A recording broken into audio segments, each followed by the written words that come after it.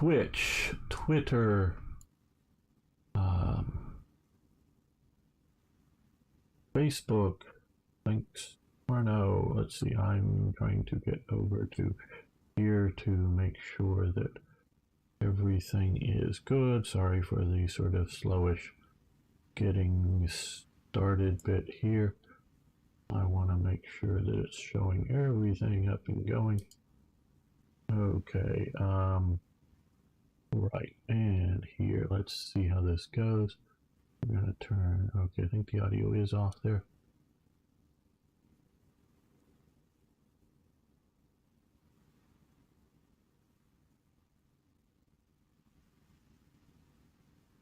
To make sure, yes, you can skip this ad, though there is still no ad because it is not enough. Okay, right, all right, we're live there. I just want to make sure that we can see everything, see all of your chats, all of that that's going on here, and giving time for people to get here and we can get started.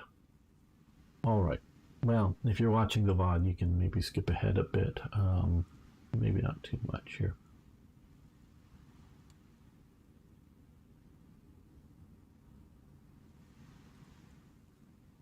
Oh. I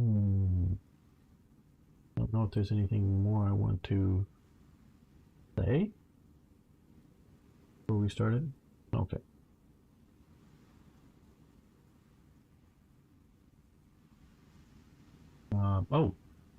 I should say, well, we'll save it, but the recordings, because I'm going to make, if you don't realize what's going on here, I'll also make episodes that I'll put up later, because there's a bunch of people, of course, who may be able to catch the stream live.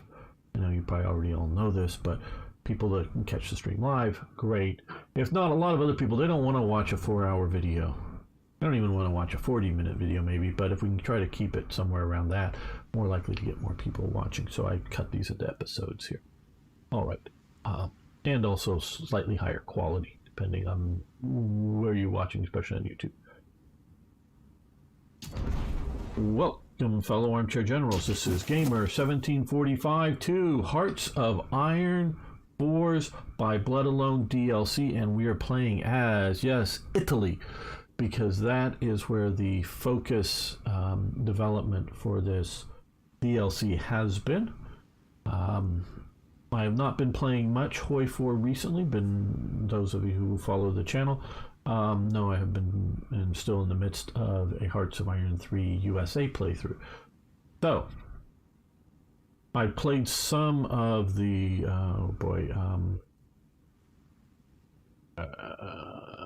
the railway, I forget which DLC, the previous one. I was waiting for Black Ice to come out with the railroads, because I really wanted to see good railroad implementation and the effects of the war in the East. Well, we have a new DLC. I know there's a bunch of people that want to watch this, interested in my takes, because I do know a thing or two about World War II. Not the greatest expert, not claiming anything like that. I'm sure I'll get things wrong, but do know a thing or two. And so we're taking a look at what I think of the new DLC. I did play, 2-3 months into playing as Italy last night, because I've just gotten the game. So this is still pretty fresh for me, looking at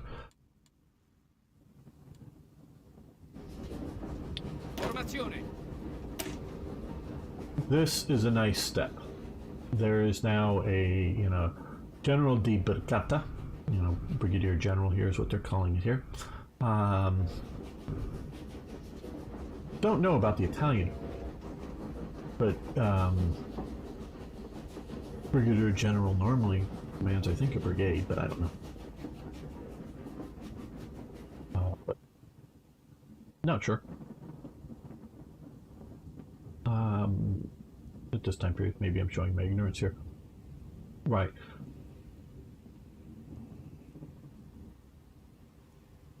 I don't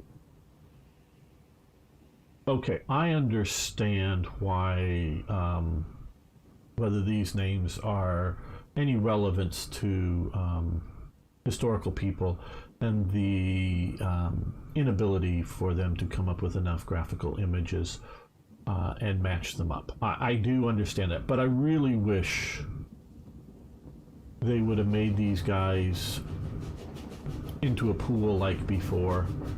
They can be, I would love them to have historical names and everything.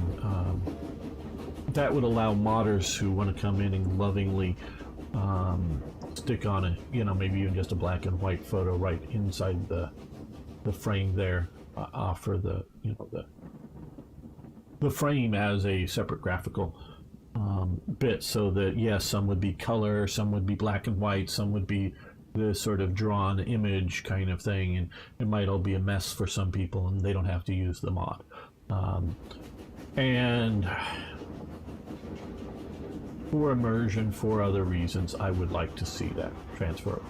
But this is still a better than nothing element that I'm going to give it. Now we're going to move, well, yeah, he's only...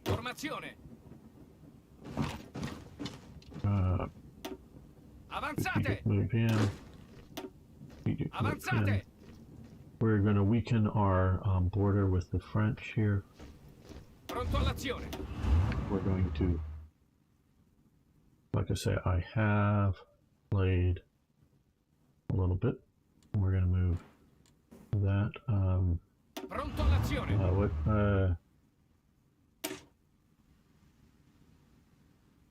Did you know Di Savali? Okay, I'm not familiar with that. Sì, signore. I don't know. I'm not using Emmanuel. Emmanuel Ferberto. Okay, I'm not familiar with these division names, but okay.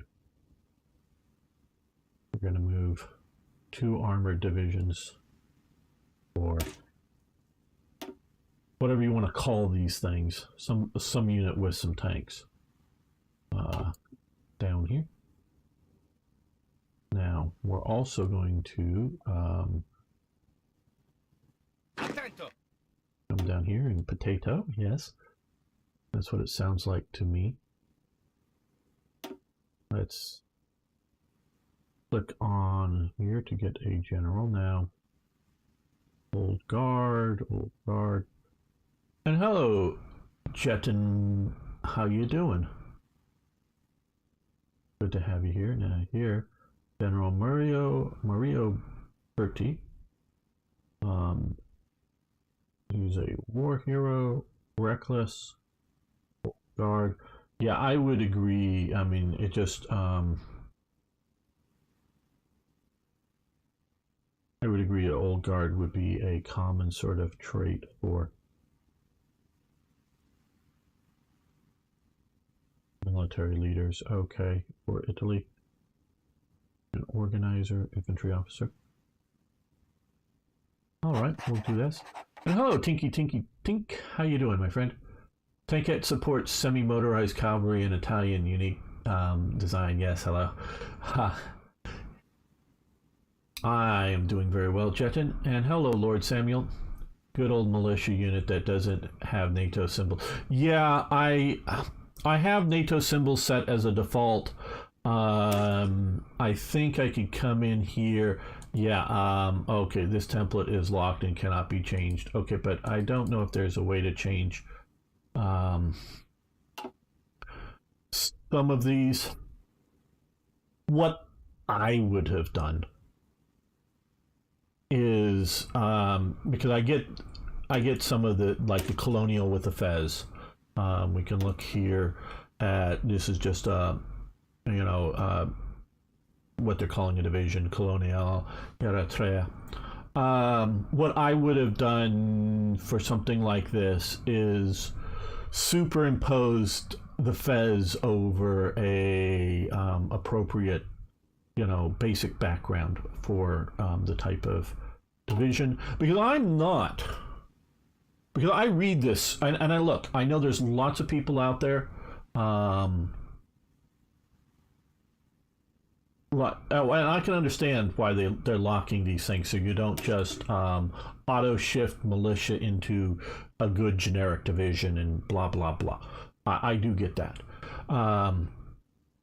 And I'm not trying to disparage people who don't naturally read the NATO symbols. I know there is sort of an elite, hey, I'm a traditional old guard war gamer. Well, yeah, true, good. And I am one of those, but I want to have as many people into the hobby as good as you can. And yeah, I might be, if like we were talking about printed counters on the map table and we all have to have one, I might be the one, well, suck it up, kid, learn the NATO ones. But since we can even play competitively against each other and everyone have their own counter type, I'm good with it. I'm good with, having everybody do their own thing.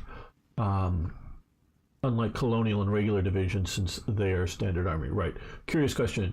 If you have no other threats in Italy, why not send everyone to Ethiopia? Very good question. And here's why. Supply. We have a limited amount, and I haven't looked into all of this, but we have a limited amount of supply that we can bring into here through the total of 3 ports. So we can look here, as port level 2 down here. So, and I do believe there was a railway up into here. Now, the main railway was, and is shown here, coming through the French territory into Ethiopia. And we can see this railway, and Italy does go on and build time in here. So we don't want to overly stack in units and have them starve because we can't supply them. And Jetin, I see that you're new here. I hope you hit that. You smash the follow button over on Twitch. Love to see you around more. So that is why plays in Italy and have wondered sometimes. Yeah, supply problems. There's like no actual supply routes. Yes, I mean there is to the port and there is to Asmara here, but once you get into these mountains. And we're not going to be taking out French Somaliland here, but there's going to be nothing that's going to supply in here, and so that is, and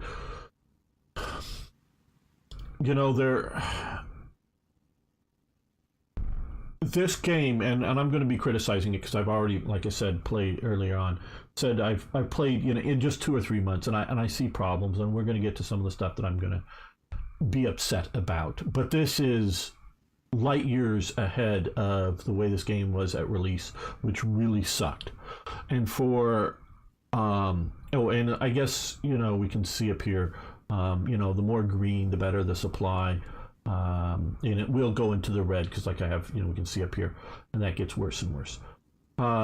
This is so much better than this was at release, and what they're trying to do, even though they've removed,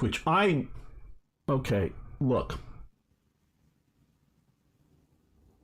we can look at things like, Tinky was bringing up here in our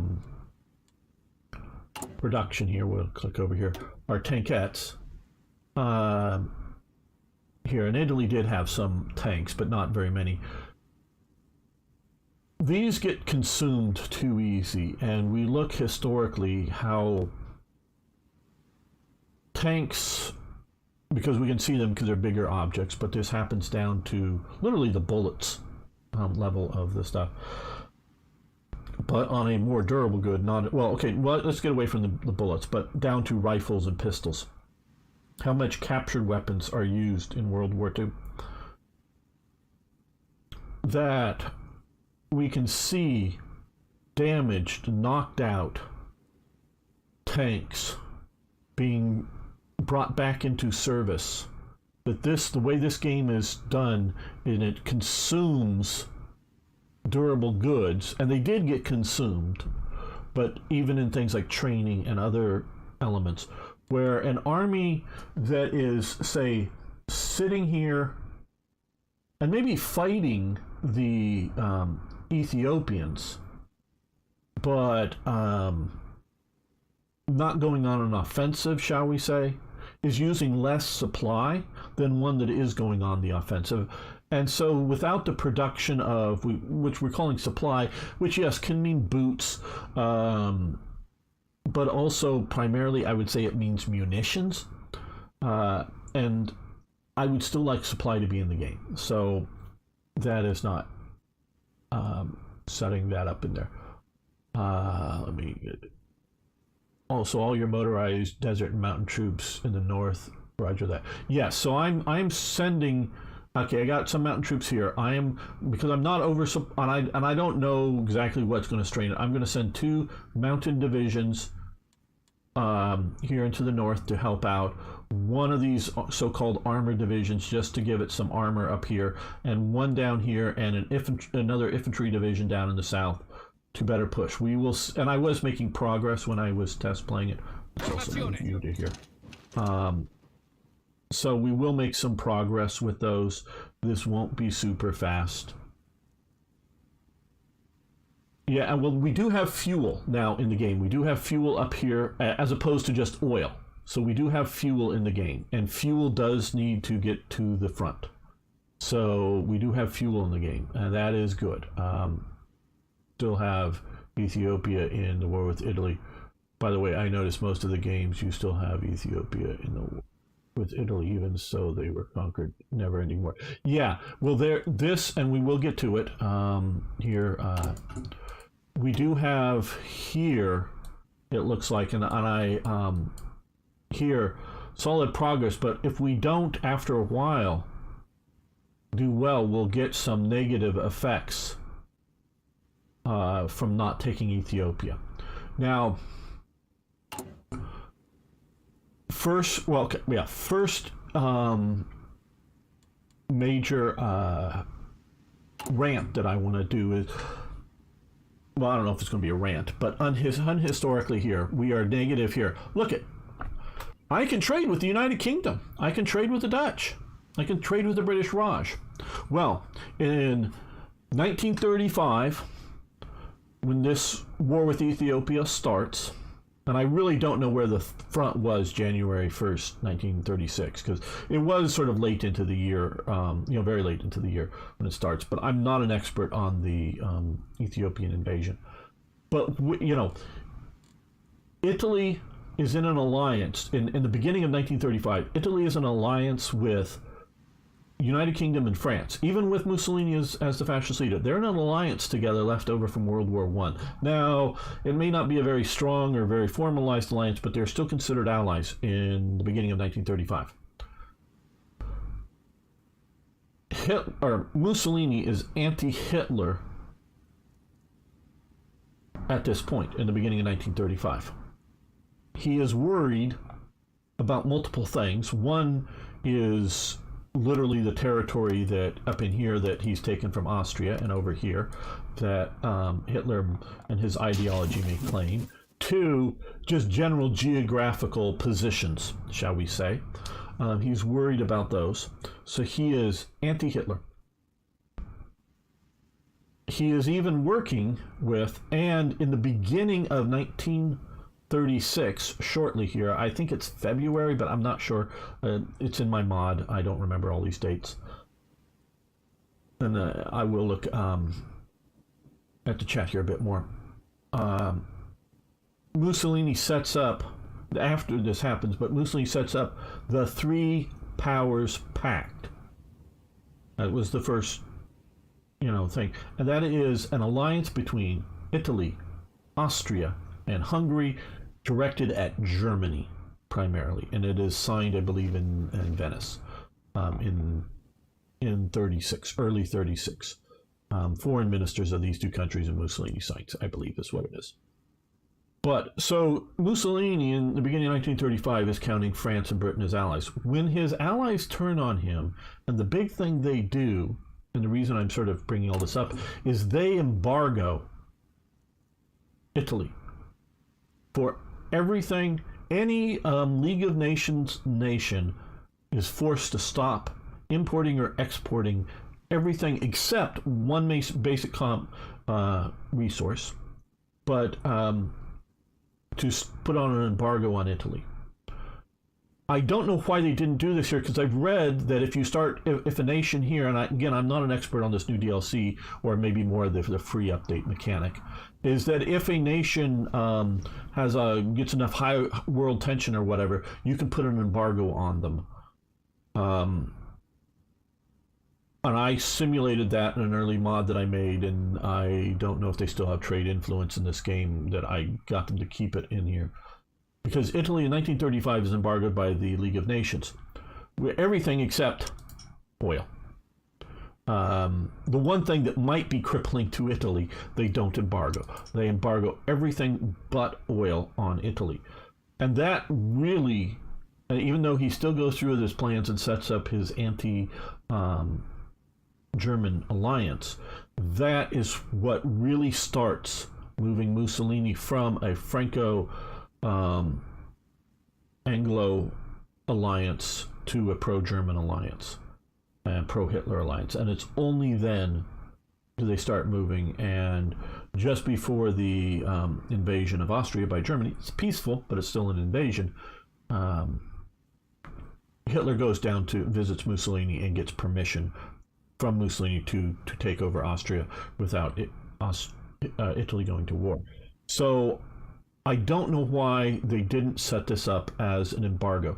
And see, that is a major influence on why you want to take out Ethiopia quickly.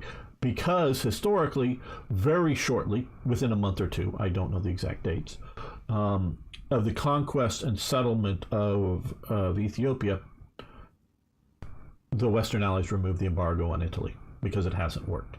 They don't keep it going. But this really shocks Mussolini because he sees this as unconquered territory by Europeans, so why can't I have mine? You have yours. And yes, Egypt, I know they call it United Kingdom here, but Egypt is, has a king. It's a client state. It has its own army, but Europeans control it overall. Why can't I have mine? And this really shocks Mussolini. Just another thing is grinding officer traits and skirmishes. Yes, in other words, using one officer to fight all your battles. Yes, that is. Do you think Duce and Hitler were talking about cutting off the Med in order to monopolize oil assets in the Middle East?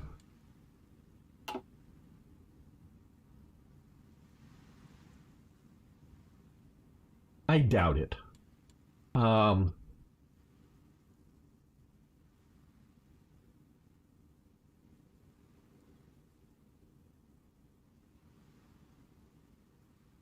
Because I don't see how it's going to help, long term. Because you say cutting off. Hello, MNDB. I don't see how. I mean, obviously losing, oil that you control in one, either through a client state or more directly, which these are sort of different client states, or even, losing access to oil. Yes, that will hurt, no doubt. And I'm not going to say that doesn't. But you always have, functionally for the time, unlimited including Venezuela.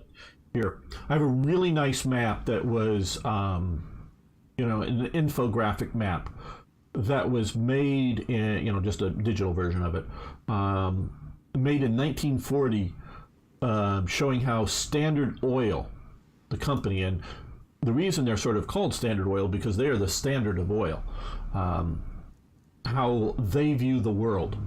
And looking in, so U.S. is still at peace. The war in Europe is going on. The war in Asia is going on, but there's still no world war.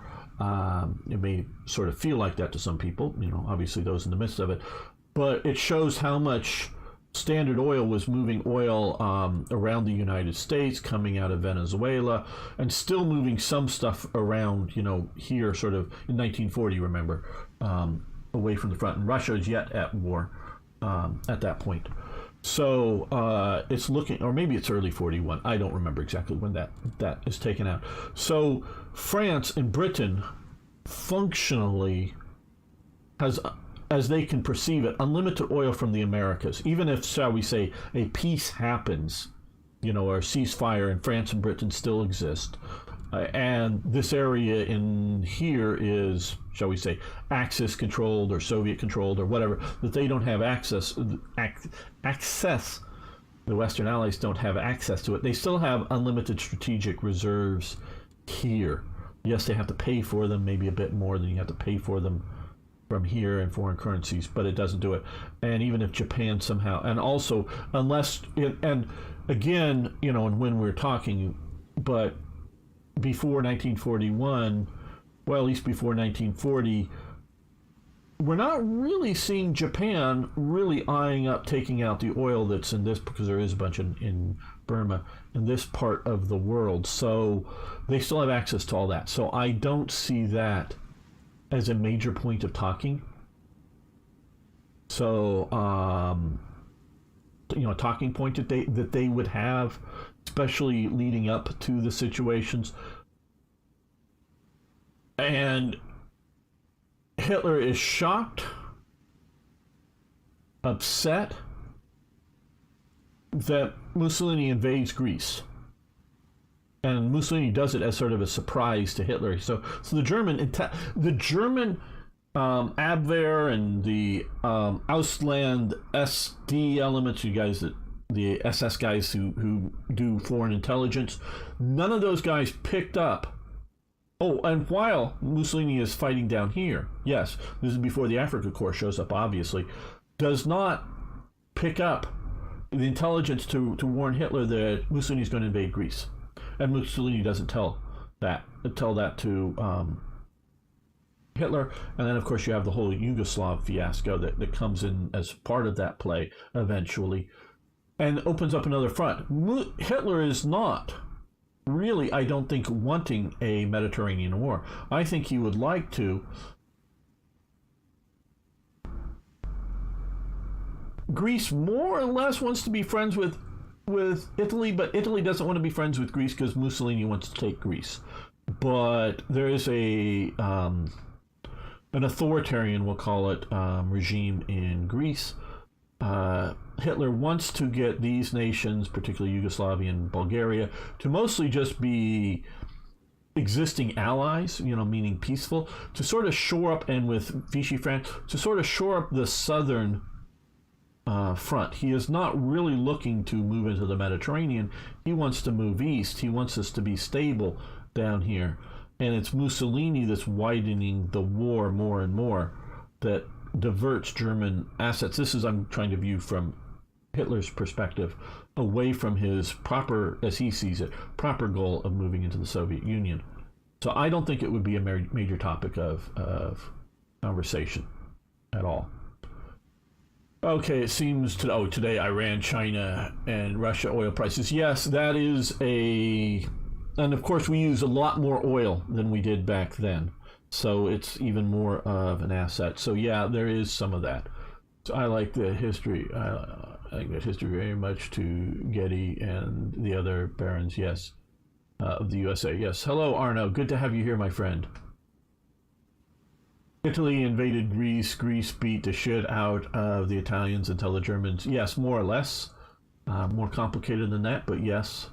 I always wondered about that, since not much is there except for ego and maybe a little position in Greece. Well, okay, again, and this is meant to be a stream of setting up and getting going with this game. You have to understand both. Well, you have to understand everybody from their ideologies, okay? And I was going to say Hitler and Mussolini, but then I thought Stalin, but then Churchill and whoever the current premier of France is. Let's see, I don't know. Who is this? Pierre Laval already is the leader of France? Was he really the leader of France at this time? I know eventually he takes over, but I don't know. I mean, I just quite honestly don't know. In 1936. He very well might have been. You have to understand everyone through their ideological viewpoint. Mussolini, clearly is a socialist, but he's become a and I almost want to use the term National Socialist, but he's become a ardent ultra-nationalist. He also believes, because again, you got to look not just at World War II, but the relatively recent reunification of Italy, that he's looking at trying to rebuild the Roman Empire. And that is part of his ideological viewpoint. That is why he wants freaking Ethiopia. Not because, well, maybe some there, we can look here at, is it this one here? No, there's resources map. Okay, there may be a little bit of rubber that they could use, and there may be some, but there really isn't any industry here. There isn't really, you're not going to make a whole lot of money. These people really don't have, it's going to take a lot to build an economy to where that they're buying, shall we say, Italian-made goods, and have money to buy Italian-made goods. So, there's really not a lot of reason to want Ethiopia other than just simply wanting to build an empire. And Ethiopia is, of all of sub-Saharan Africa, I'm just talking sub-Saharan, I mean, we can talk about elements up here, but of sub-Saharan Africa, is the only non-European developed state that I would call a state as the Europeans encounter them. Yes, there has been the Great Zimbabwe or whatever down in Zimbabwe, but those are some ruins. I don't even know how much of a state that was. This is the only one, and of course this versions of this state go back to the time of King David of Israel. So it's a very old, with somewhat of a contiguous history of going back that far. So it is the one place outside of Europe in Africa, or outside of the Mediterranean world, shall we say, in Africa, that has a reasonably stable state that's long-standing. But it is not, unlike, say, down here, where you have huge amounts of resources that Europe needs, the modern day world needs as well. It does not have a lot of resources that anybody needs to have. Yeah, the Greek thing does delay Barbarossa a bit. And hello, Sun Temple Radio. So yeah, so that, so you have to understand these people through their viewpoint. And Italy wants to, and also Mussolini, and again, we were talking along earlier, why don't we send more divisions down to here? Part of the reason Mussolini doesn't send more divisions down here to fight the British is supply problems. So he's having supply problems there, but things are not going well. He believes that he can push into Greece and have a great victory on another front, because the problem is not how big is the Italian army, it's how big can you put the Italian army down here. Another front would be greater conquest. So there's some media here getting Pfizer wanting to trade. Yeah, well, companies want to make money. Drug companies want to, of course, sell their products. Okay, not a colony to Britain or France. Yeah, Mussolini, okay, was definitely not. Hello, Beam Slam. Good to have you here, my friend. In Tennessee. Okay. HOI IV is today. Yes, we're doing this. So, okay. So let's continue with getting set up here. Now we're going to do some research. I am still playing these games. Learned that I am a structuralist, or sort of fundamentalist, getting these things done first. We do have a lot of other technologies to delve into here.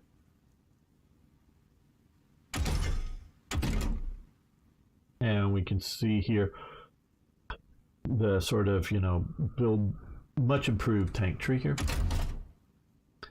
But I think, well,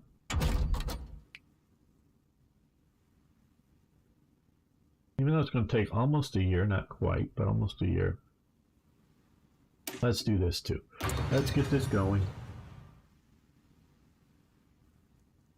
because after this war with Ethiopia is done, I think we are going to be at peace for until 1940. At least that's the general plan. And I think right now, while it's useful and it's only 35 days, and I'm so glad. It used to be, of course, everything was 90 days through the tree, and I have not looked through this tree hardly at all. But we're going to do this to increase naval bases, which will increase supply to the region and infrastructure here. So we will do that, get that going while it's still of good effect. Now, production. Well, let's look at navies. Let's do this. I want to get these big ships done and out of the way, so we're actually going to reduce that down to, we're going to keep them in production, but we're going to reduce it down to just one factory that will produce, get this out hopefully as quickly as possible. And as things go along, focus in on those. Right.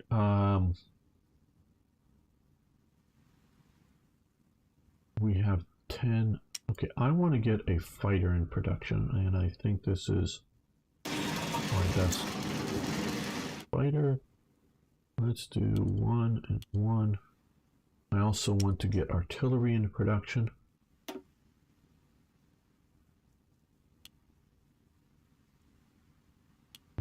Three. One more for infantry equipment. Got to have a good foundation. Don't forget trains. Yeah, I think we can wait on trains. You're absolutely right about that.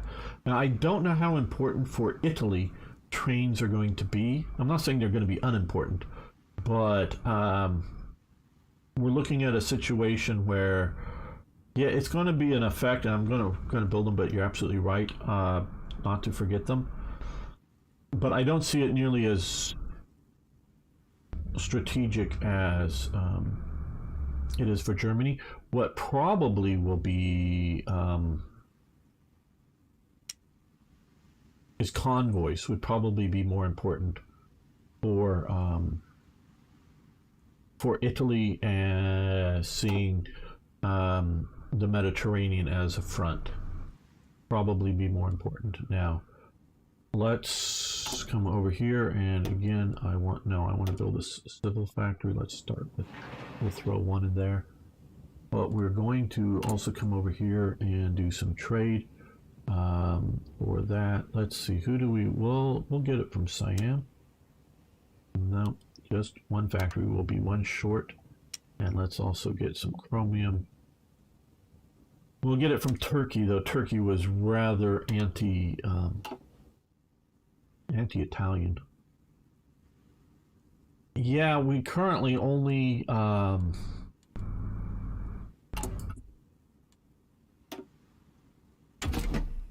have these airframes available here. So I don't know why. Probably 6 more. Do we not have? Okay, I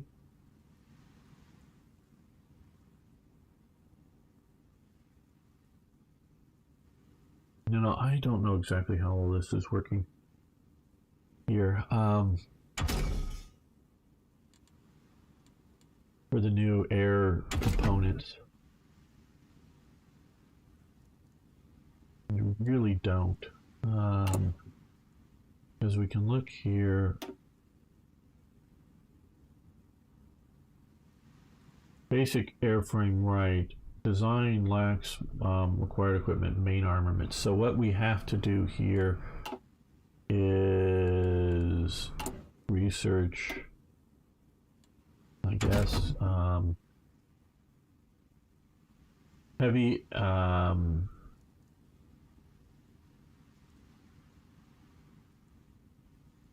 heavy MGs or something here to get these better airframes thing, and it's 3 years ahead of time according to this. So yeah, I don't know. Or no, I don't know. frames, and then you build them like tanks, right? But there's a balancing now with airplanes when you design them. Yeah, I'm sure there's a bunch for me to learn there. I really, like I say, I have not played this before. Right. Now let's come up here. Let's grab some of these formations. Okay, fighter. Okay, well, I'm going to work on the basis of very little Ethiopian air. So we're going to send those 2 units down here. Meaning very little opposition. So you guys come up here and go after bombers and fighters. You guys come here and go after grounded targets, and you guys come like that. So we'll get air superiority in both places, but immediately here. I think we will. Now let's get back to building up our... Formazione. Let's get a higher command.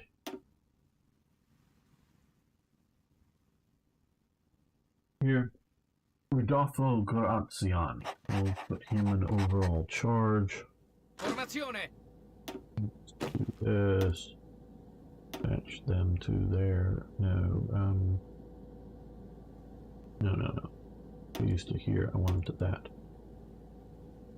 No. Oh, I see. Oh, we got to pick at the general first. Right.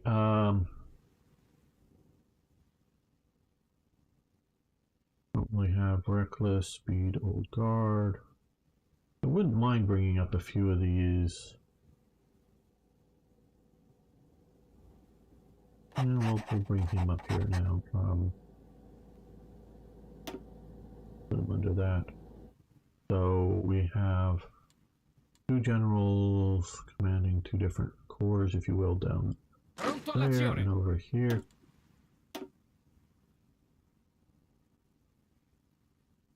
We have we're gonna have an army unit up in the north and the south, but we're gonna have an army unit down here. Let's put that under him as well.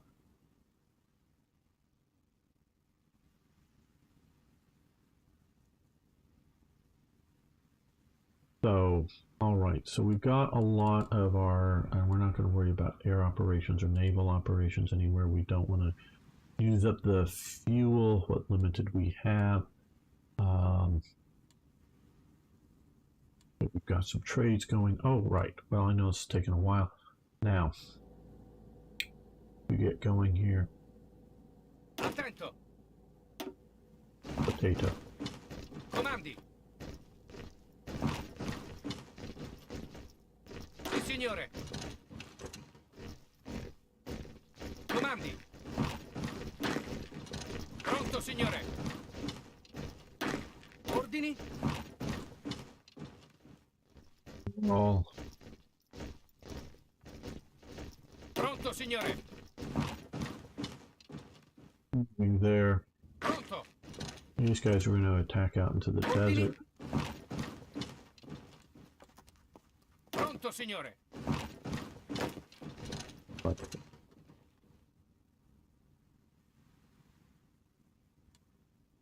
let's increase the speed a bit.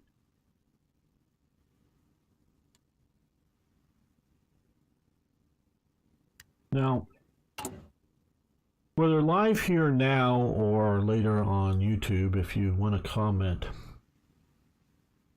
does anyone out here like the system that Paradox uses, and that we start a nation with all of these slots empty? Why? There's pre-existing conditions, just like Mussolini's in power. There was a, whatever. And I understand that there's a bigger cabinet than just what's sort of here, and it's sort of, pick the ones you want to focus on. And I get podcast, I know he sort of left this project, but his point was is you don't just like in HOI IV, you get to min-max, jump these around. There's a political cost in shifting government focuses. I get that and agree with it in concept. And the more you do it should disrupt things, or however you want to, or have it costier. So I agree with the cost. But these costs should be making changes, in my opinion, not just getting your first whatever minister for whatever section. This should be more or less staffed unless you have a good reason not to. Like, well, Ethiopia probably wouldn't have a naval minister, or admirals. So unless there's a good reason not. I don't like that. Hello, TI comedian. How you doing? I like the HOI II system best, where the cabinet was fixed part on party stance and switched them only when allowed within the limit. That's interesting. I've not played HOI II, so I can't really look at that. It makes no sense that a commune. Yes, and I agree with that. And we do have, and I agree that you shouldn't be able to move some in here. So I think some of these may be blacked out here because, well, some of these are just, okay, ruling party is not communist, right? So some of these do have a political thing. Now, part of what they want to do is, if you want to go down a communist road, you start putting these guys in. I also sort of disagree with that mechanic. Okay, we'll just keep watching, and I will hopefully improve. You can learn something from either how best to do it or how not to do it. Comedian. Okay, that would be a good thing. Yeah, start with a historical start. And when I built one of the ministers for, because I do have a mod for Hearts of Iron 3 Black Ice called Third Reich Events, if you don't know. They added an education minister, so I put in Germany's historical education minister, and he was a bit of a nut. And basically what he was doing was disrupt the system. So he starts in the thing, and there's no real cost to switch to them, but he's actually has basically negative effects. I think maybe entirely negative effects. So I would even consider putting in somebody here potentially, depending on the country, with negative effects, or maybe some positive, some negative, or whatever. Like increase ruling party support, but disrupts industry, or whatever you look at historically.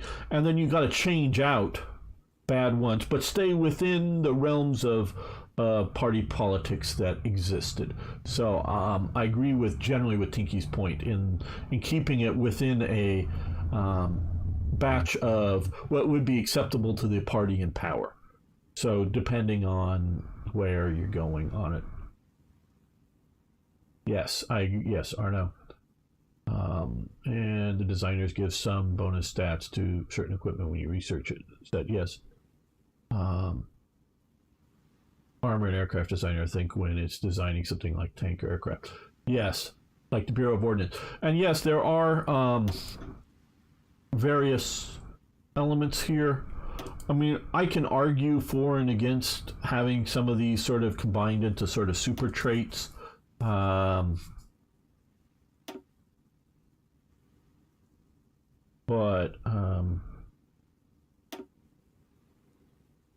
Okay, let's see. General, okay.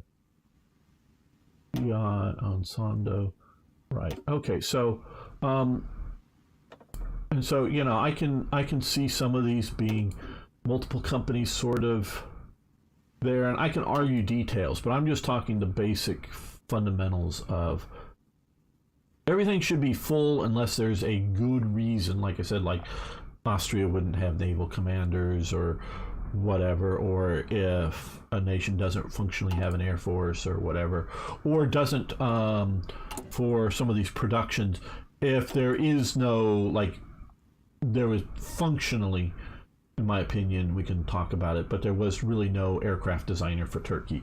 So, and maybe you want to have some that you could theoretically put in place, but that would not be there at the start, as well as naval, because they really didn't design their own ships as far as I know, Turkey at this time.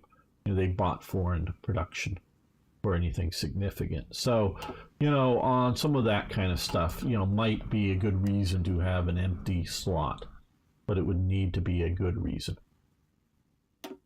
The aircraft are coming down here. Yeah. Okay. Right. We now have Formazione! you here. You're going to come down to here. Pronto all'azione! The infantry division is going to come down to here. And Si, these signore. two infantry divisions are also going to come down here. The major push will be, of course, from the north, but we're also going to be pushing it from the south. And there's some good work done with, and I rage quit Black Eyes last time, but I still think there's some good work being done there.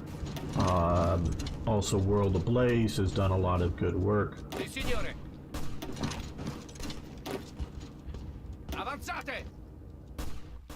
I don't want to send everybody in to occupy that when that gets taken, but I do want to support the attacks.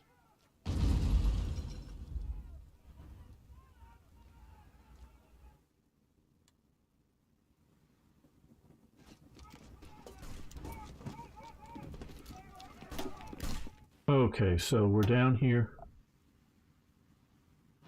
You come up. You come up. Ground support.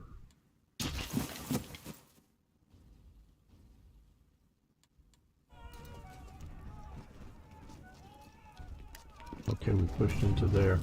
They're defending currently forward. Now we're going to attack here to spoil this attack here.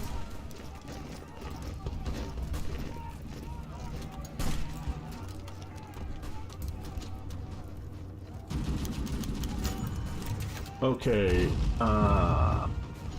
see, is that a new name? Yes, I can talk about that here. I read the BIs for HOI IV were working on update. Good, I'm glad they are. Oh, let me pause this. I presume they were before, and I just hadn't got, I don't know if they, I hadn't paid attention if they had released one for the last major DLC with the railroads, but we'll see about that. Okay. End the Christmas offensive. Our troops have stalled in the war against Ethiopia or Abyssinia, and have even been pushed back in certain places. This Christmas offensive has Mussolini privately berating the military high command for their incompetence. El Duce wants results now. He has therefore authorized any means necessary to repel Abyssinians. To end this war swiftly, whatever it takes. By any means necessary, war escalation by one offensive which grants Ethiopia attack bonuses, enemy air support, major offensive, or we need to be methodical and deliberate. Heat attrition less, supply consumption down. I prefer this, so we're going to go with this one. Yes. Quite honestly, I didn't know much about this. State here, the Sultanate of Asua. I read about it, and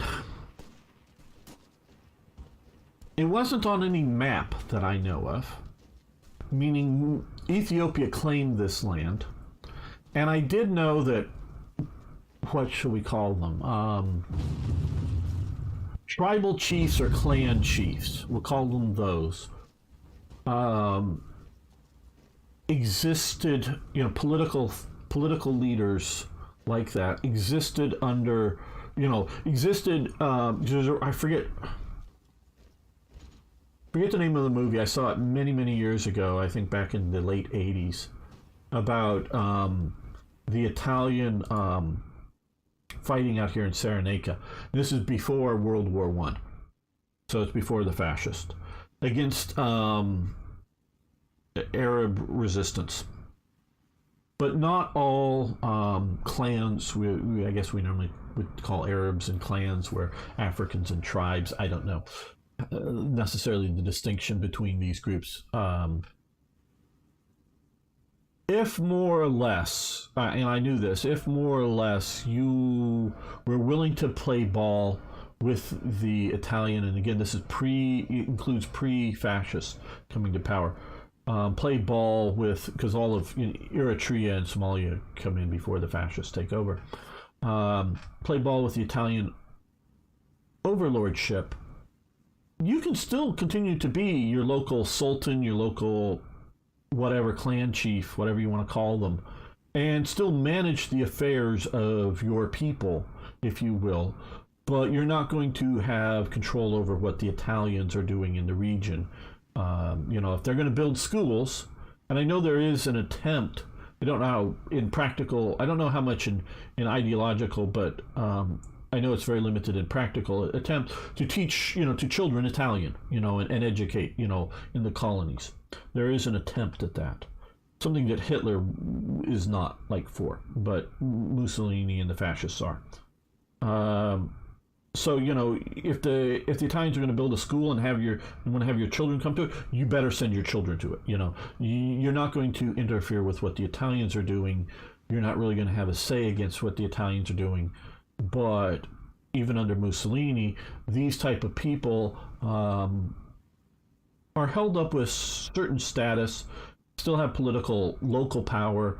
I know in the big event that when Hitler comes down to get permission to go into Austria, it's a big multi-day event, and one of the sort of big parade, almost sort of an opposite of a parade route, in which sort of the route the Germans drive down, they're driving down, but it's more static lines of troops, static lines of whatnot.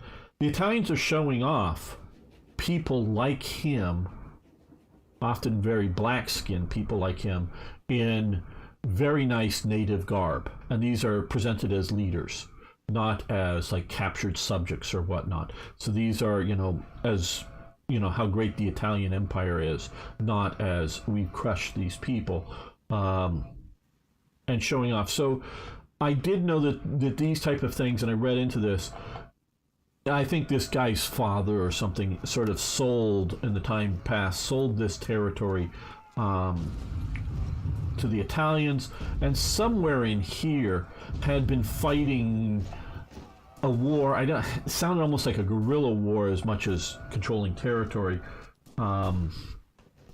against the Ethiopians. And I know down out here in Ogden, this is sort of the Ogden Desert. I'm probably butchering the pronunciation. I know there isn't. It's not calling this. There is a anti-Ethiopian element that I remember back in the Cold War era that was going on and is still around. And these guys here are Muslim, where the Ethiopian Empire is Christian. And we have today in Tigray, which is here. Yeah, okay, there is. Okay, so this is where they put Tigray. There is a massive civil war in which tens of thousands of people have died.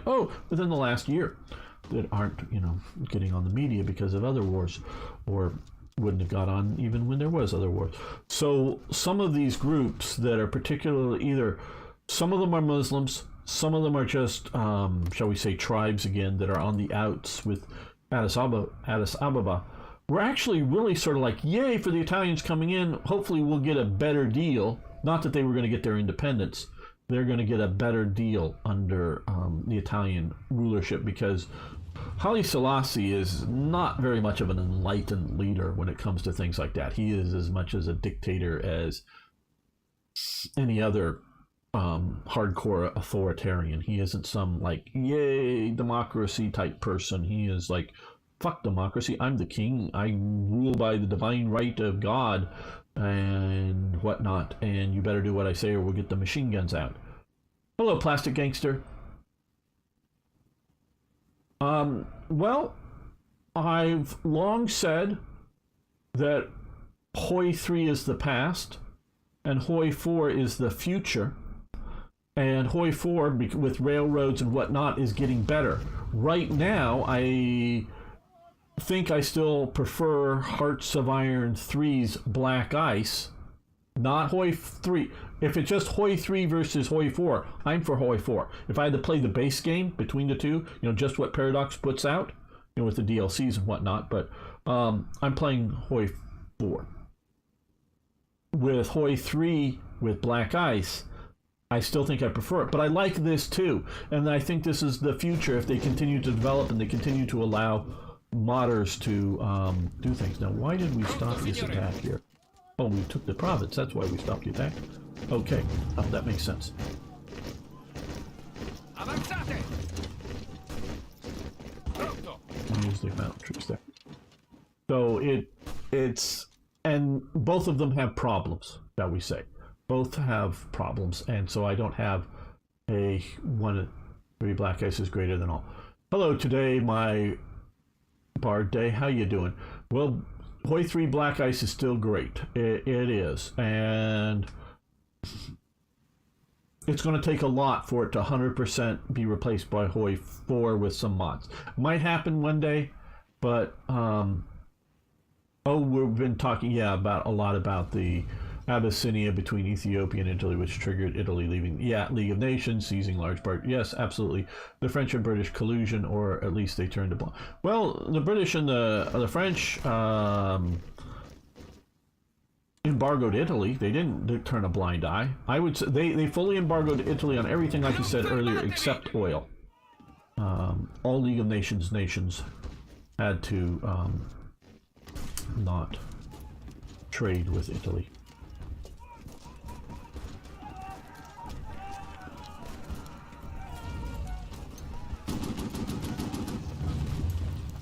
All right, even though, well, partially because I've been talking so long, we are already an hour into this, so I want to stop the episode, not the live stream. Don't worry, those watching live, we're going to keep going. But those watching later on YouTube, thank you so much. I want to thank Tim, Strongarm, Niagro, Timothy, and Sir Toyjet for support over on Patreon. But everybody, what I really want you guys to do is to lick the like button, smash that red, if it's red, subscribe button, and of course post a comment. That really feeds the algorithm and really helps what's going on with my channel. So if you guys would do that, I really appreciate it. And yes, we will be continuing this series for a while, at least taking a look at Mussolini's Italy in Hearts of Iron 4's latest DLC. Thanks, everyone. Yes, and we will be continuing here. Don't worry, we're not going anywhere. I'm just going to hit the save button and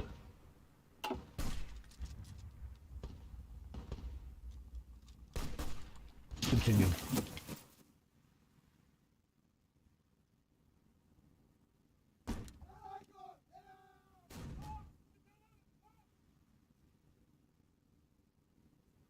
Welcome everyone, this is Gamer1745 here with my continuing playthrough of Hearts of Iron 4's by Blood Alone mod, and of course we are playing as Italy, since that is a major focus of development with the DLC, and we'll just continue here. This game does look very good in appearance. It is superior, but HOI III you play seems more like a war game than this does. Yes, I would agree with that. And Plastic Gangster, one of the things is, and I counted it up, I think it was for the Netherlands, they have reduced the number of provinces, or whatever you want to call these tiles here, as opposed to Friesland, what I'm talking about here. Provinces versus states. They've reduced this in half from what it was in HOI III map.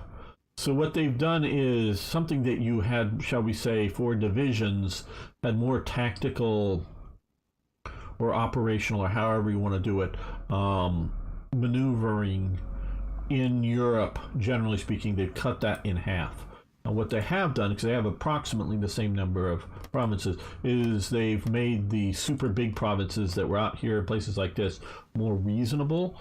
But since World War II doesn't happen here, yeah, I know people can, and I have fought, and there is an idea of an engine limitation on how many provinces you have, because the AI is constantly analyzing things. But so this is less of a good war game. Now that can be fixed by simply somebody making another map. you know, and even if there is, whether it's hard coded or AI operational problems, I don't know, you know, max number of provinces. Well, okay, just go in, just redo, because then you notice here we do get some super big ones way out in the, you know, Amazon, which you don't really need, where of course along the coastline where there was development, you can maybe keep these and go back in here and, you know, cut these down and get rid of all of these things, you know, just create one big sort of, well, okay, maybe because you sort of want the map, but you could go, you know, 2 for all of this territory here, provinces, because this was originally meant to be able to go in, but just your troops would, you know, starve to death or whatever. But go in and remove a lot of these provinces, re-add it up to make the map look a lot more like the HOI III map. And that would do a lot, because whether you have the traditional counters, oh, and just in case any old school original war game type person out there, Pronto, signore. if you want the traditional NATO counters, or, you know, no, I don't want to say that because these have NATO. If you want the traditional style counters of HOI III in the game, they actually made them for HOI IV, but because they made the map a 3D map, they just didn't functionally work well. Look good, you know, meaning they would be like half hidden or more by mountains and whatnot. So if somebody actually wants to make a 2D map, I might be able to talk the developers into releasing the code to give the old, you know, sort of square counters, get rid of these men, and, you know, have the some of the information on the counters, you know, if they're attacking or standing still or training or whatever, be displayed on the counters. So we could possibly get that back if somebody wants to make a good 2D map DLC. I might be able to. I'm not saying I could. I've lost a lot of influence because I just haven't been participating with them into getting them to release that. Mate, when you get a chance, look up the HOI Laval pack secret between. Yes, they tried to do that. Yes, I do know that. They tried to do that. The U.S. and most of the great powers were not keen on the new League of Nations putting restrictions on colonial powers. It came. Well, the U.S. was not in the League of Nations ever. I know Wilson creates the League of Nations, but the U.S. does not ever go into the League of Nations.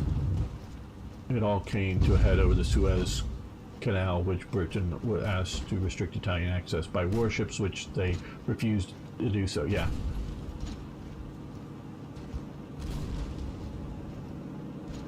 Yeah, so I hear you about the counters, and I agree. I'm actually fairly good with the idea of ships being something displayed on the map, and I'm fairly good with the idea of these aircraft flying around, because having a counter over here of an aircraft, or having a counter sort of in the ocean, because a ship is a big thing, you know, so it's sort of like a battle, you know, and so I'm sort of kind of good with ships moving around. I'm sort of kind of good with aircraft moving around, because we're just really looking at more of these type of effects here for the aircraft. You know, this gets air support, this doesn't, kind of thing. Maybe a little more bombing damage and whatnot could be done. Well, it actually increased its trade with Italy. Yes. Yes, and so because it and Germany and others were not in the League of Nations, they weren't bound by the sanctions of the League of Nations.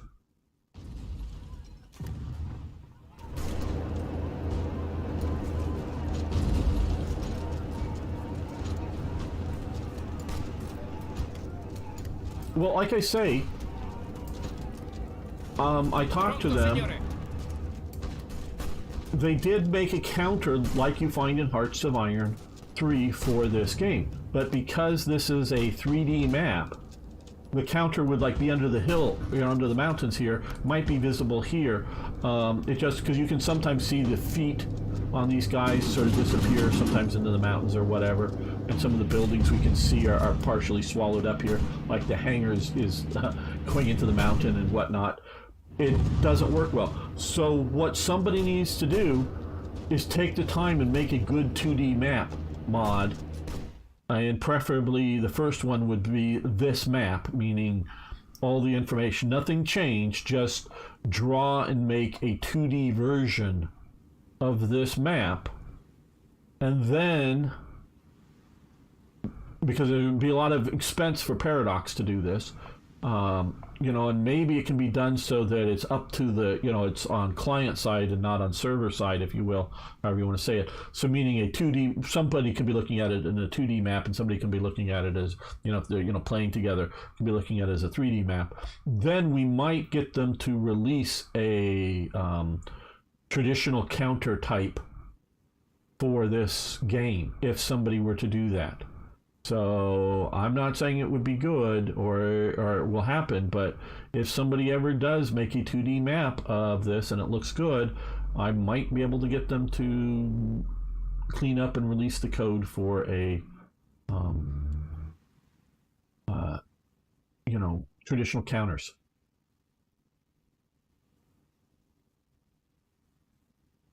Not to do sprites. Sprites removed. You can, there is an option to do that, I believe. I mean, unless it's been changed. It's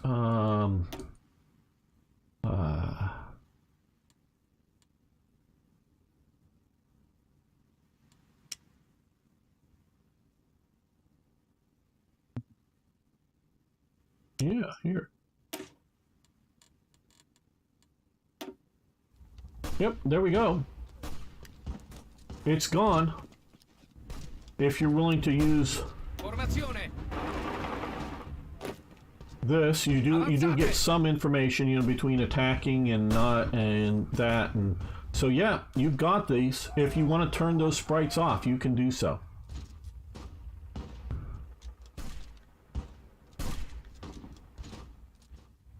So it can be done. I'm gonna leave it on just because we are.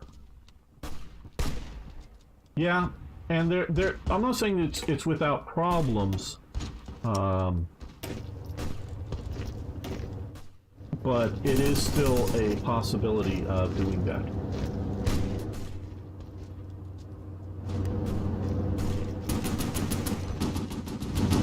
Okay, so you guys head over that way. Yeah, you head that way too. Still waiting for the armor and the infantry division to show up down here.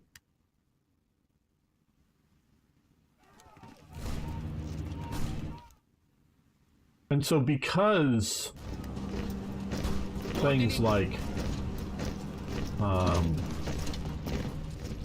you stay there now. Because things like being able to modify the map, you know, like I say, someone could build a, you're gonna have to redraw things to go back to the provinces, and it's gonna be a lot of work, and so it would be expensive for Paradox to do it. But if somebody wants to like basically do a somewhere between this and a HOI IV map, yeah, it could be. Okay, we've got here. You attack there, so you're now attacking 2 divisions, or you have 2 different provinces on the 3 different things.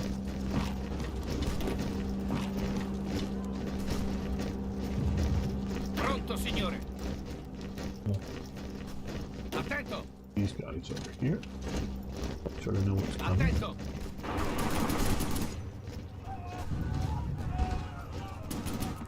And so I really see this because, look, my God, people, you know, as much as I want to complain about, and you want to complain about, and I'm not disagreeing with a lot of your complaints about HOI IV, but look, we're no longer fucking building units. Units are no longer anything that is built. You're now building equipment. So you're building rifles. Now I know you look at some of the mods, they go into sometimes not too much detail for me, but maybe too much detail for a lot of people, and this is maybe simplified. But you're building infantry equipment, you're building tanks, you're building trucks, you're building support equipment, you're building aircraft. You are then training, which we don't have anybody in training right now. you're then trained, because we're just trying to build up supplies and whatnot. You're then training units that you have a bucket that you're filling with the equipment type, and it could be better. On my mind, years and years ago, before I ever heard of HOI IV, back before anything could have been done really on computers, I had some ideas along these lines that for one day. So yeah, we're getting that there, and we have railroads now, and there's a lot of things that HOI III just can't do. Would I like a really good super DLC for HOI IV that would make it really great? Add railroads and add some of the stuff. Great, yeah, but it ain't gonna happen.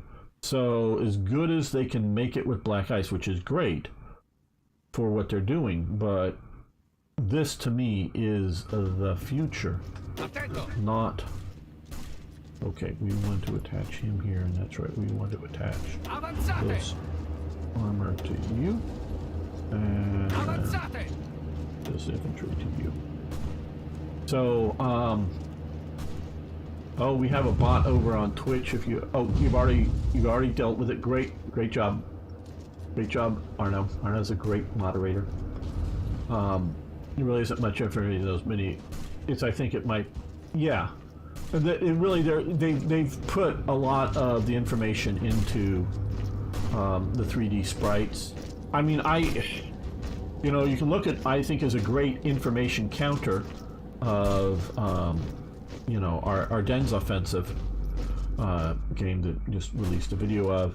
And yeah, no, they don't use NATO. They use a major and a minor picture. So if the major picture is maybe a Panther tank, and the minor one is, some other elements in the counter, so that it's not like it's entirely NATO type thing.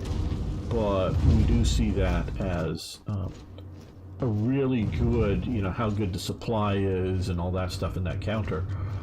You can do better informed counters than what they do here. So yeah, are those different? Okay.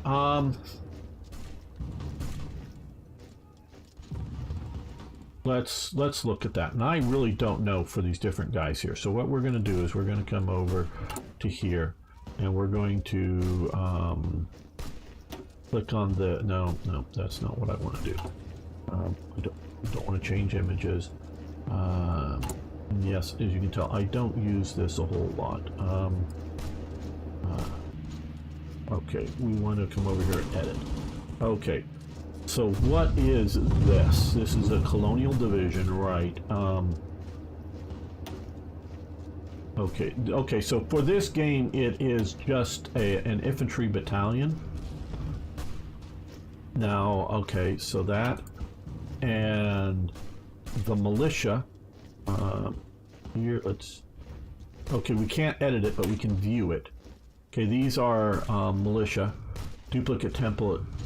So you can't, the idea is you can't just change these into regular units. So,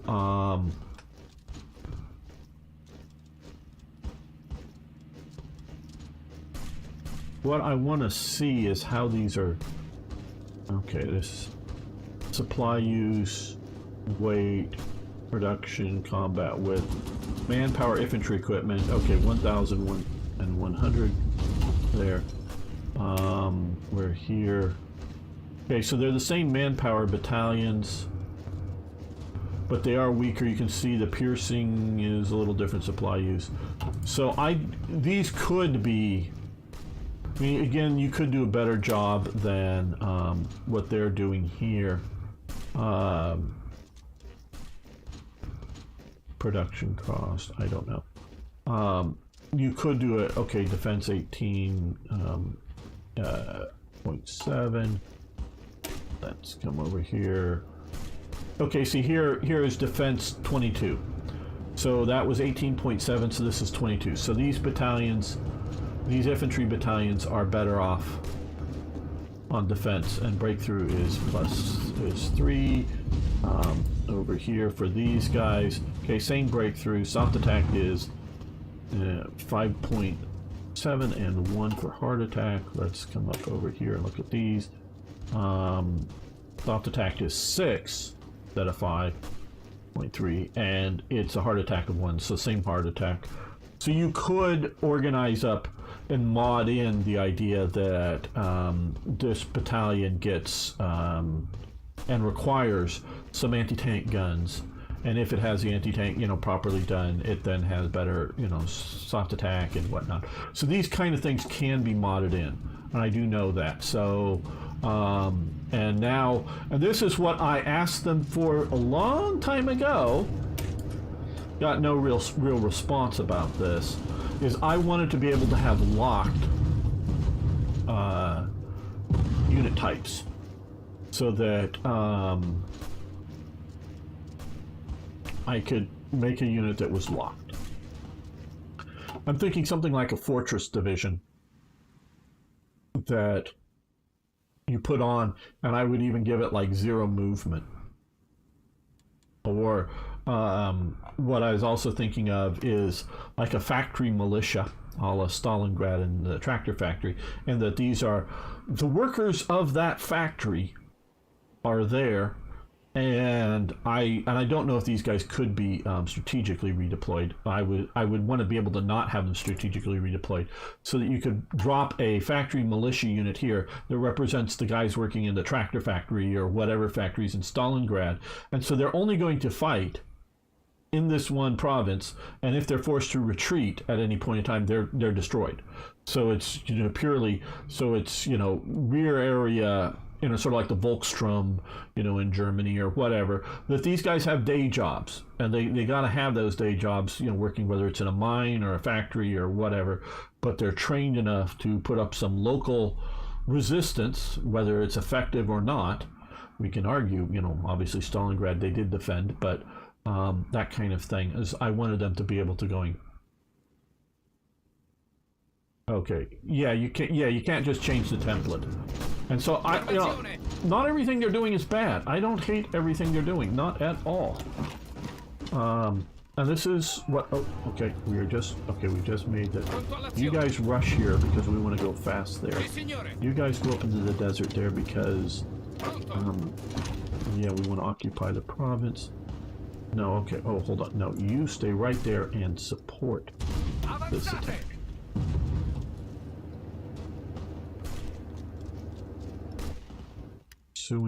Okay, our army unit, we're going to send them up into the desert, because hopefully that's more maneuverable. This is just hills, so that should be okay. We can fight in the mountains, but we don't want to rely too much on just getting armor destroyed in the mountains, and this is not terribly good gain.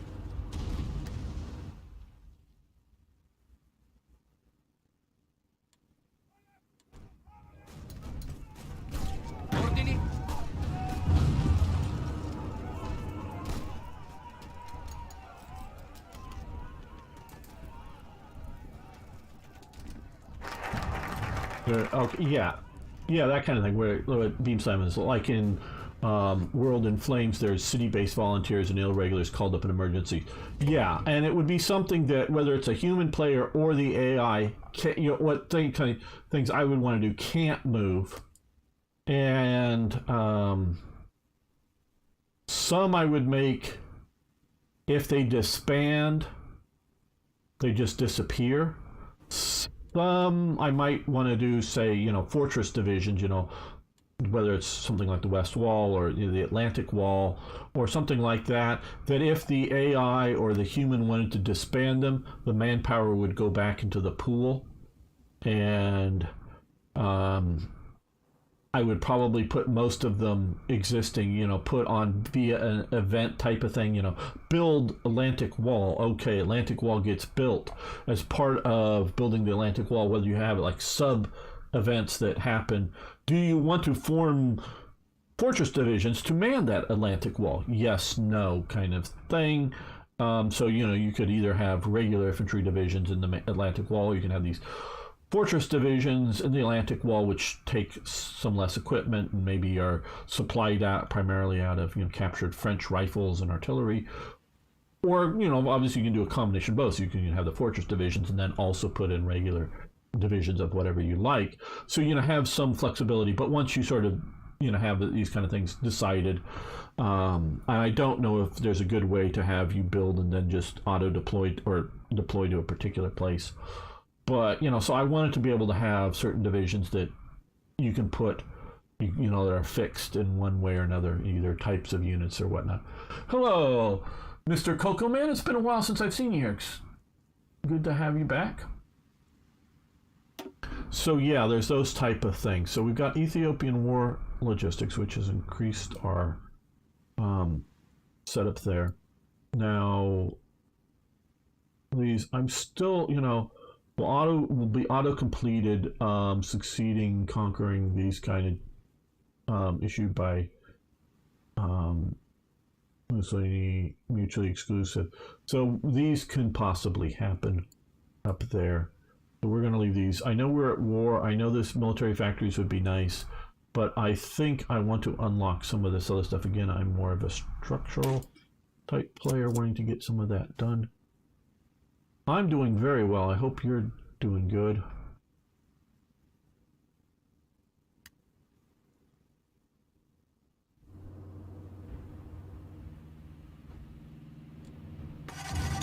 Okay, so these guys are, oh, they need to doing that. And we're going to first use them to support that attack. There's it now. Okay, Italy moves to annex the Sultanate of Asua. Oh, pause. Okay, maybe see, I wish I could have got military access here beforehand.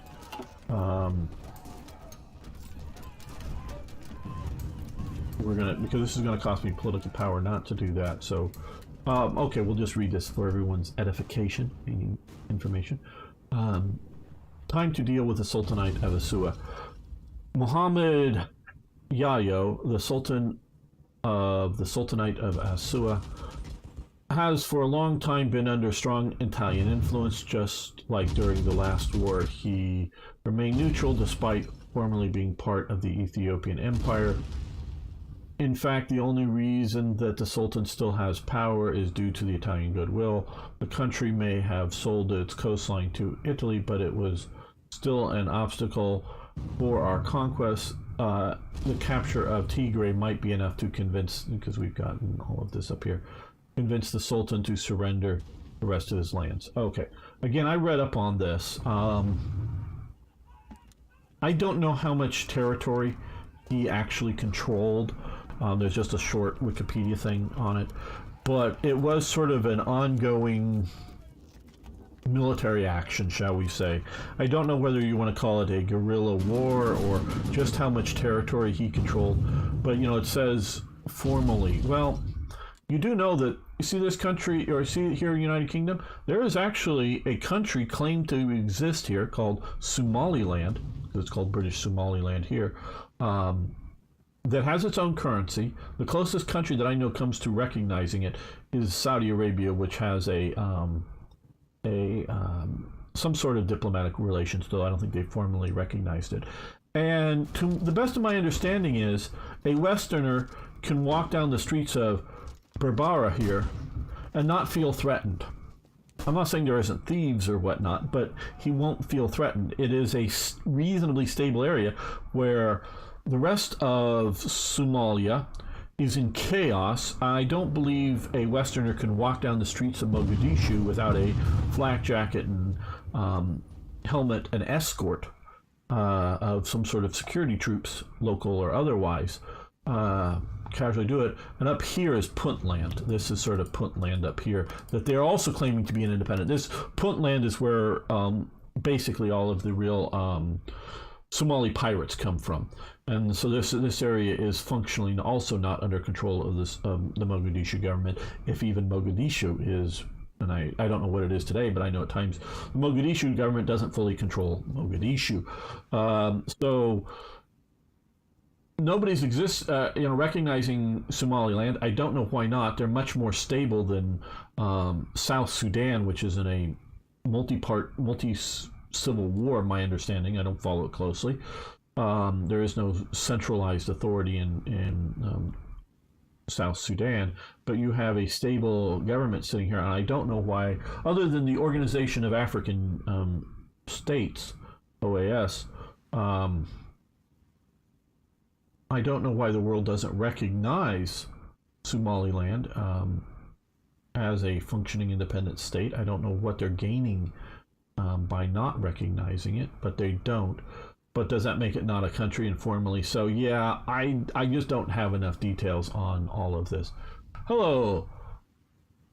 I'm gonna about Placarius, how you doing? So we're gonna send the ultimatum here because we don't want to lose the political power that we're finally building up. Okay, so now we have this, and this is, I knew this was coming. So we're going to, let's see, move one infantry. Oh, well, what? Did they not do what? What was that? Pronto, signore. Okay. Okay, here it's coming. Okay. There we go. So, move that straight into there. Pronto. Move one of those into here. Actually, which the way to that one to here, the other one to here, because Ethiopia's going to try. Wish I could have occupied this before I got it, you know, in here, so I'd have troops there. Hello, welcome, Scully 505. How you doing? Glad to have you here. Okay, so we pushed into here. We've taken Gondar. Sauron would be jealous. We've taken Gondor. Move the Koreans. Move these guys this way. Move these guys to attack across from there.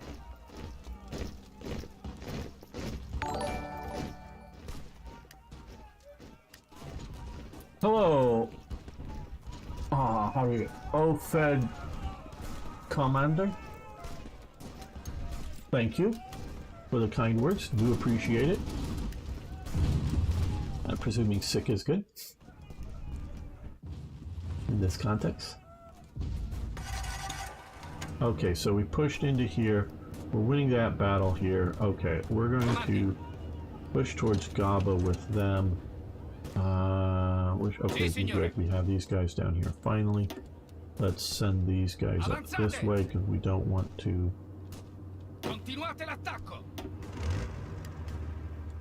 lose too much terrain from here.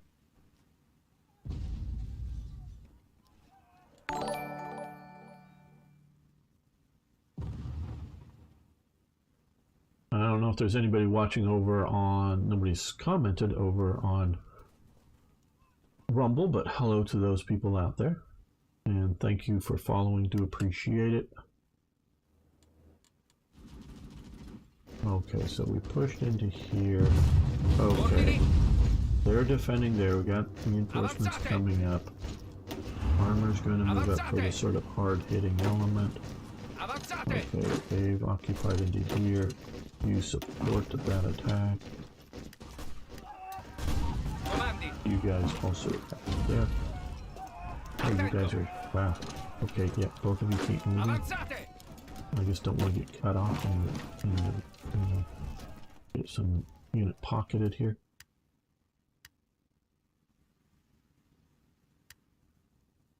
Okay, we have a proper infantry division here, so they're going to move up here.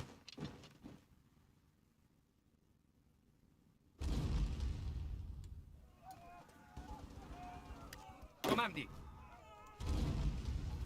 Avanzate!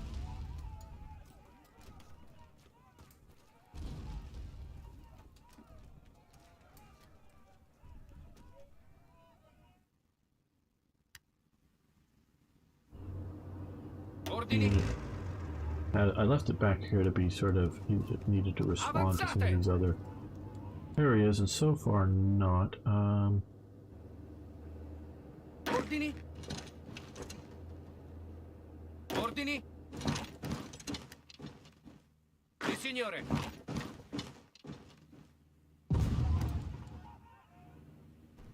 Pronto all'azione.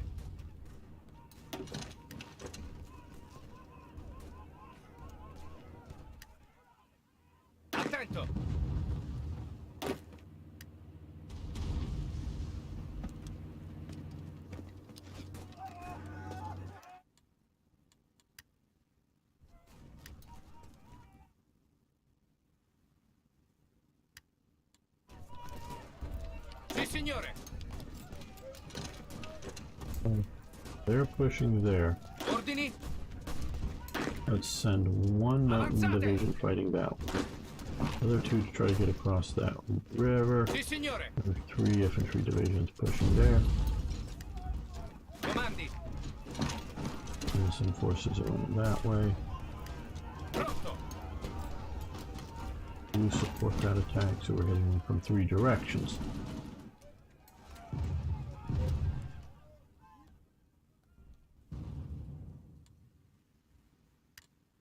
They're Comandi. hitting me from down here, so what I'm going to do is counterattack them even if it's weakly from the bottom. Okay, Giuseppe Tolera falls ill. Oh, wait, sick for 30 days.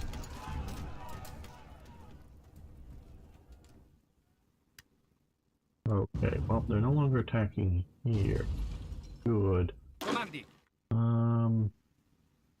Let's stop this attack for Muovetevi. the moment. These are just militia units. Comandi.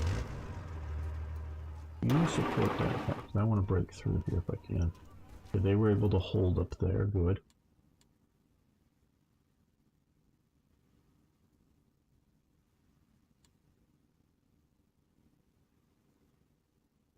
Attacking again, but that's fine.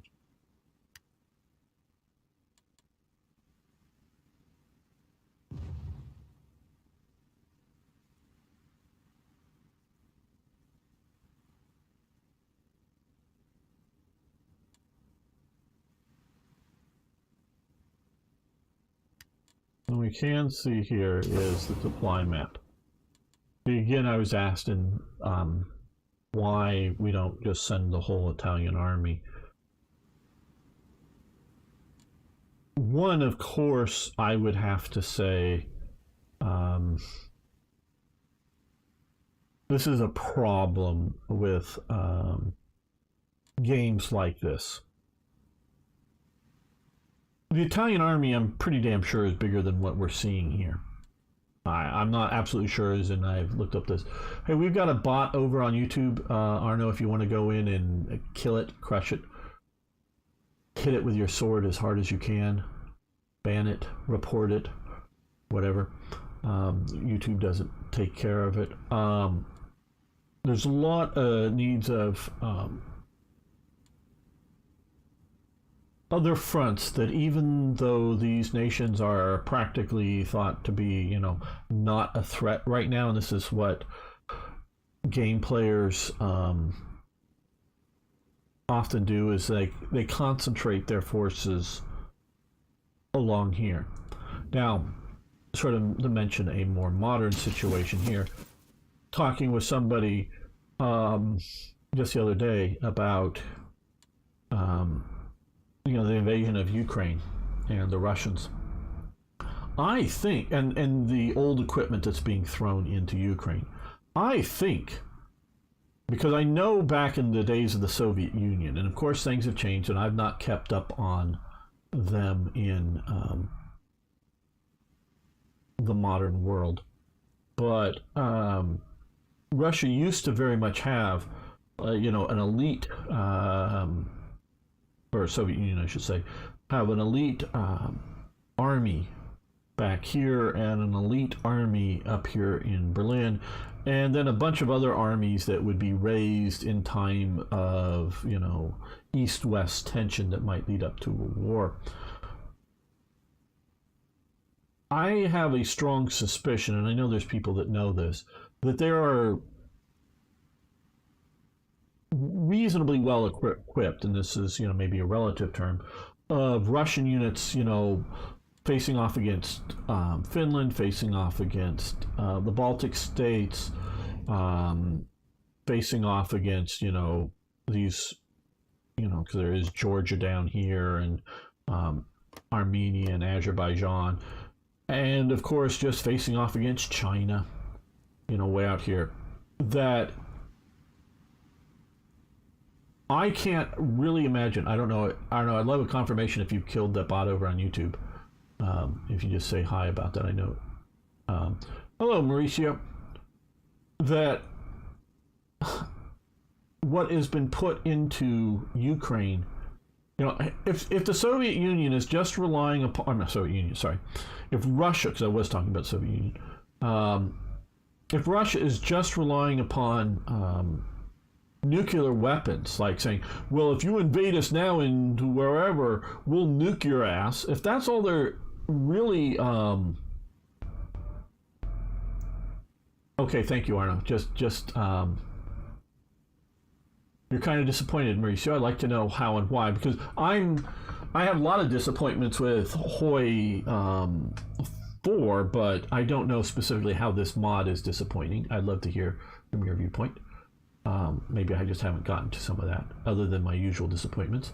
So, you know, are you really going to nuke the world if somebody invades somewhere else? I don't think so. And what is Third Shock Army, most powerful army formation ever created, part of the group of Soviet forces in Germany? Yes. Do you have the German? I forget what it was called. Thank you, Plastic Gangster. That was a full-time, fully mobilized force in East Germany, and then there was a similar, maybe not as big, but a similar, well-equipped, at least that's what it, they had the T-64, which was considered a really good tank, because you went from the T-55 to the T-72, and both of those were export models. The T-64 was never an export model. It was, well, I don't know, maybe to some Warsaw Pact nations, but I'm not even sure there. But it was never, the T-64 never went to, the Third World, or the or other elements. The T-72, the T-55 type series did. The T-64 was sort of seen as this sort of the elite divisions of the Soviet Union. And so I've got to imagine that there's lots of Russian units sitting around in other areas, including, back here and back wherever, that haven't been sent into Ukraine. But what you don't want to do is destroy those units. So you don't want to put them into Ukraine. What you want to do is potentially pull out a unit that's in bad shape, shift them up somewhere else, and maybe shift in another new unit, or flow in cannon fodder, if you will, to just sort of hold the front, hold this line along the river here, just to keep the Ukrainians from crossing it, while your better units, push out in other parts of Russia. So, or Ukraine, I should say, but we're looking here. So you have that kind of setup. Airplane designer is a mess. Air wings are locked to 100 planes. Right, yeah, and I've definitely noticed that here, that a lot of my wings are under strength. I wish you could. I don't think, I like the idea of a max at 100, but I wish you could go smaller. So I agree with that, and I really have not played with that. Okay, Mauricio, Ethiopian focus tree, are you kidding? Well, people value, I think people value focus trees more than I think they should, but including players, but whatever. People want to play it. So I'm agreeing with you there. Whatever. To me, that's unimportant. Okay. I have long ago given up on, and maybe I didn't need to buy this, but I did want to buy it to look at it for the channel. I've given up on really wanting to play HOI anything, 3, HOI 4, HOI whatever, that Paradox puts out, okay? I've given up caring very much about that. What I care about is the mechanics of the game.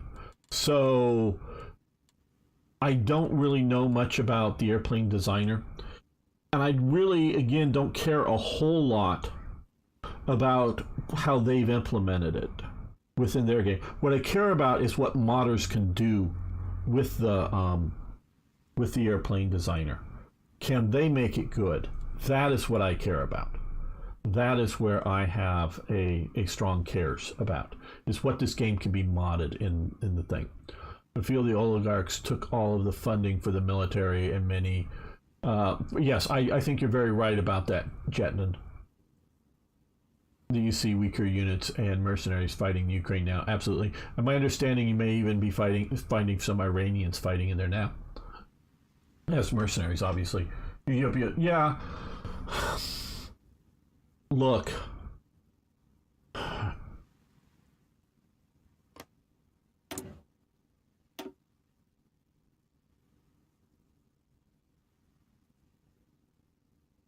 I hadn't looked at this until right now. This is a lot of time and effort put into this. Don't know how many man hours somebody did it, and from all the icons and what all this looks pretty cool. I mean, if you like focus trees. I don't know how, going down, communism and whatnot, how likely that would happen. I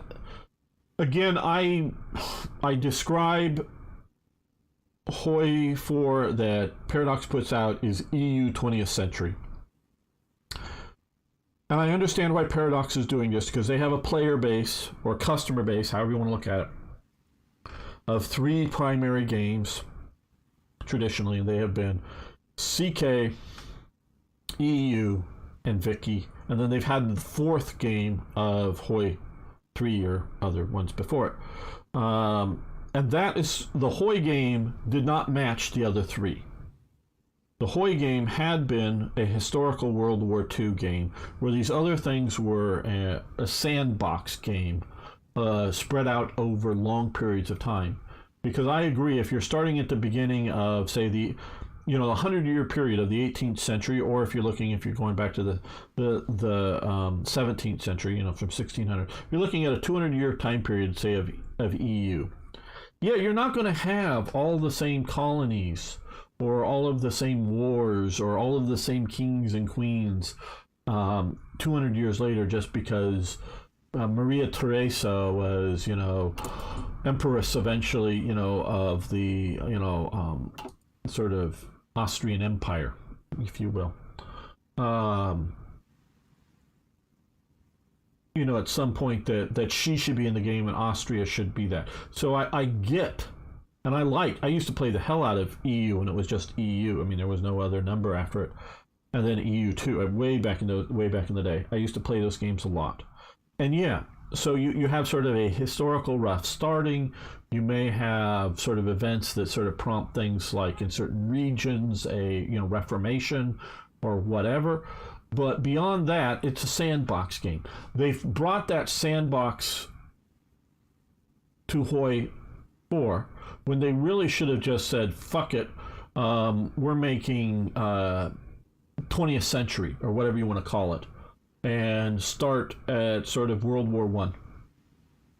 And so that you can get Hitler, or you can get the Hitler equivalent of France, or the Hitler equivalent of Russia, and all this other stuff. And if you want to play that game, you want to reestablish the Byzantine Empire, and that's your goal in this game. Fine, great. But that is not the game that I'm not saying I wouldn't want to play it at all, but that's not the game I really want to play. I want to play something based in World War II. It doesn't have to be locked in that Mussolini declares war on Greece at the exact same date, or even maybe chooses not to. Maybe Greece comes to sort of understanding with Germany that they're now a German client state, and Mussolini can't invade them. They're in the Axis, and once you go into the war with Russia, they got to supply divisions to go fight in Russia or whatever. But make that, because I can talk about realistic possibilities of something that of happening. So talk about maybe some are improbable, maybe some of them aren't likely to happen. But starting in 1936, I do not see a logical way for Germany to go communist. I can't. Now, starting sometime before 1933, I could see a possibility of a communist revolution. We can talk, but not in 36. So, we have these kinds of things that I just don't agree with. HOI IV is becoming generic. So, So what I look to is a game that gives me good mechanics that then modders, like World of Blaze Group, like Black Ice. And yes, I have problems with both of those groups.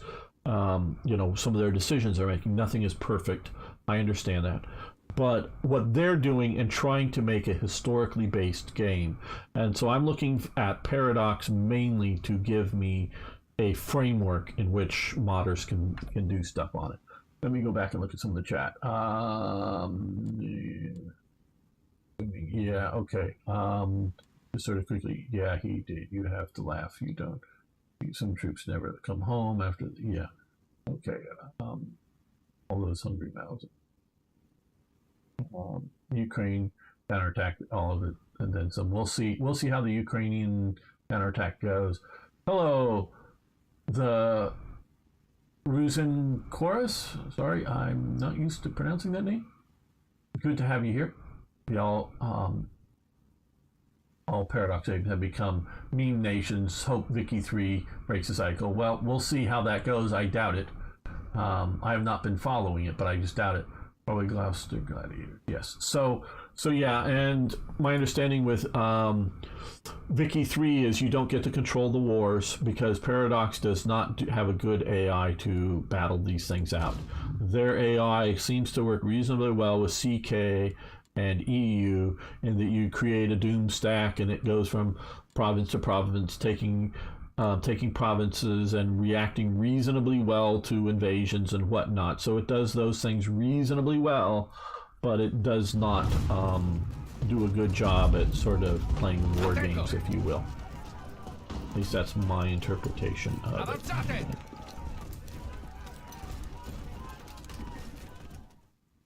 And that is why I think they've gone away from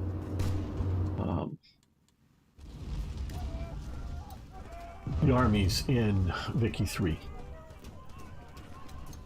So I talked to them because I don't know if you guys, I know some have been around.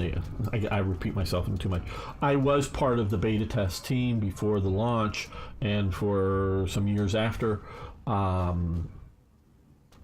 got kicked from the beta test team because they did periodic house cleanings, and it had been more than a year since I had sent in a beta a report on something with the beta, that I tested anything. So I don't have any upset with them from kicking me because I was just inactive. Well, we're going to put you under him now, and you're going to add to the attack here. So I was just because I was not participating, I got hit from the beta team. So it's not sour grapes or any sort of thing like that. So I have some inside information of how and why things have happened, and I mostly have to keep quiet about all of that. But it's very little stuff. Don't care about victory. I run a war simulator, right? And it's a political economic simulator now for Vicky. Right, remilitarization. Good. And so whether for good or for bad, that's what it's becoming. Great name for a company, Doomstack Games. Yeah, that would be Jetin. And so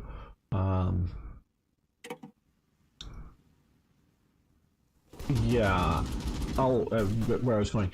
One of the things, and I know I said this in very public format, I wanted to have it so that I suggested the idea of being able to do battle plans that the AI would attempt to follow, and then have some sort of idea that the battle plan is when to switch battle plans. When to go from the defense to the offense, or when, we can no longer defend Gondor, well, then fall back to here. And they said, well, we want a good dynamic AI that's smart enough and can do this, and drawing battle plans. And then my suggestion was also to have a battle plan thing that, a GUI that players could build battle plans. And then the AI could have a percentage likelihood to pick various battle plans, for defending France or defending Belgium or whatever. So it's not always the same, and they'll maybe more likely to follow the historical one. That may be like a 60 or 70% chance, but there's other chances that France would follow, pick out of a batch of other possibilities of battle plans for defending or offensive, and how to judge all this stuff. We want a good AI that can just play well. Well, what in their experience has ever shown from Hearts of Iron 3 or Hearts of Iron 4 that they can do a good AI, where we can do good battle plans, defending the Soviet Union. I know I could draw up battle plans and, give the idea of, down to try to put, 2 divisions here, 3 divisions here, 3 divisions, along this river here, 3, based upon different terrain factors. And if you find that you can't hold that at some point, fall back to some other rivers or whatever, if and try to have, an AI that like goes, hey, yeah, I can't defend this anymore, fall back to here, pick this other battle plan, and shift there. Oh, hey, yeah, we're defending good and we have enough resources and we have enough reserve divisions. Let's think about an offensive for the Soviet Union. What do we do? Pick battle plans, they maybe have 20 options that some of them you've player added, as well as generic ones that the company makes. Player options you've added, but you don't know if you're playing as Germany, you may have put in a bunch of different options for the Soviet Union to pick. Under certain conditions, they'll pick a battle plan, and it'll all be something, battle plans that you thought were reasonable, but you don't know which ones they're going to pick. And even once they start executing them, you're not even sure which one they are, because both, there may be 2 or 3 that have ones that push down into Ukraine, but you don't know if that's plan A or plan Z or plan whatever. You just know they're pushing into the Ukraine, but it's maybe 1 of 3. But still, that would be smarter, because you're in essence playing against a human who's done some thinking than an AI that is just completely brain dead. Okay, apparently the Ethiopians had a number of Proteus 25s, various models, and a few other assorted Soviet aircraft. I don't know, but would assume the Italians have pretty decent air force in place. I do know that there was definitely volunteer air fighters, including, I forget who, a black American goes down and I gather does reasonably well as a pilot, fighting down there. I don't remember his name or much of his story, but it is more of, shall we say, harassment air attacks or dealing with versus the Italian than any real air control, as far as I understand the situation of air in Ethiopia. Yes, they had airplanes. Yes, they had some transports. I don't know how much bomber or really bombers they had. It's mostly like fighter or fighter bomber type things, if I remember correctly, and they're sort of sporadic use, because this is a big territory. The Italians do not saturate the airspace with their aircraft of any type. They may saturate an area of airspace, but they do not saturate like the theater, as far as I remember. So there's very, you may run into a bunch of Italian fighters and get all shot out of the sky, or you very well may come in and do some strikes against some unit here and, skedaddle back to your base. Okay, so the point of micromanagement held, then it really should be a turn-based game. I like Hearts of Iron 3 and just being able to do this and pause. I know people talk I should keep the game going while I'm talking, but it's a little difficult. Okay, about the battles of Victory 3, I believe it's for the best, as you said the AI. Yeah, I don't know what is best for that, but some of the viewers here are definitely coming out of, shall we say, the Slytherin and Matrix background, and they're war gamers. They want to war game the battles, whatever scale, whether it's at a squad scale or core scale of strategic command games. They want a war game. They very well may want political and economic aspects to the game, but they're war gamers, and I totally understand that. But maybe it is for what Paradox is trying to do. Maybe it is for the best, but it just may not be satisfying for a certain player base. Is sort of what I would go down. Use some visually too, but I don't like the nation's flags when nations occupies. Yeah. Well, I really have not been following enough of the Wiki streams, etc., to know how things are visually, how it's going there.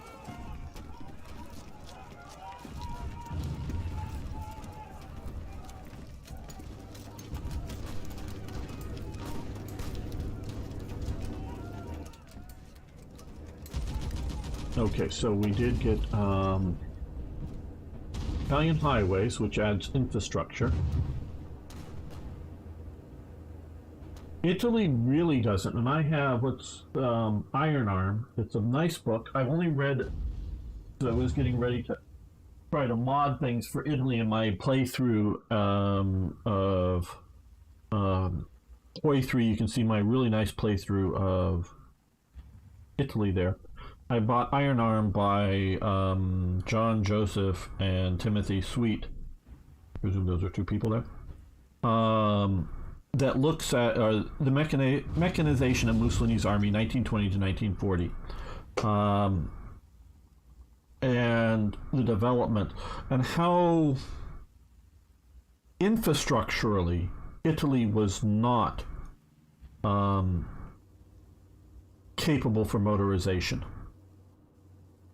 and how, and this is the the development of it, and how they rather late in, I think it's like 39, it's been a while, I haven't fully read the book, I read about a third of it and then got distracted on other things, but it's a good book if you want to look up find out the the development of, it's by Stackpole Military History Series, good, it's fairly short, but decent book on looking at probably the best thing written, I would guess, in English at least, on development of modern motorized, mechanized, armored, whatever you want to call it, forces for Italy.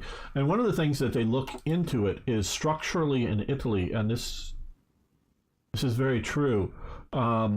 Italy had, in 1936 or whatever, had a really nice high-end sports car industry, if you will.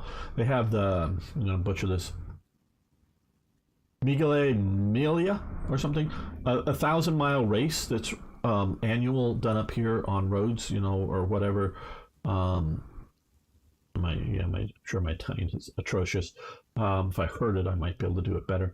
Up here every year, and so they have that kind of motorization that's doing rather well. But they just don't have the infrastructure, because we looked at sort of, because what it's called here, Italian highways. They just don't have the infrastructure for mass motorization. They realize this is the military that are wanting to put together sort of motorized. And I will check out the chat here in just a second. Still waiting for a Black Ice update. Okay, yeah. So, and part of it, what they realize is fuel. There is not an infrastructure in Italy that will allow you to take a motorized division and go anywhere with it. Meaning, if you start here and you want to drive to here, there's going to be no fuel here for a division worth of motorized forces. You have to somehow strategically plan, and this is before before the Great Whole War breaks out, but it's looming, or maybe it's maybe 39 or something, I don't know. But you have to plan to somehow put fuel on railways to get enough fuel from the depots here, because the local gas stations that exist, and I've seen some when I was in Italy back in the 90s, just sort of like, it's next to this medieval building. There's sort of, you could sort of kind of pull up out of the road and there's a gas pump there, kind of thing. Not like we would think of, and down the autostrada. I think that's right. There are sort of big pull off the highway gas stations nowadays, but there were, these little medieval towns, some little place that, there's, you pull up and you can refuel your car. But, these things were hardly in existence before. So showing up, so some sports cars dashing about and a few trucks driving around they had, local gas for that, but showing up with a division, you need fill them up. What? You don't have any? You can fill up how many cars? How many trucks? What? And so there wasn't an infrastructure motorized like there was in other nations.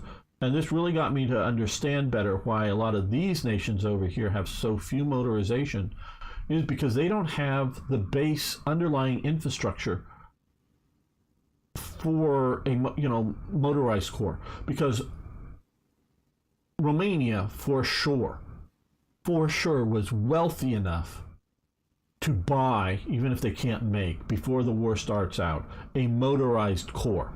Now, how good a tanks could they get? Well, we can see the 35T that they could have bought early enough, before Czechoslovakia falls, and if Germany was willing to sell, they weren't. The 38Ts, they confiscated some, I think, that were scheduled to go to Sweden, or something like that. But said, nope, you pay for them. Oh, sorry, you don't get your money back, and we're keeping the tanks now that we've taken over. Poland was building, tanks of their own. But however good a tanks that they would have been able to buy from somebody, whether Britain, France, because France isn't necessarily going to let you buy the Salma or the Char B, because they don't necessarily want Germany getting there, looking inside of it too much. But, some older tanks or some other things, whatever they could buy, even if they could buy the tanks at that, and even they could afford to buy them, and they could afford to buy the trucks. Now, they couldn't necessarily afford to then go fight with them and constantly buy new ones to keep the division going. It's like they can afford to definitely, for a corps of motorized forces, maybe not all armored divisions, but they could afford to buy that, once. Sort of like a durable capital good. They can't necessarily, the wastage of war, the destructions and replacements, that may be beyond their expense being able to afford. But they can buy a motorized corps. But they can't move it, other than moving the fuel by trains. And so now your motorized corps is looking almost like a armored train. Okay, no, it isn't. But if all you can do is move your motorized corps along this rail link, because that's where you're getting your fuel from Ploetzi, because yes, you have plenty of fuel, and let's presume you have plenty of refinery space to turn it into gasoline or diesel or whatever. But if you can only get it along these links, and you don't have enough also trucks, also with roadways to get it to the frontiers effectively and shift it around, and you don't have enough trained drivers to do this, you can't have a motorized corps effectively. Yes, like I said, you can buy one, but why if you can't use it? So tanks for these nations in here, and they, Hungary particularly builds tanks, but they build them in the 10s and 20s during the war, at that scale in their factory, because that's what they can build. Yeah, they can build tanks, and they can build our, tank guns, but they're not, mass spamming them out, even if the Germans can supply them with fuel and whatnot on the front. And they're not up to German standards, no, but they can build them. But they just don't have the infrastructure. And this is what Italy learns, and they try to do a crash course, try to increase the motorization, domestic commercial trucking. Germany, and this is part of the reason, Germany massively has a motorcycle population. I don't think you realize just how the percentage, huge numbers of motorcycles. Germany has, and I won't go into it now, but in some of my talks and looks at Germany's attempt to train people to drive, and they have whole huge infrastructure before the war starts to train people to drive. But it's easy, and why you see so many motorcycles used in the German army, there are huge numbers of Germans who already know how to drive motorcycles. So they got a lot of infrastructure with motorcycles and trucks moving around, so they're able to motorize up their army to the degree that they are. But Italy is not that. Italy is still primarily a rail and coastal shipping kind of country for its industrial capabilities. So it is not a motorized nation. And that's what these guys that are trying to build some of the first true armored divisions, which I don't necessarily consider something like this a true armored division. We're talking a motorized force with a significant amount of tanks. And that's, we're talking more along the lines of 38, 39, 40. I'm not exactly sure on the dates right now, but much later than this. But they're trying to build these up, and it's not just can we spam out tanks of whatever quality. Yes is the answer. They can spam out enough tanks to create a few armored divisions, but they don't have the national infrastructure to properly use these. And okay, what have you guys been saying? Next, farmhouse garages, all trains, best Italian fighters develop under Italians, very affirmative. Daimler Benz engines. Yes, engines are very. Bogore, yes. Which planes? Engines. Okay, just you guys are chatting about plane engines. Cool. Yeah, mixed brigade. So, and thank you for following. Do appreciate it. So yeah, that is a major thing that the Italians realize at some point, and structurally, and that reading that book taught, like I say, taught me to understand, and places like Spain, you know, but these other places that, even Poland, is why they just can't do motorization like Germany, like France, like Britain, like the US, which are highly motorized nations. So they're capable. They have people that can drive cars. They have people. They have mechanics who know how to, you know, change the oil on a truck that they've never seen before, because they can open the hood. You know, an American can walk up to a Fiat truck that he's never seen before and figure out how to change the oil, because he knows what to look for under the hood or under the engine, or however you want to say it, and find the place where you let the oil out and where you put the oil in and whatnot. He knows how to do these kind of things naturally, and there's enough of them. Not all of them, maybe not even most Americans in 1942 were that level of mechanic, you know, but there were enough of them to, you know, to handle these things. That isn't the case in a lot of these countries. It's still sort of a, you know, weird wizarding thing to really know how to drive properly. Okay. Again, we'll get to some of these. These look well, like naval power, yeah, dockyards. It all looks good. None of these are yet, and we're not going down any of, well, anything that's fantasy. We're not like going to go become, you know, friends with the British or something. We're doing Mussolini's here. Okay. One civilian factory. I'm not saying I'm not going to do these, because this is 70 days. Okay, we might see about that at some point. Military factories. But right now, quite honestly, I like this one. I don't know how much I'll need steel. We do have a slight excess of steel, 25. I mean, I consider that slight, not minimum, but what we really do is two factories there and see about, I don't know, synthetic oil, but we may do Fiocchi ammunition or something next. But we're going to, because I want to keep trade and developing other things, so we're going to do that.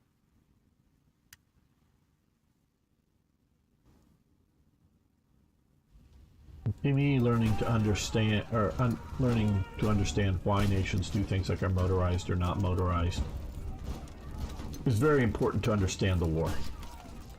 It's not just about engine models and tank models and aircraft models that were used. It's, okay, good, we just moved into there.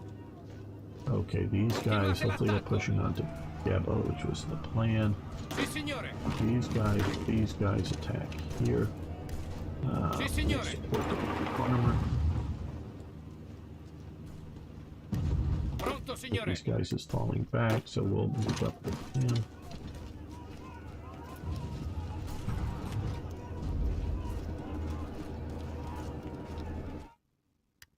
I would sort of like to catch some of these in a pocket, but maybe that isn't necessary.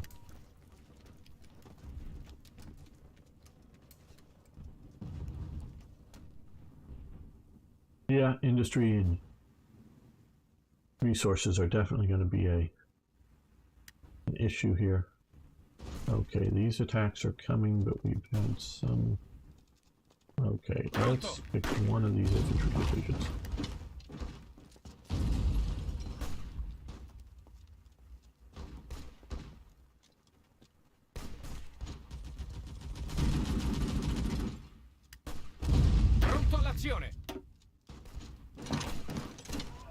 During the fight there, okay, you guys push into there. Formazione. Okay, these guys have came in and they have no support, so they're probably going to be kicked back out.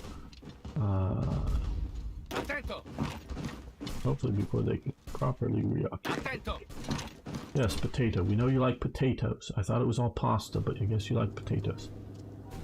Okay, they pulled back from there, so now we're going to come down here. Pronto all'azione. They're not going to let us Pronto, signore. pocket them, it appears. Okay. Signore.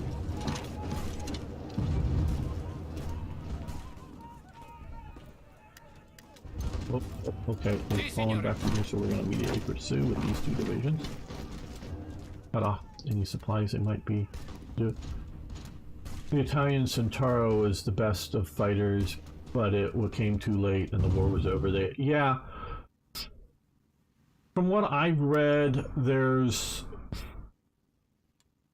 a, and I don't know how much it is a nationalistic, pride in nations, versus construction method.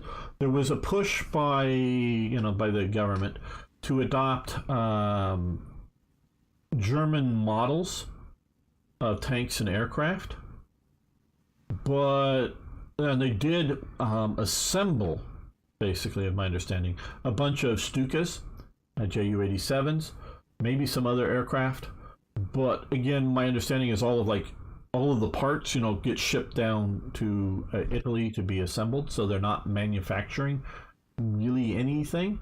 I'm not saying they're not cutting out certain sheet metal pieces and to the right size, but all the real sort of structural manufacturing elements, like engines and like frames and whatnot, are all just made and put on trains and do the labor down in Italy. But I don't know, especially including some of the stuff I've read later on, the idea of let's just build German tanks. Well, Ensondo, which is the main tank developer, people. Now it was, and I'm sure I'm butchering it, Ensondo Fiat. Meaning Fiat was providing the engines and the transmissions, yes, but Ensondo was providing the guns and the metal plating and structural elements. It's sort of a joint venture. So I would do, and they actually have I have a tank badge or a metal badge. I mean, I have a photo of one of a Fiat Ensondo logo joint together as a sort of joint, and that's who I would be having as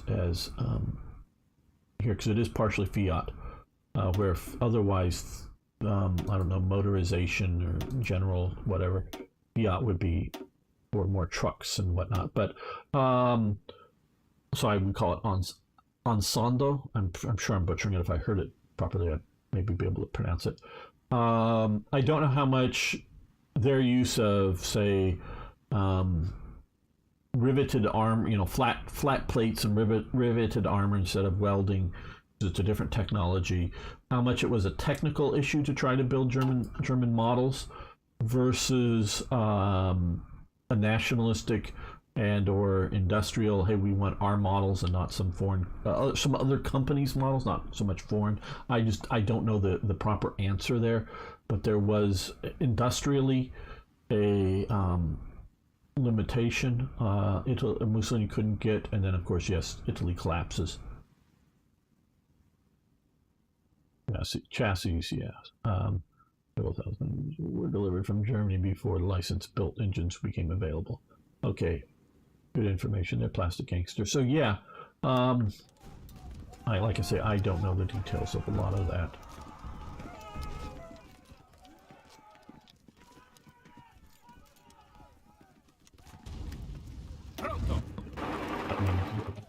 Organized. Okay. We're going to take this unit and we're going to attack all of them to try to save this mountain unit, to keep them. We're going to shatter, or well, them disorganized, hopefully. Okay, see that way. So okay, we just saved that attack. Now we're going to stop. We really don't want it to be grinding against all of that. Ordini?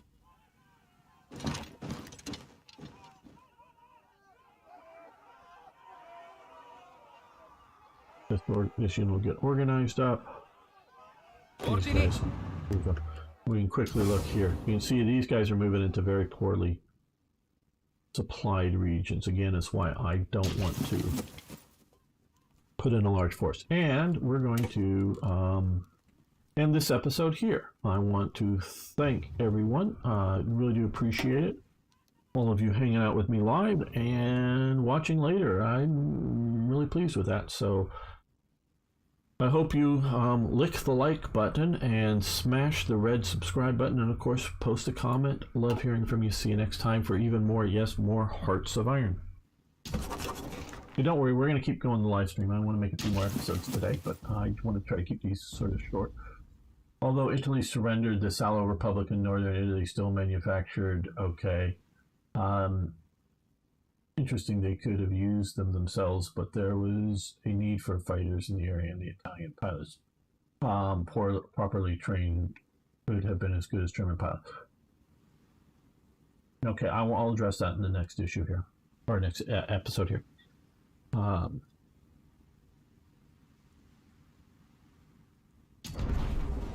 Welcome back, fellow armchair generals. This is Gamer 1745 with my continuing look at By Blood Alone, the new DLC for Hearts of Iron 4. And I hope I earn everyone licking that like button, and if you haven't already, please smashing the red subscribe button, not if it's gray. And of course, post a comment. Okay, we're making this live, and one of the Italian pilots, if properly trained, would be as good as German pilots. Yes, Beam Slam.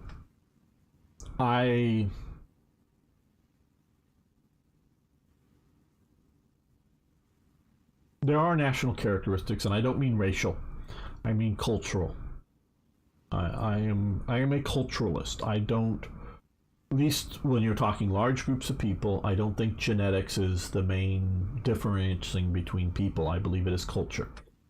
But, and yes, I do believe Italian pilots, if trained properly, whatever that means, because we see British trained pilots doing very poorly against the Japanese because they're trying to fly like you should fly against the German pilots and planes, because that's how they're trained.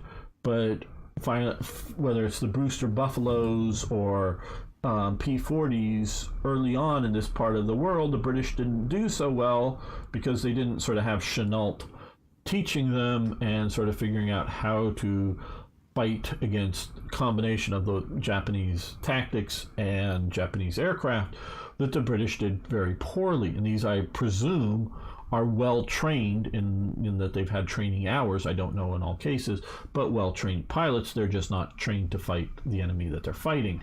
So whatever it means, if properly trained, the Italians could have done rather well in some of their aircraft. But Italy has a leadership problem, and it is major.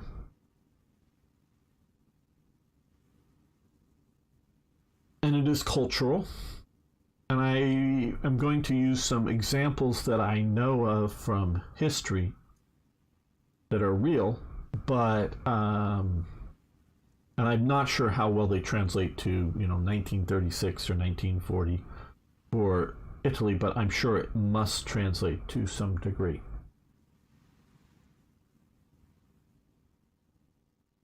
Because I've read a lot on the sort of Napoleonic era wars some years ago. I mean, I got 2 bookcases full of books on it.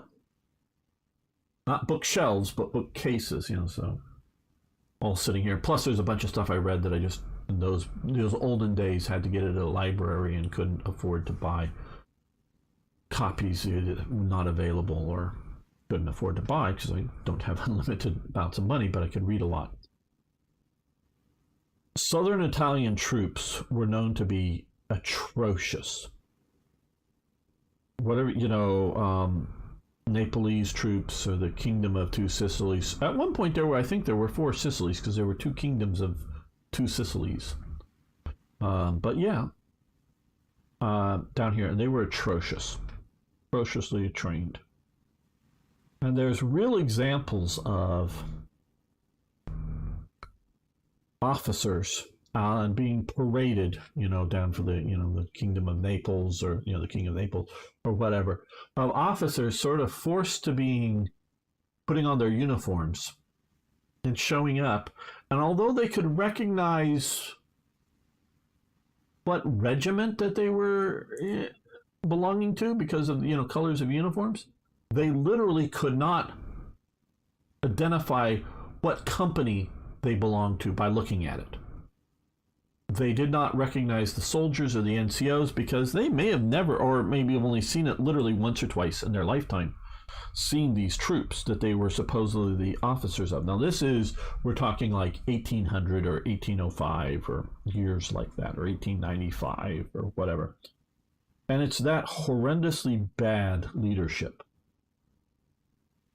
So much so that times that they would go into battle and the Italian soldiers would look around and realize all of our officers are on horses and riding in the opposite direction of the enemy. Literally, these events have been recorded as happening, and I'm not going to try to name battles because I don't remember well enough. And so when your officers are running away from the enemy, before contact with the enemy is made, just sort of observing how many of them there are, and they've decided to leave, how likely are you going to stand and fight at that point? Now, I also know soldiers from these same areas within 5 years are fighting reasonably well in Spain. And that is because they're now fighting as part of, no, they're not fighting as good as the old guard or even the young guard or whatever of Napoleon's troops, or even maybe as well as standard French line divisions, but they're reasonably well, and they're standing up to Spanish units and fighting them, as long as they're on a reasonable footing. They're not massively outnumbered or haven't had their flanks turned or whatever. These same Italian troops are fighting reasonably well because they now have better officers put in charge of them. Maybe mostly French officers. I really don't know all the states, but these are definitely units that are recruited in one fashion or another, drafted probably, and maybe literally some of the same troops that 5 years before had been fighting for the Kingdom of Two Sicilies against Napoleon are now fighting in Spain and doing reasonably well. It's because they've now been properly trained. They now have a certain level of respect for their leadership. And so these are the same people. Now, I am saying that they are fighting the Spanish, not that they're standing up against the British fighting here, because at one of the major battles, half of the front line of the Allies against Napoleon are Spanish, and the other half are Wellington's troops, which include Portuguese troops and others. They get up in the morning, they get ready to shoot at the French. The Spanish are all lined up, ready to go. They're ordered to do a volley fire, their whole line of, let's say, 10,000. I mean, it's in the thousands. 10,000 soldiers. And they all fire their muskets all at once. Not all of them, but a reasonably good number of them, the Spanish soldiers, drop their muskets and run away from the battlefield. They got the shit scared out of them because they had never heard anything like that in their life. All those muskets going off at once, because they had not trained and shot in groups large enough to hear that extreme amount of noise that they literally panic and flee. Now they can't, because they don't know what this noise is. This is like, what the fuck is this? Because remember, in front of them would be covered in smoke because of the muskets. It's sort of early morning and somewhat misty, so it's not in the wind. So they think, they just don't know what the shit it is that happens. Now the British and the Portuguese, nothing. I mean, they're just wondering why their Spanish allies are fleeing the battlefield, because the French, they were approaching. They're getting close enough to actually discharge their muskets, but the French, I believe, were attacking at them in column like they often did. So there's probably very little French firing, even if there's any. they flee because of the noise and the shock of this huge volley fire. That tells you how bad it is. Now, just to redeem Spanish honor, it was noted throughout the war, the Spanish artillery fought their guns well, and if at all possible, brought their guns off the battlefield. I mean, to the point of fighting rear guard actions against enemy units to pull their guns off. The Spanish artillery was, I'm not saying that they were like some super artillery, but they respected and maintained their guns and did their job properly, and they were noted for that. So again, this looks down, and I'm sure there are cultural differences here. Now, these are both Latin and both Bourbon kingdoms, Kingdom of Spain, the Kingdom of the Bourbon Kingdom of Naples. It sort of changes into the Sicilies and whatnot over the years. So its leadership is the problem with the Italian, and training. And it's also budget too.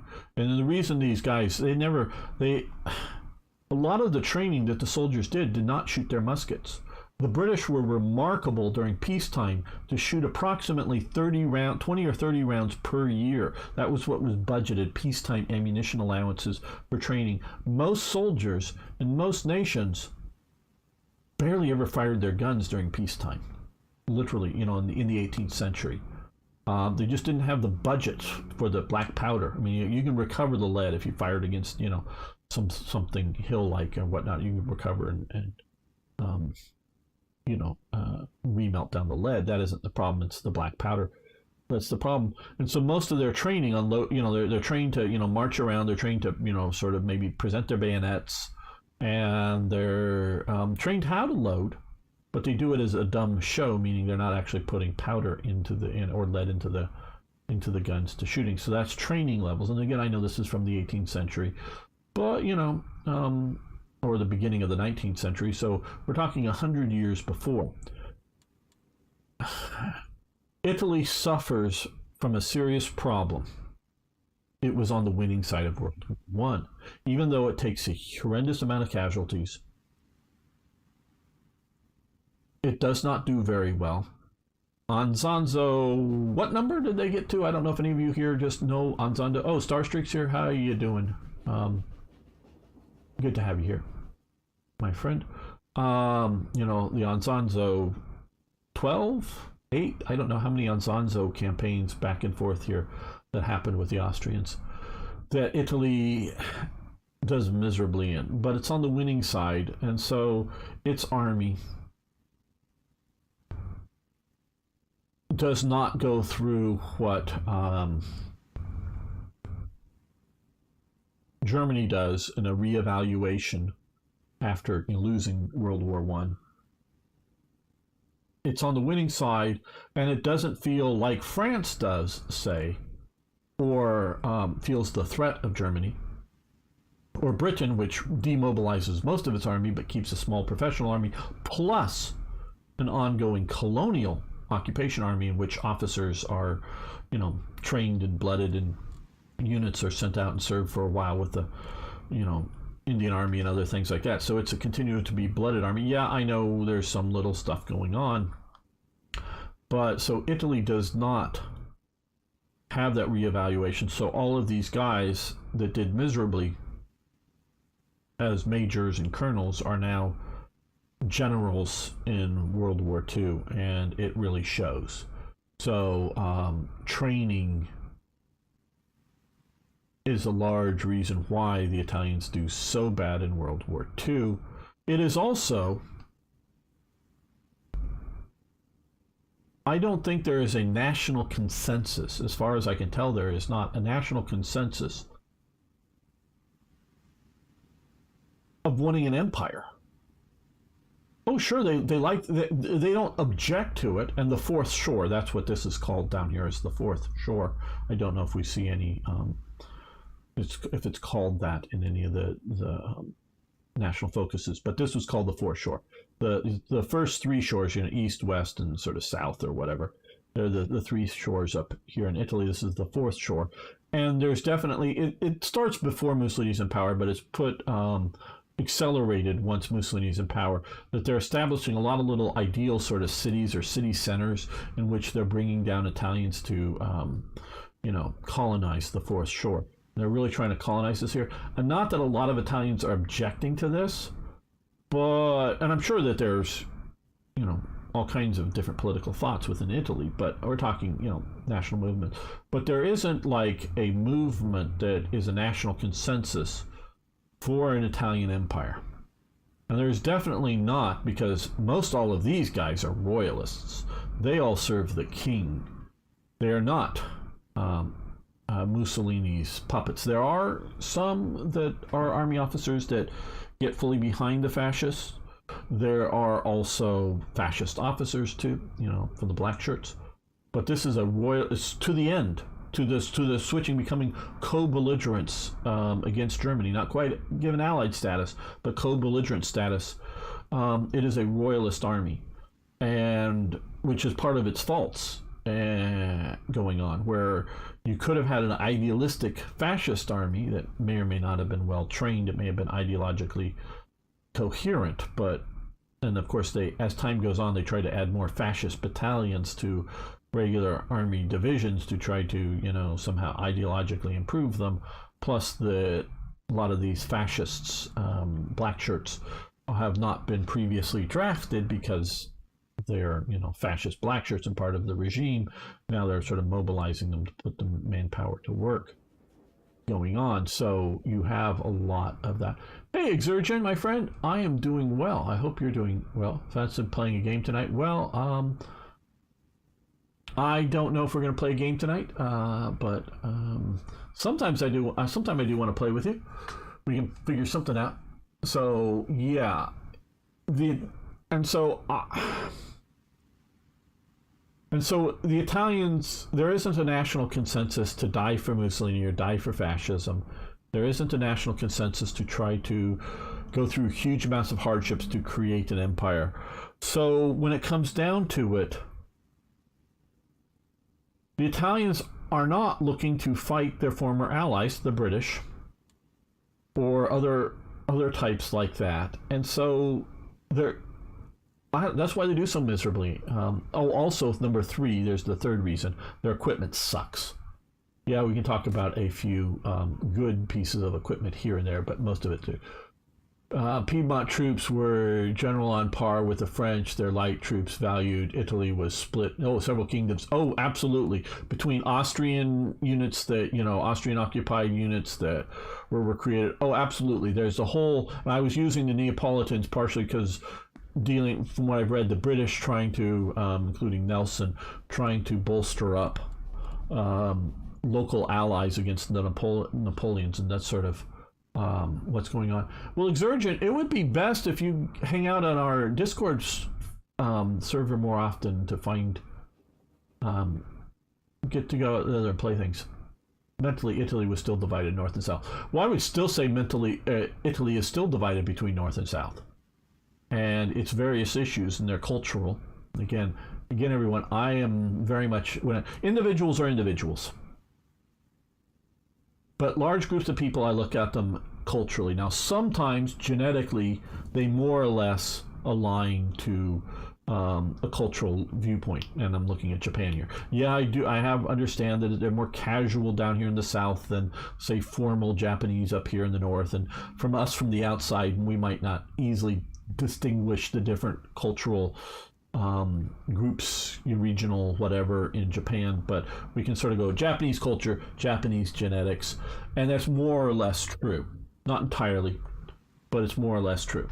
So sometimes there's correlation, in my opinion, but I am a culturalist, so I look at large group of people and I understand them culturally, which may have similar prejudice at times that racists do, as seeing as most of these Africans down here are useless.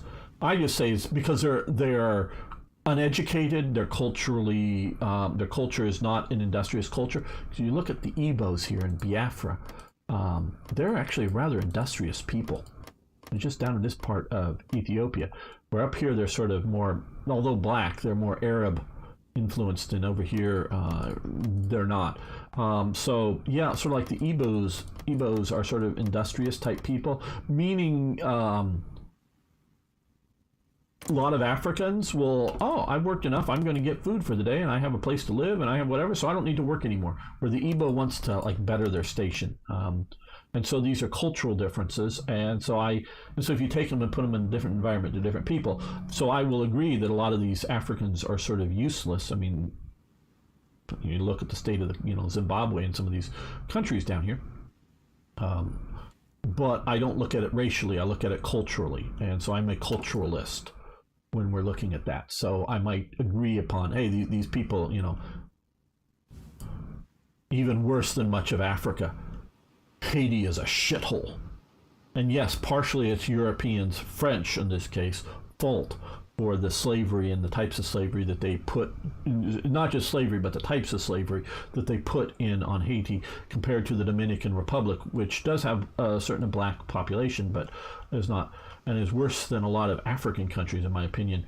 And it is a shithole because it's cultural, not because of the genes and the hair color, the eye color, or skin color, or anything like that. It's just because of the culture that these people grow up in. It's what they know. They're uneducated. And it's not just can they read and write. That's not what I'm talking about entirely. So I was talking about the Igbos. Was I saying the Ethiopians? No, these are Igbos. Igbo, Biafra. This is Biafra. Long live Biafra. Yes, I know they were conquered after a while by the rest of Ethiopia, but yes, long live Biafra. I'm a Biafran, pro-Biafran person. Look it up.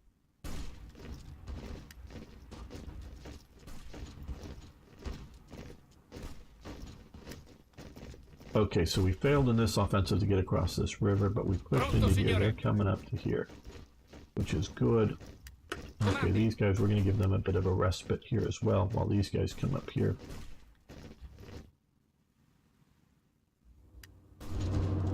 You joined that attack again.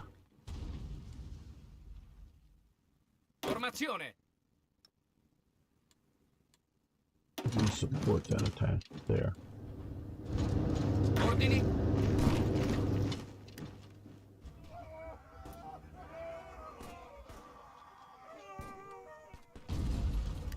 Yes. Comandi. I don't know if I ever made a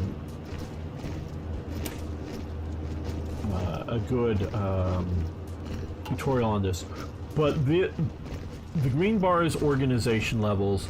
The brown bar is current strength of primarily equipment.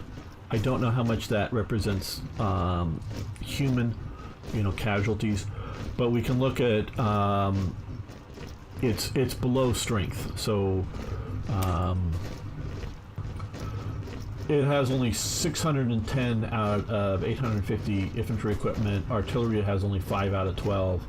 Support equipment, it has only 7 out of 30. So combat losses, attrition losses from terrain, all that are affecting units, as well as the ability to get resupplied into these red zones. So that is what Biafra is in Nigeria. Yes, are pretty unpopular there after the war. Yeah, I know, but they're still some of the better plastic gangsters, some of the better people as far as I understand. I've not been there, but I'm going on various reports, including relatively modern ones. Oh, well, I meant to say Biafra. And Biafra down here. This is Biafra. I count this as occupied Biafra.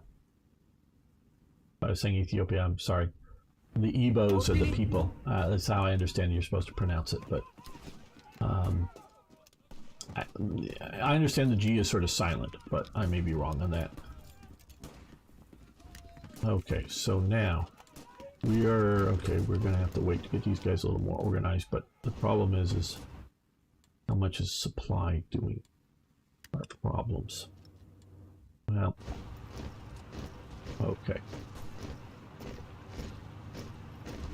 We're not gonna wait, we're gonna push, because I see all these little skulls. Avanzate. So we're not gonna sit there and... Avanzate. Formazione. Pronto all'azione. Avanzate. Armor up. Attento. And the armory. Okay, good. We've got that. Sì, signore. These guys are going to attack there with these guys in support now. And we can come up here. If we're going to do this, we might as well do this early, so we're going to do this. I don't know for sure on Italy. I'm presuming it's a developed enough nation that we should do this.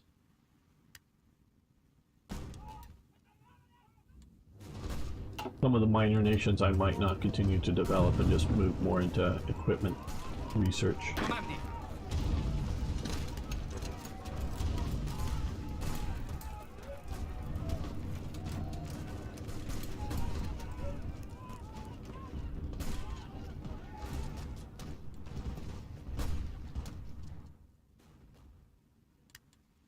Now, our aircraft, unfortunately, this is what I don't like about this game is...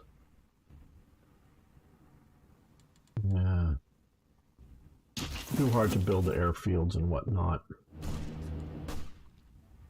I hate the state mechanics. Rather than popular, they spread into positions of authority and responsibility over Nigeria. Their per capita wealth is higher than any other tribal group in Nigeria because they are ambitious and driven. Absolutely plastic gangster. And again, like I say, I don't think it's because of their genes. I know there's people that believe that. And I know the left would love to, you know, when I talk about shitholes like these countries, I may have the same negative opinion, like I say, that racists might, but I think it's because of their genes, or not because of their genes, but because of their culture. And so, and that is potentially changeable. I mean, it isn't going to change without some level of pressure, meaning no positive or negative pressure, but some level of pressure. You look like in good shape, and you're going to push on these militia guys. Pushing from multiple directions. And here we have you guys.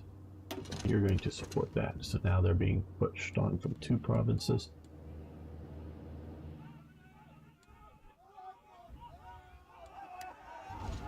Okay, guys, yeah, you're collapsing a bit. Okay, you've got a little more. Keep pushing, keep pushing. Formazione.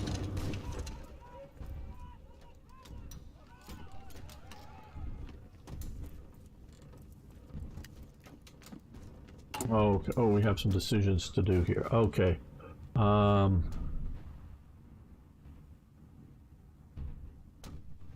We're not going to abandon the naval treaty just yet. Okay, and we're not going to...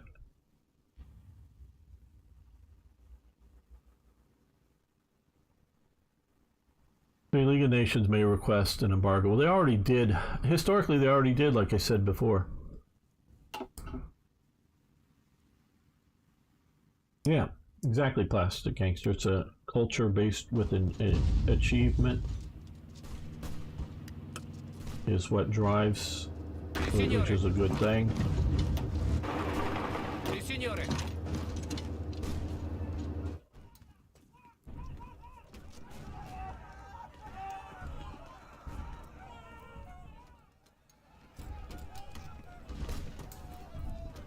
That is why I am a culturalist.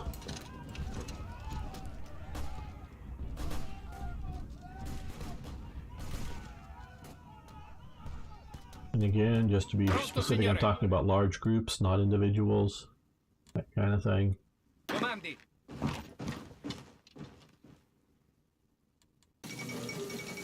Second Lundy, okay.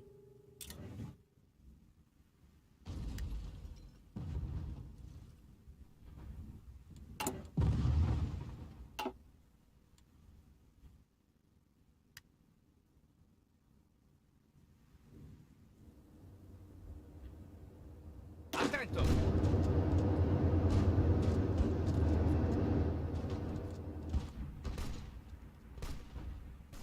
And I think most all of my problems here are based on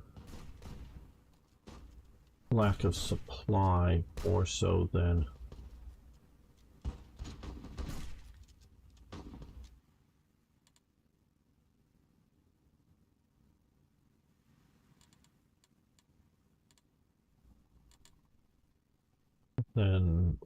lack of military capabilities. Pronto. But honestly, I'm not sure what to do about it.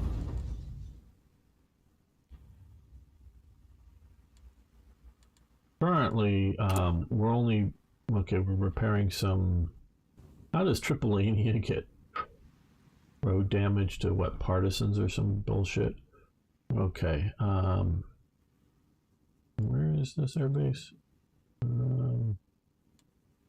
Okay, well...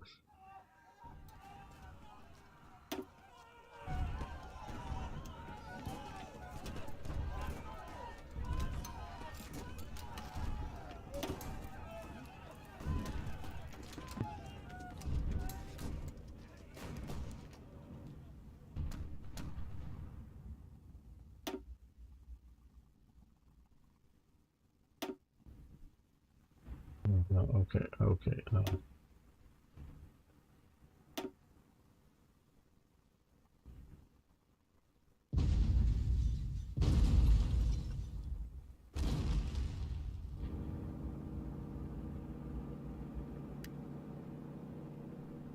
Let's see about building the railway.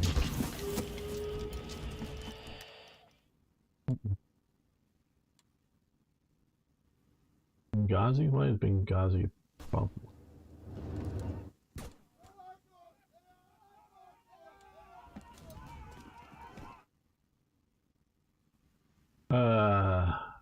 Certainly pays to put an airbase in Ethiopia after capture. Yes, I would like to do that. But we have one here, but we'll see. Because it's the state mechanic. Yes, okay, yeah, we would want one in that state. Okay, we can now modify some government, properly speaking here. Why can't we, these are all like great. Oh, I'm just not looking in the right area. That makes civilian infantry, civilian factory, railway, refinery.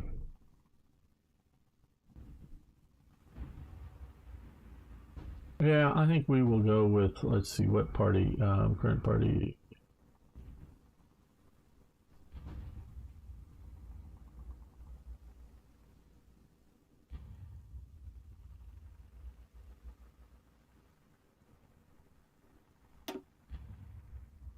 Wait, what?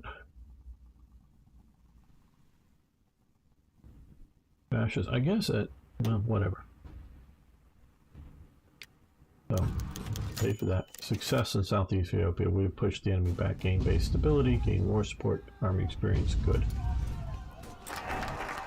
Okay, solid progress. So now, okay, so that's basically happened like an event here, solid progress. We could do information zoning military, 7 days, solid progress, what, okay,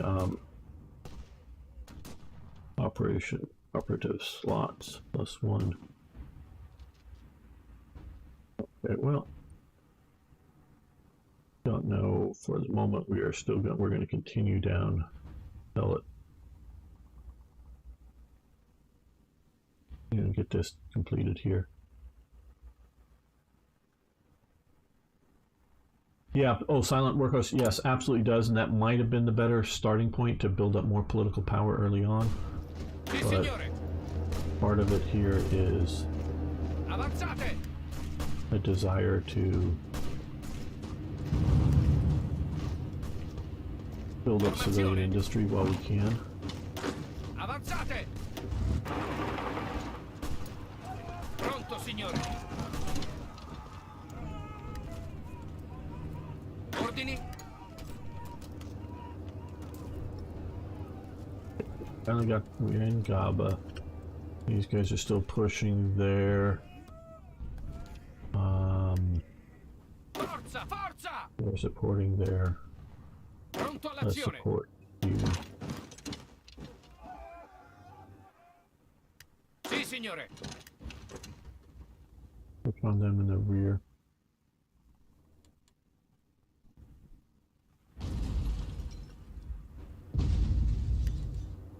Attento.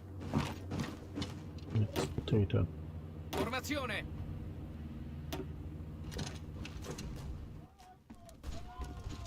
Formazione.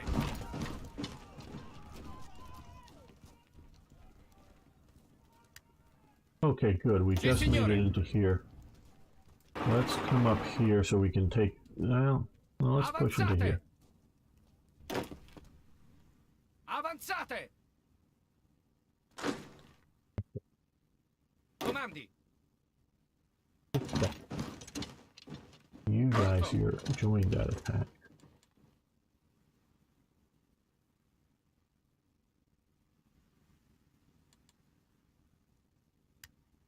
Okay, so now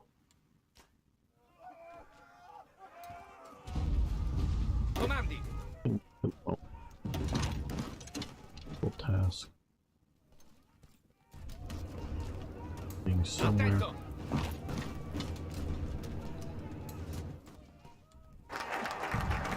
Okay, steel industry, which gives me 2 more civilian factories.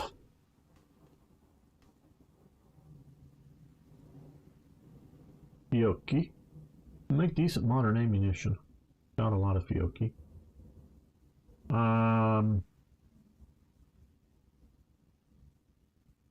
Whereas we got a solid project. War escalation decreased by 1, creates an intelligence agency. Okay. Which grants operative slots, right, and becomes an operative. Okay, well,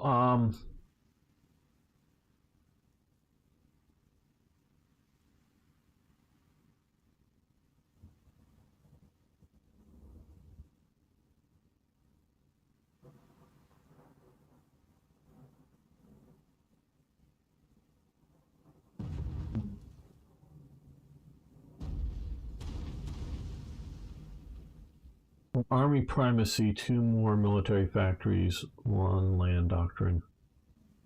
35, 35. Well, we'll do this. Well, this is only 35 days. Pronto.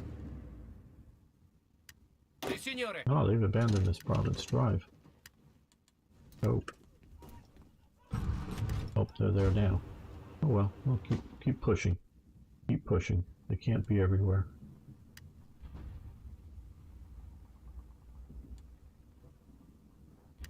How is our production doing? Okay, so we got rifles, so we're doing 18 rifles a day, 3 support equipment a week, 4 light tanks a week, 1.5 truck a day, 4 close supports in a month, 1 fighter a week, or 1 close support in a week, almost 4 fighters a month. I think these numbers are, if they were only, nah, I mean, how much do I rant about this? 1 artillery, towed artillery a day, that's actually pretty good. Okay. Well, okay, some of you guys are crapped out on your attack. You join the attack, and Pronto, signore. which one of you guys joins the attack there? We want to keep that attack going. We don't want to have them have a break. We'll let a few other units get organized back up. Now, construction. Okay, so we've completed railways to there. Oh,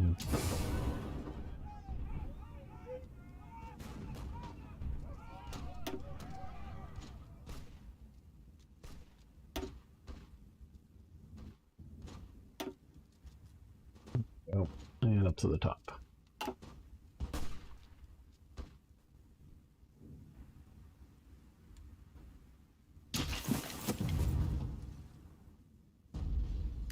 Good, I like that. I like that we have railways in the game. That's what I'm talking about as much as anything else here. Basic machine tools. Something that I think Italy should have had at the start, but whatever. Okay. I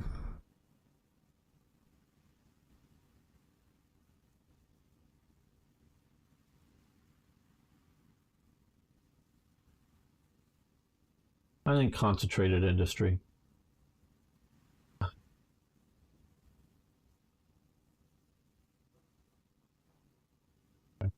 15%. Yeah, I think with Italy, that's probably the best. I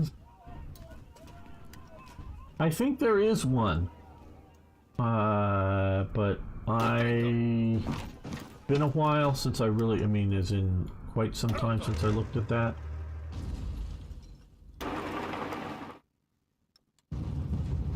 I think there is one. I don't know it in its current state. I don't know what it is. Oh, guys, okay. Sì, signore. Why did you go back there? I don't.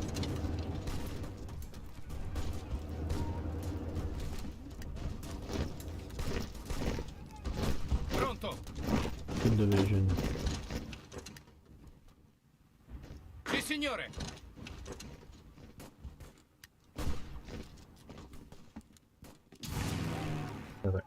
We have this airbase? I think we have that airbase. No, they still have that airbase. Okay, damn.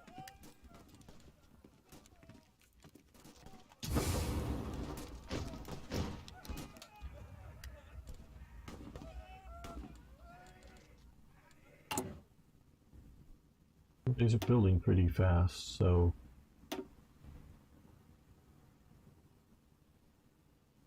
To the top. Okay, build my rail. Get my rail.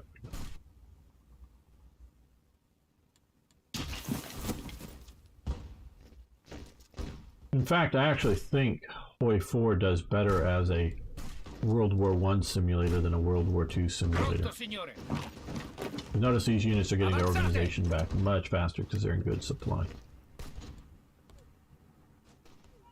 But I'm hoping here, getting this railway built will get us better supply coming in.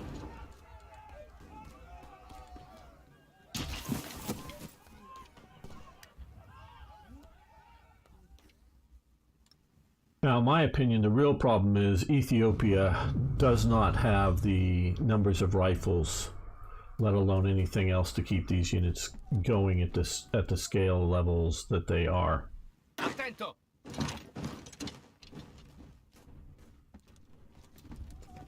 And that's it. I mean, they can build spears, and that's about it. Pronto, signore. And they do, and they fight with them. Okay, let's move one of these divisions over to this province because it has better supply there. Okay, well, now we should have better supply to here.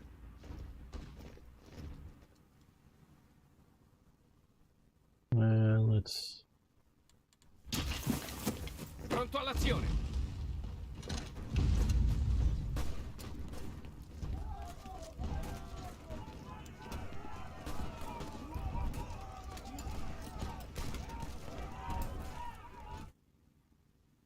Yeah, because the sort of the AI seems to like want to spread out its defensive capabilities more and whatnot. That I just see it as a better World War I sim than a World War II. Okay, they have Formazione.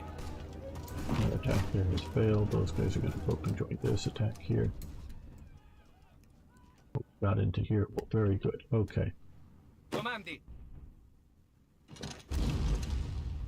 You guys push there. Pronto all'azione. You push north instead of across the river.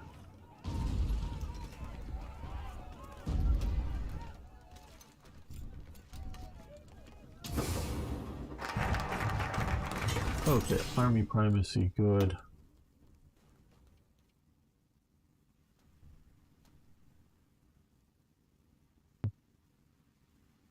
Bit.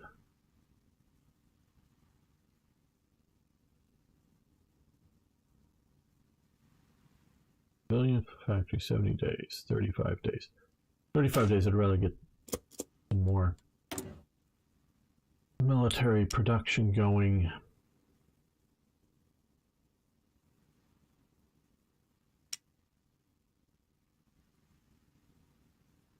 Let's start a train production. Just one for the moment, just get it going.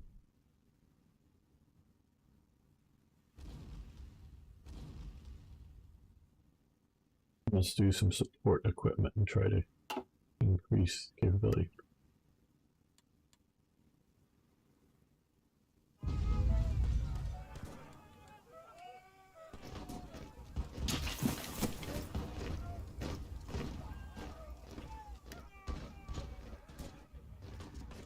Okay, and I guess we'll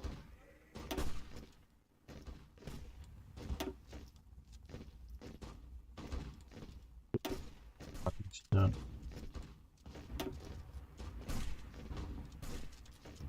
Put right into there.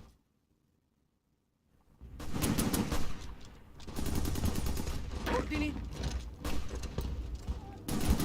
Comandi. Ordini.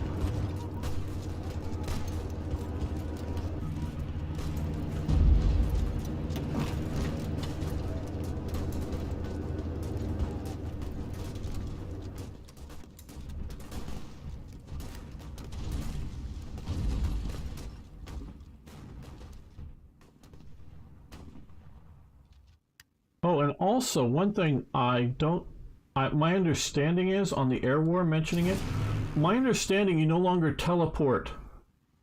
I have not played enough to know, but you no longer like where before if you were going to bomb, say Berlin from England, you didn't have to fly through the intermediate zones, but now you do, is my understanding.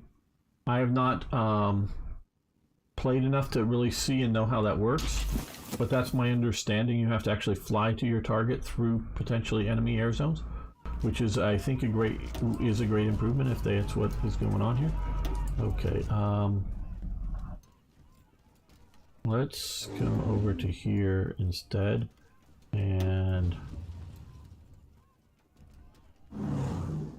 you guys bomb that area. You have, I think, a little bit longer range.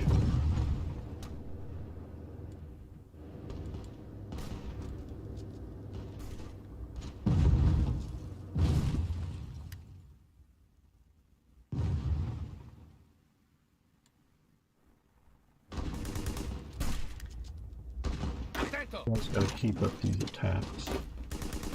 Can't let the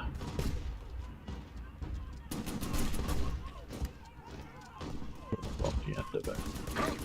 Got the supply chain here, but okay, well, now that should be getting better, but I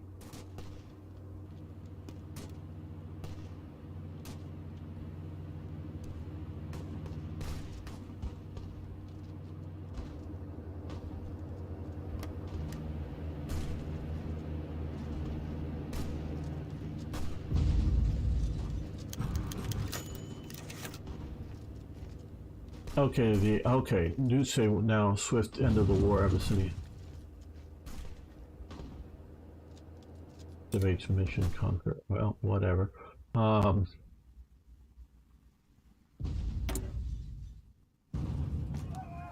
Let's build a supply hub here.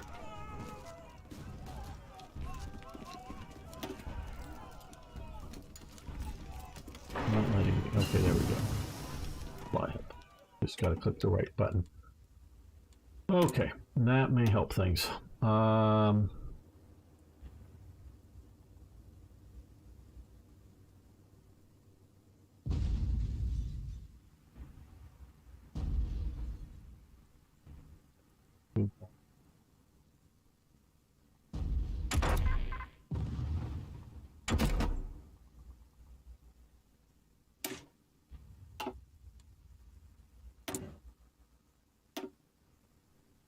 Okay, I think we're just going to do sort of standard that.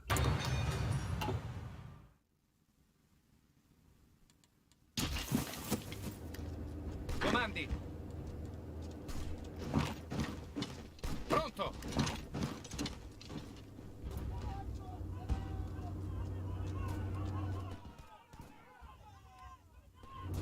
Yeah, that's my understanding. I'm not absolutely sure. Again, this is really my first time playing this, and I have not been paying.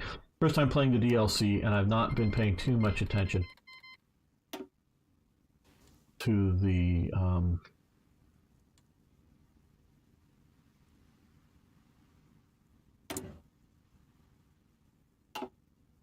dev diaries or whatnot. So I'm okay. So now we're not built it yet. How long does it take to build the supply hub? Okay, well, okay, 2% completed. So August. Okay, so we should have been building some of the railway earlier. Learn from my mistakes, everyone. Learn from my mistakes. Pronto all'azione. Okay, you're attacking there partially just keep these guys from coming and reinforcing other places. Not that I'm thinking of that. Oh, no, there you get out of this. Pronto. Comandi. You guys are going to push back. So, Pronto, signore.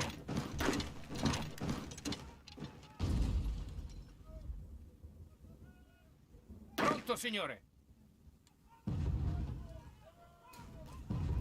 now I will say here's another objection I have to this game. Why the fuck did Mussolini just come up and tell me to get my ass moving and taking this thing? When my understanding is this game is we're playing as Mussolini. This was the whole design concept behind HOI IV, was that you're playing as Churchill, Mussolini, Hitler. You're supposed to draw battle plans, and then you have your generals do them. You know, just sort of do them on their own. See how that happens. Now he's telling me what to do. But I was Mussolini. I don't, well, how are you designing your games, your simulations, your whatever you want to call them? Okay, Fioki. Sì, signore. You attack there to go with that. Okay,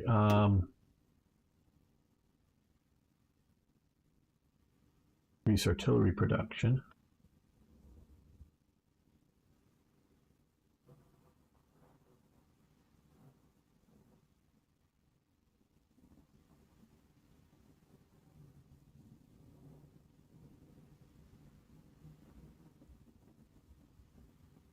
Fields, consumer goods, that's nice.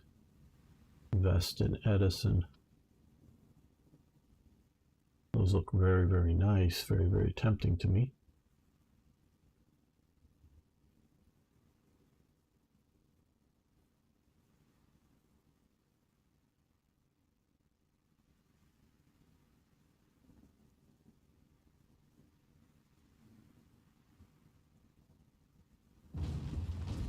I'm liking this bandit war thing, but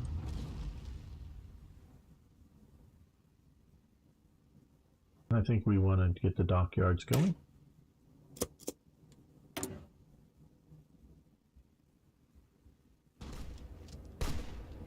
Formazione. Doing here is okay. Yeah, we need a lot more just small arms.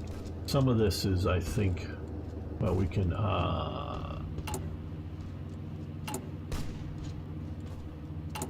statistics here. Okay, so we are down 18,000 small arms, so we don't even have enough. We have enough trucks.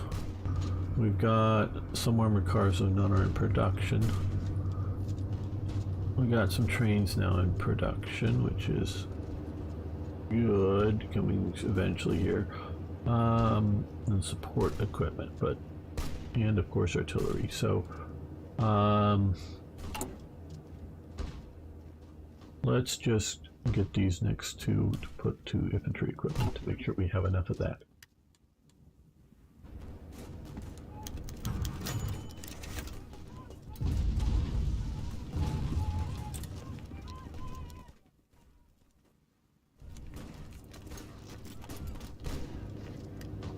Pronto all'azione.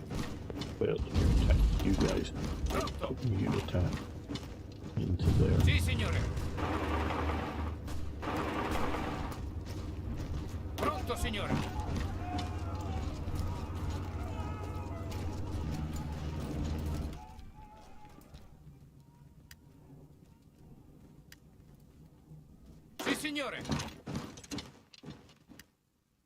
cut these guys Fuoco off nemico. down here. Okay, well, Pronto, signore. you support that.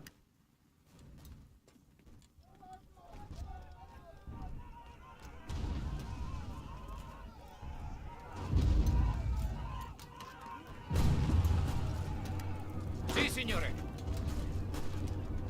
Avanzate. Sì, signore. Just basically one division, go. Go, go, go.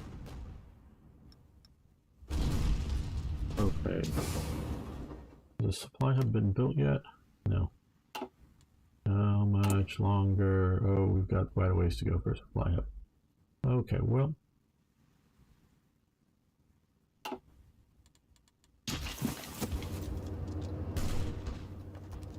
Sì, signore.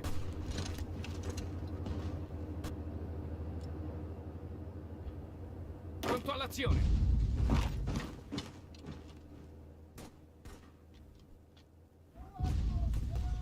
Ordini. Avanzate.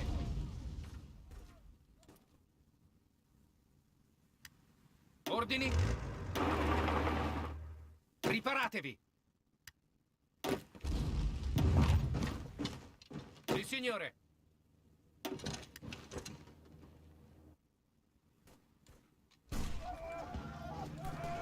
Attento.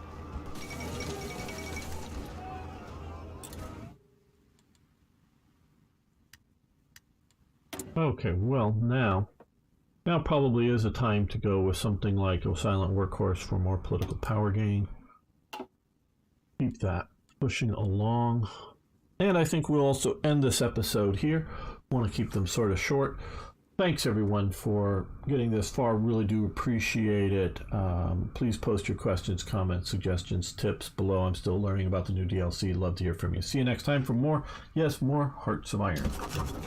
Okay, well, I'm going to save this and then I'm going to be right back in just a minute and we will pick up and continue. So don't go away unless you need to. Be right back.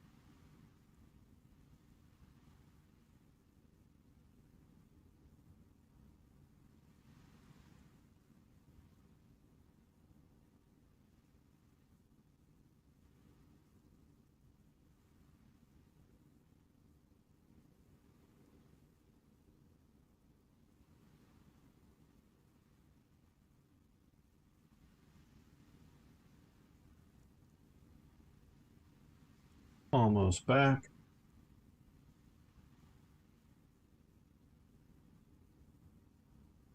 Let's see if we can get this war with Ethiopia done. I know it ended in 36, and I think it was maybe before this, but let's keep this going. All right. Welcome back, fellow armchair generals. This is Gamer 1745 here with my continuing look at the new By Blood Alone DLC for Hearts of Iron 4, giving you my views on what I'm seeing. Mostly good. And, you know, hopefully you'll lick the like button, smash the red subscribe button, and of course, post your comments. Okay, so we are trying to take down Ethiopia. We're having supply problems, so we have built into the supply depot here. We're building this up here, but that's going to take a while. Maybe we should have built it earlier. Back here, and yes, thank you for following. Love to see more people over on Twitch. In case you would prefer, I am on Twitch. I am on YouTube right now. I am on Rumble Live. I am on Twitter and Facebook, thanks to Arna. So you can watch me wherever you wish to. Avanzate! Sì, signore! These guys and these guys are going to attack this single division here. And these Attento! guys are going to pick up here to keep them from coming and reinforcing these guys, hopefully. Attento! Yes, potato. Pronto! Hello, Papa Stalin. Yeah, we're trying to crush Ethiopia here. Got a division that's sort of trapped, though it's holding out fairly well. Forza, muovetevi! Bad leadership on my part to let them. Pronto, signore!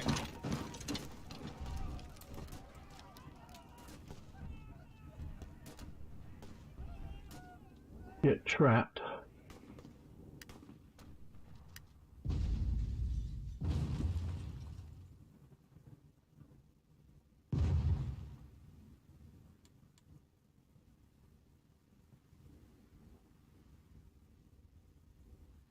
Attento! Okay, whoa.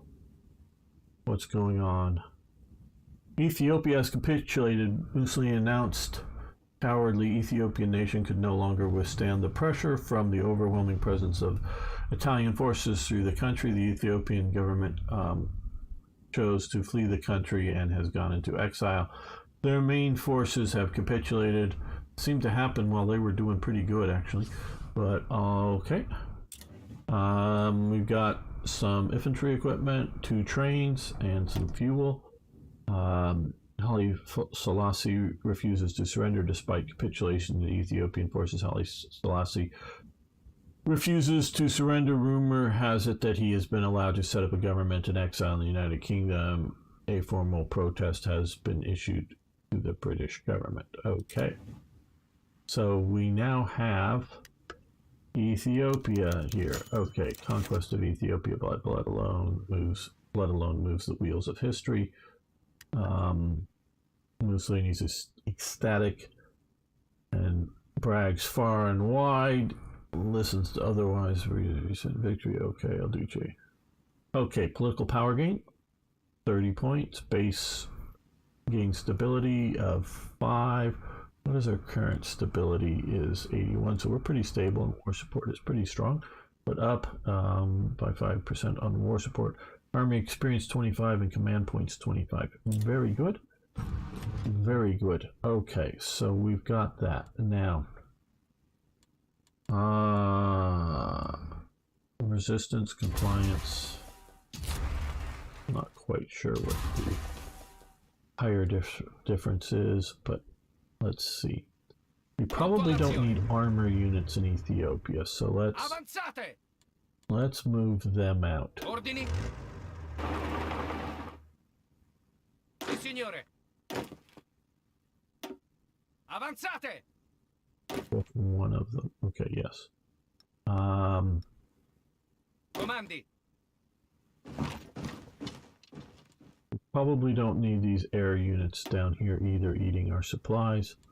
So let's move them back to where they came from, up to here, back to Piedmont.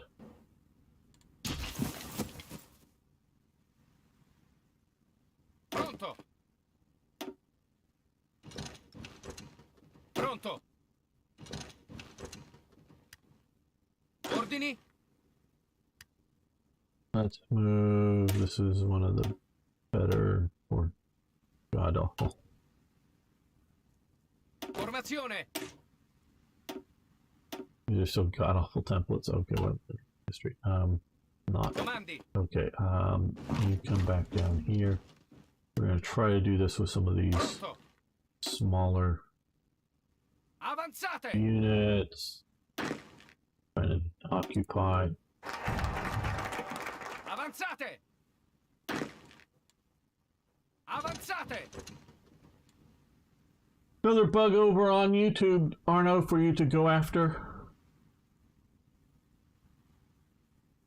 Simple, more men, yes. Well, actually, we need more rifles is more than we need more men. We got, I'm not saying it's enough, but we have men. It's Rifles, artillery. Okay. Let's do...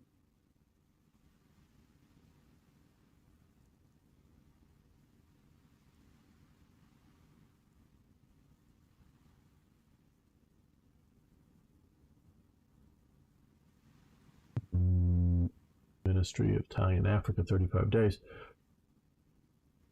Unlocks occupation law and states colonial police, which grants resistance target. What about over...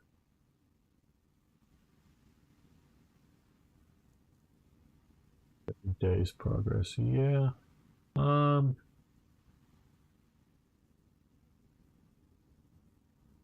think 35 days there. Let's do this. Let's do this now that we have that. Well, I don't know their exact flight path that they'll go. They'll take longer than they used to here. No, here. They're just drawing, I think that's just drawing the lines in the straightest possible distance. I don't know if they fly over territories. I don't know quite technically how that works. Okay, let's again continue to... Yeah, I'm still somewhat new to this. Well, I'm still very new to this DLC, so little stuff for me to learn, I'm sure.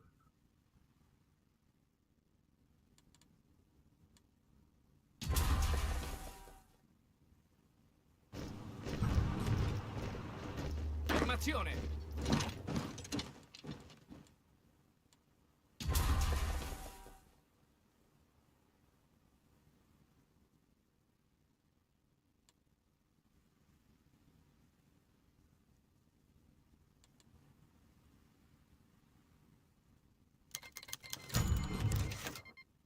Okay, El Duce has publicly declared... Oh, pause. I read this. Has publicly declared how the Abyssinians are crushed and are on the run, and their will broken after their defeat. Privately, though, he curses the Abyssinians for their resilience and defiance towards Italian rule. El Duce was given the order to crack, or has given the order to crack down on local opposition with brutal force and to institute laws to keep the population in check. He wants the entire country pacified and brought into... See, I thought I was playing the top leader of the country.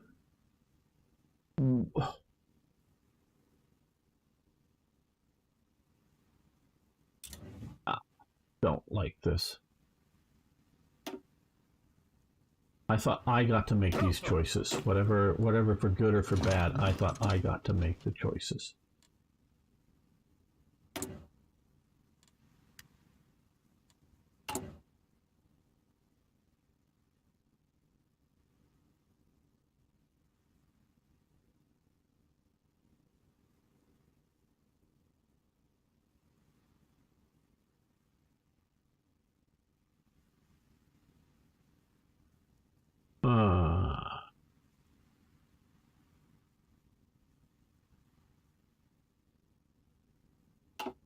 Okay, well,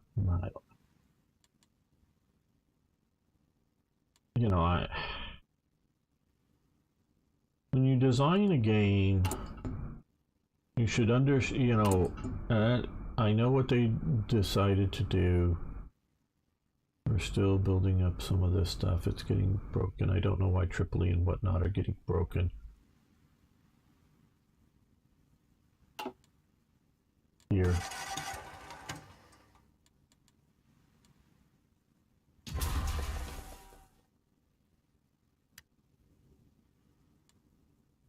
I honestly don't know of a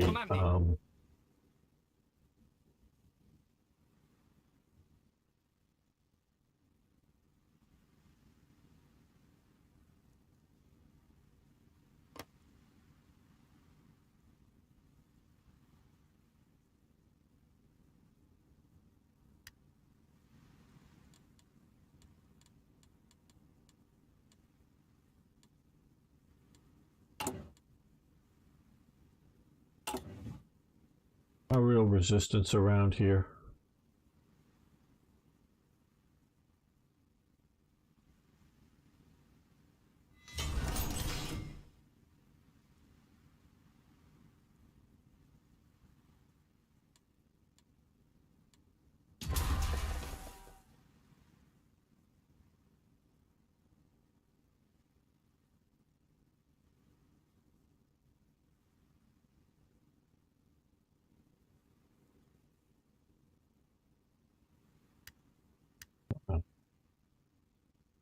What I should be doing about all this, quite honestly.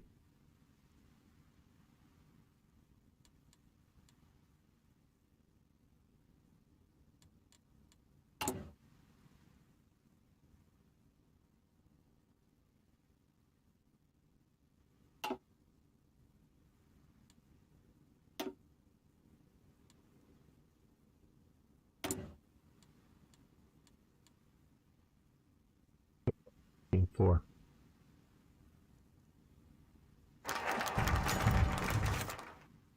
okay, communist guerrillas south of Ethiopia, those insurgents, colonial police.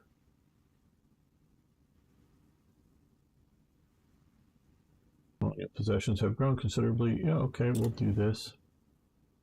Okay,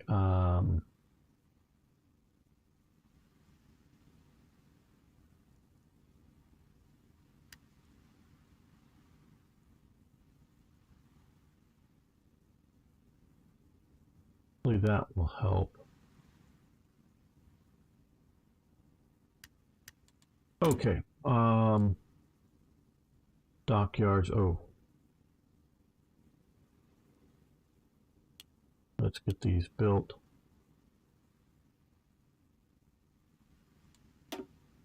And now,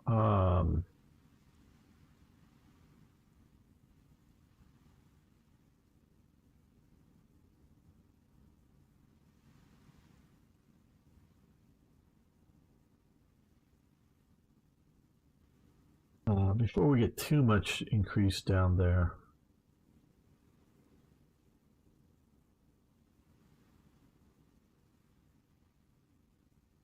that research slot would be nice. This one, power plants in Torini, which is okay. Synthetic oil requirements. Well, we're working on that.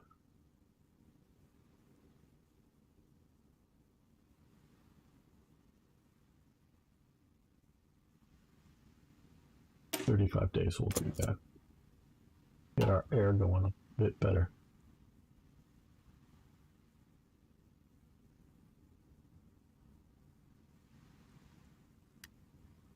Yeah, just lost a clerk there.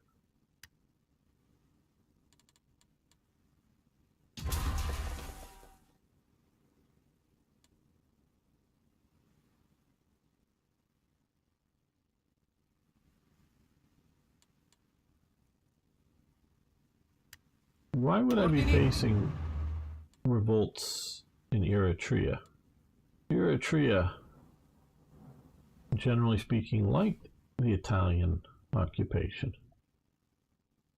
May not absolutely liked it in absolute terms, but they thought it was pretty nifty. Pronto all'azione.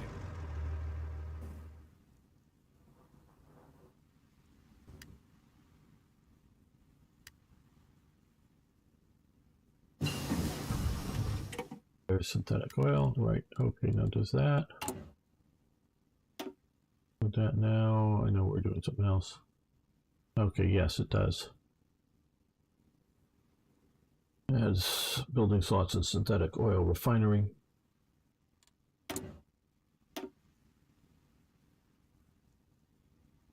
Still in 36, so I don't really want to jump to 37s just yet.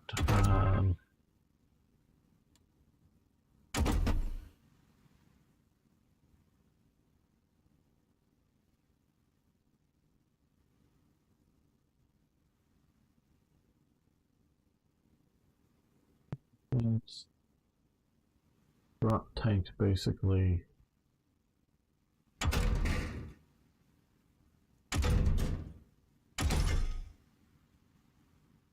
I know we're now done with the war, but that would be good. Okay.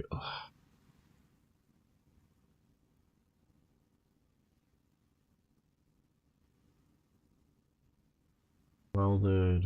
Okay, well, Italy doesn't do welded armor, so.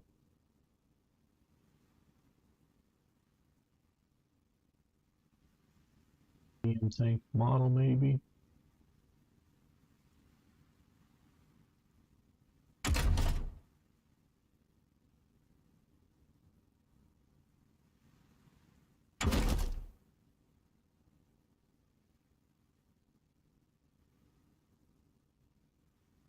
Yeah, let's do something basic like that.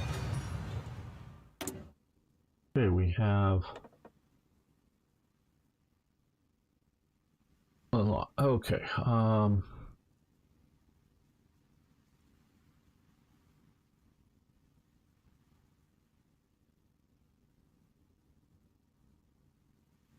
consumer goods down, that's nice.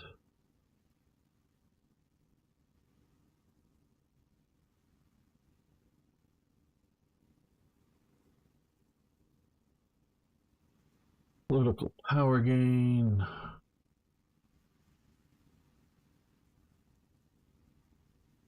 Fascist demagogue. We got a lot of support for the fascist right now.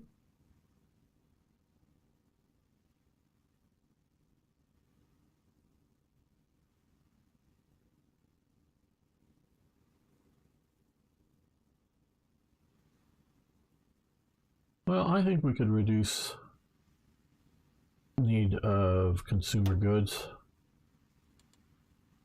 May not be hugely important, but forget what it was before, but that's down to 7 now. 2 for trading. That gives us 15. It's taking this a lot longer than I thought to build that, but all right.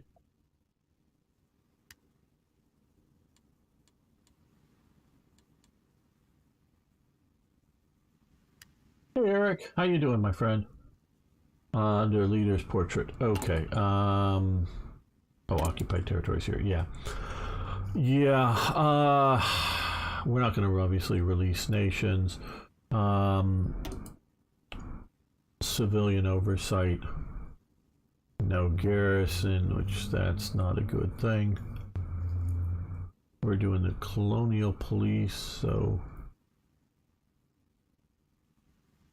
resistance target down 30%, damage down 40%, required garrisons 30% daily compliance minus. Is that 2%? Did I read that right? So yeah. Ethiopia, Eritrea, and where's Somaliland? Is that Somalia? Maybe that's just all under Ethiopia now. Okay.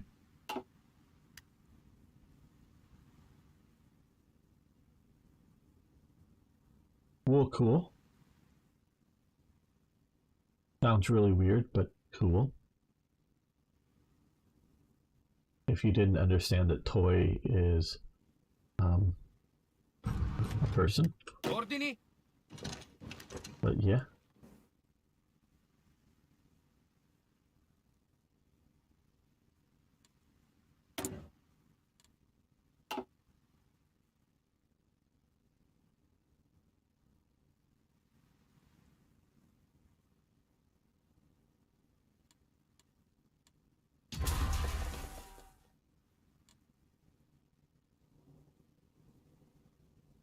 Ordini?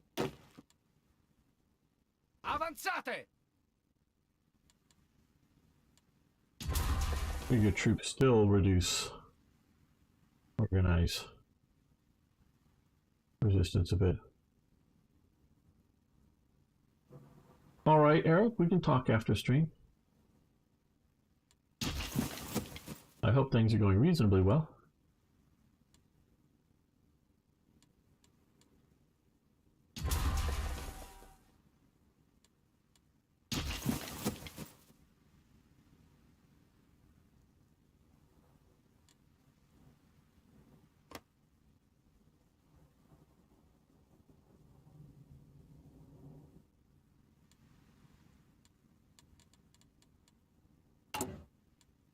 Now that we're no longer fighting war, I guess we can speed it up even more.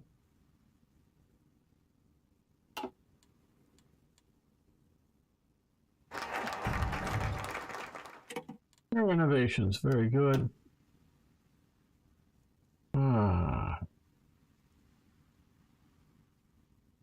Factory to come and get 2 more civilian factories.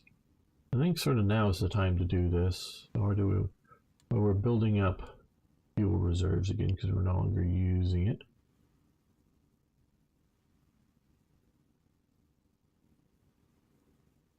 Of course, there's another like short, well, 35 days. Okay, okay. That's just one dart. Total naval guns, expand naval factories, naval bases, dockyards.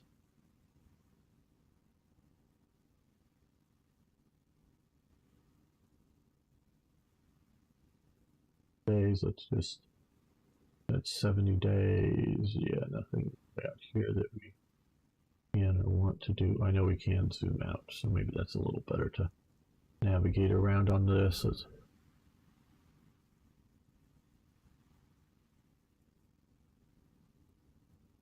These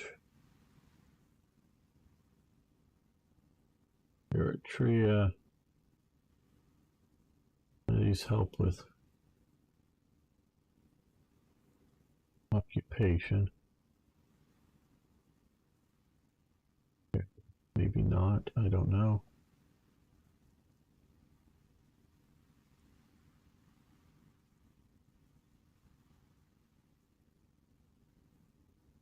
Yeah, I think the Navy here of flying school over here.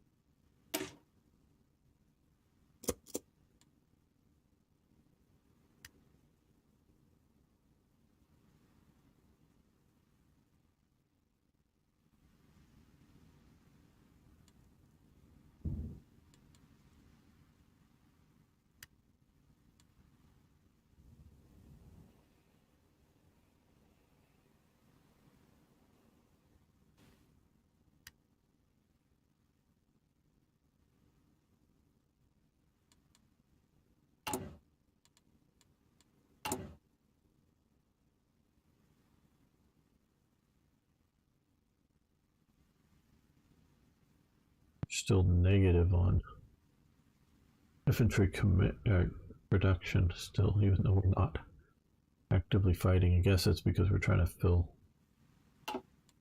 holes in it.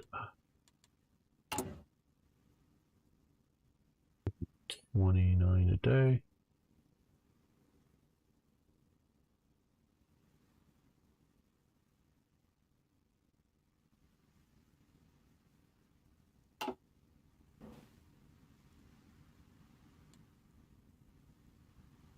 Okay, even faster. I know we haven't intervened. I don't know if there's a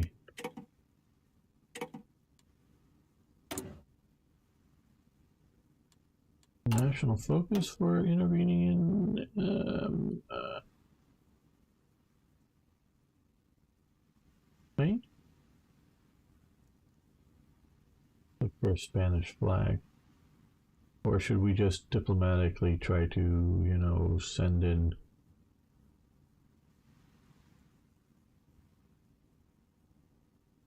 I don't see a Spanish flag so far.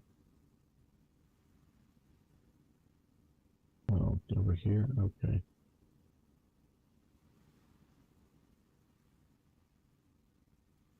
Okay, Spanish, okay, that's...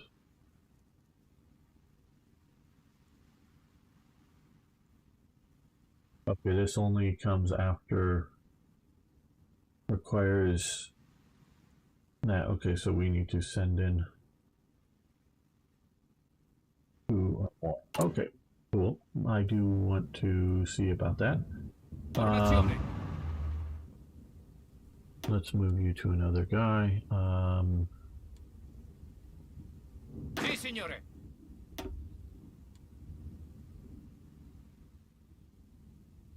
Formazione.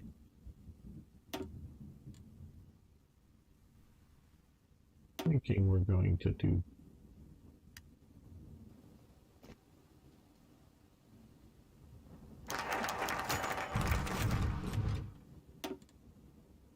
Okay, expand naval facilities, anti-Comintern pact. Hold on.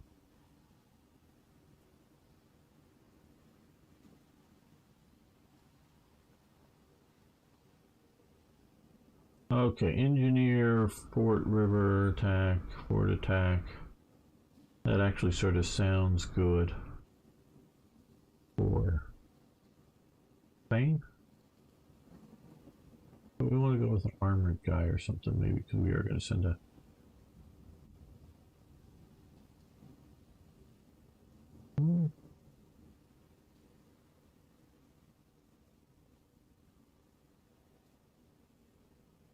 Yeah, we'll assign him to this. Okay. Germany propose we sign a pact that addresses the Comintern as goals.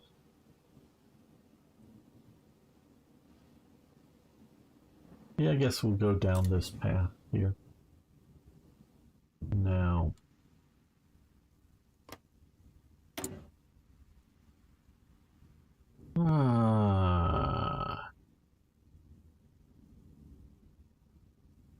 Send volunteers.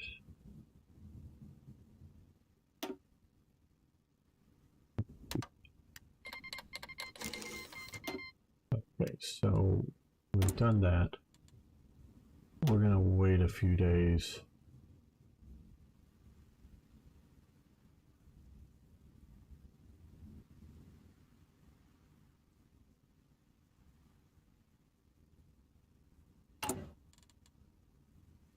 On both of these things. Go.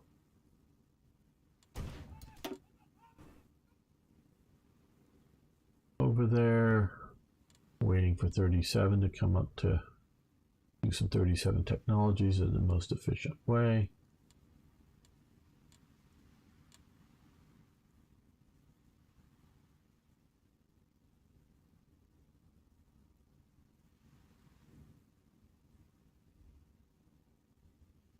Yeah, we've got the volunteers going there. They're on their way there now.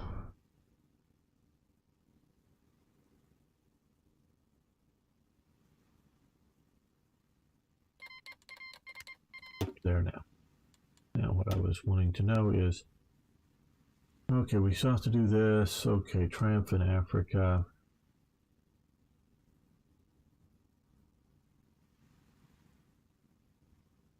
Okay, so we're gonna.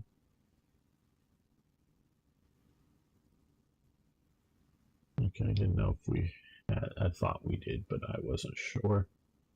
Okay,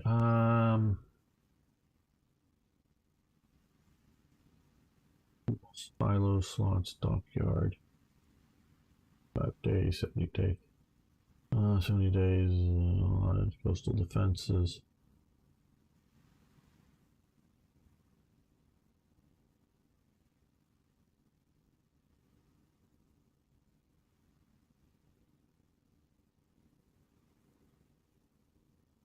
Much more likely to do something in the 35 days than a 70-day thing.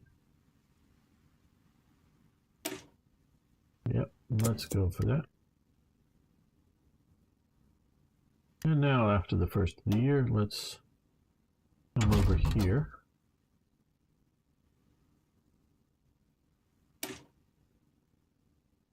Research that and come over here.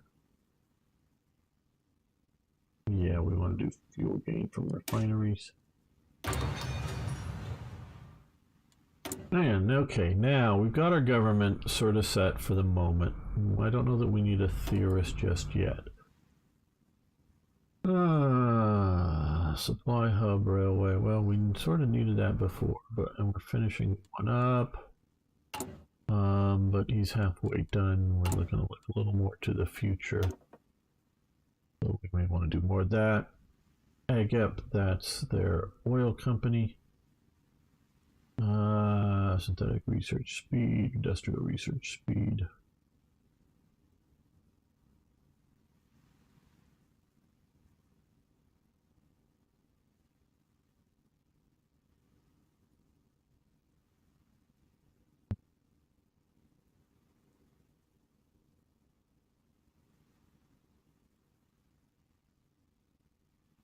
Grain production cost down by 25%.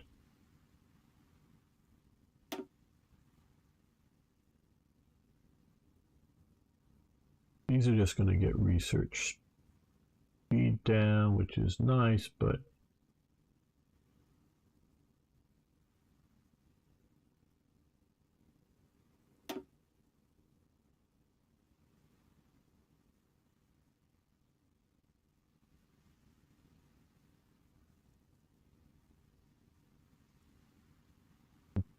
speed, research.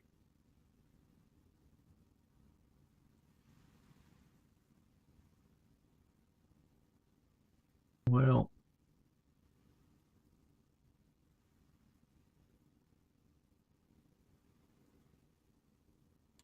because we're doing a lot of, yeah, we're doing a lot of, and we're going to be doing a lot of industrial research. So I'll be doing just a little bit of electronic. Yeah.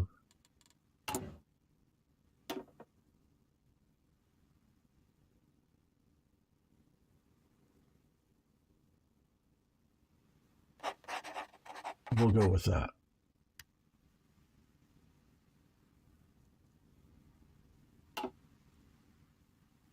Okay, where is our... Oh, what happened to them?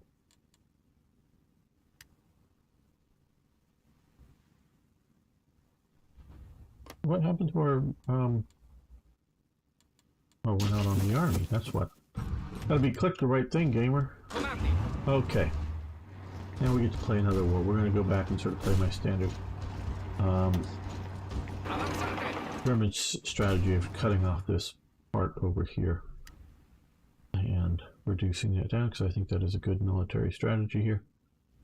I love that they now go along railways. This is so much better than it used to be in the olden days. Okay. Industrialization program. Okay, for Italy to truly further its future, it is planned to expand our industrial footprint. Okay. Pronto, signore. Pronto.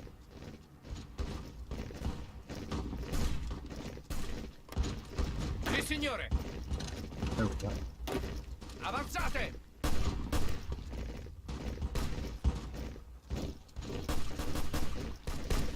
Actually, yeah, this division wants to come there.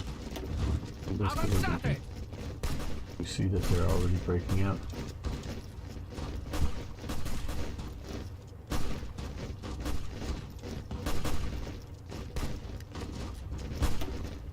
Avanzate.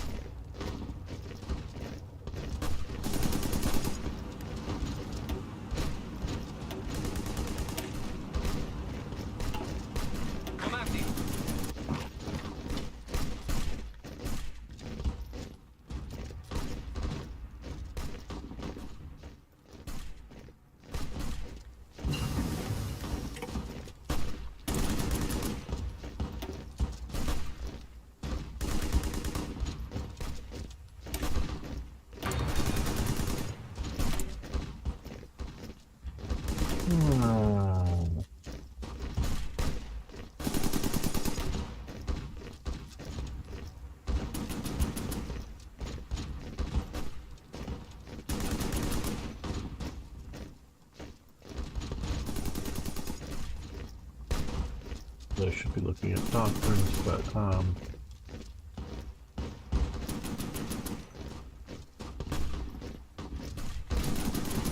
we want to wait on that one.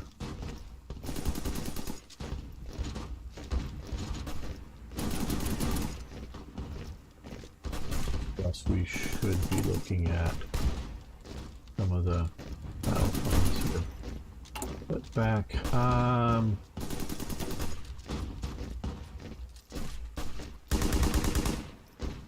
production.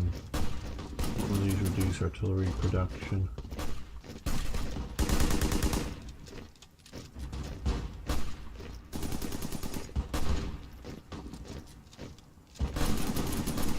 Let's go with bread. I like bread as a company.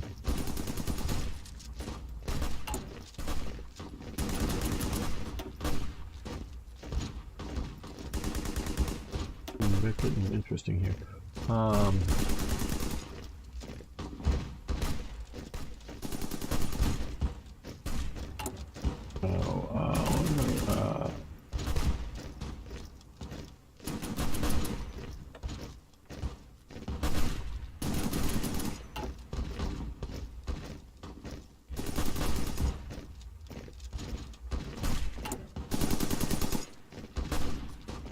What I'm looking for is the doctrines.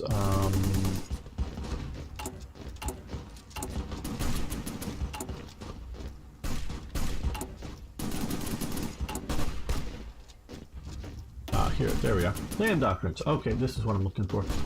Okay, yeah, we're doing the grand battle plan. So now that we've earned a bunch from there, let's unlock that. Now, naval, we really haven't done much, nor air enough to get anything there.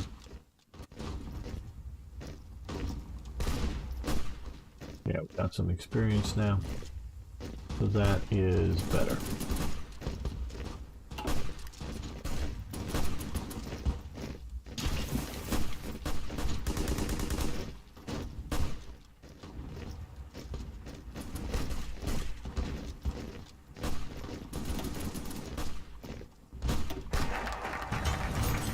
Okay, basic small arms industry, very good.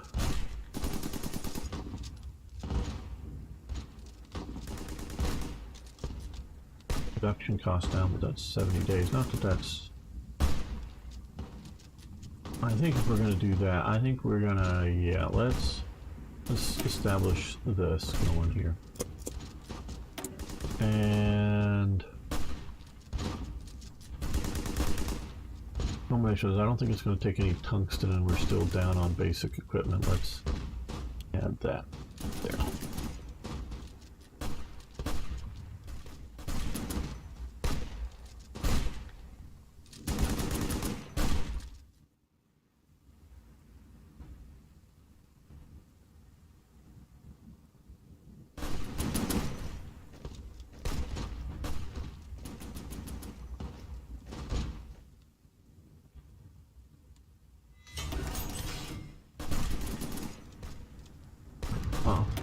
Okay, well,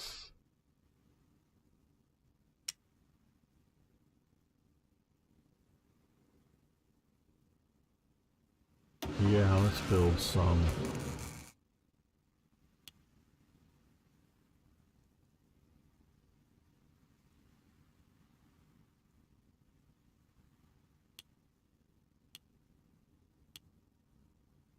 Build some transports. I think they'll be useful long term. Okay, we made it to here, good.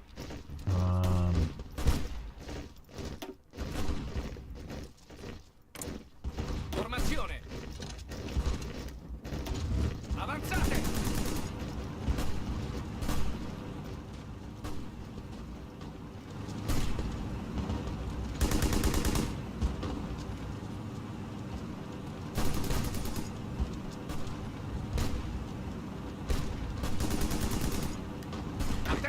And you should be also attacking that good. We were on the defensive, I know, but now we are on the offense. Okay, good. Pronto all'azione. You and you go into the hills. You attack the mountains or whatever these are. Formazione. Avanzate. Uh-oh. Yeah, I have other weirdos to fight here. Okay. Continuate l'attacco. Come to there. You Avanzate. drive down there. We're gonna probably separate out these two groups. Comandi. Sì, signore.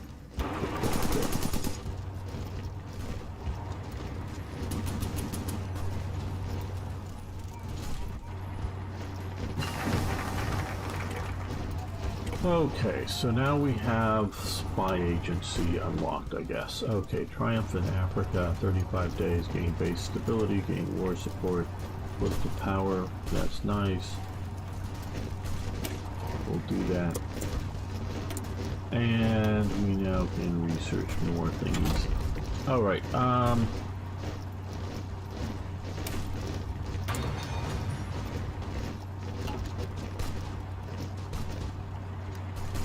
Signore. you attack in the woods with the infantry there. Let's slow this down by one.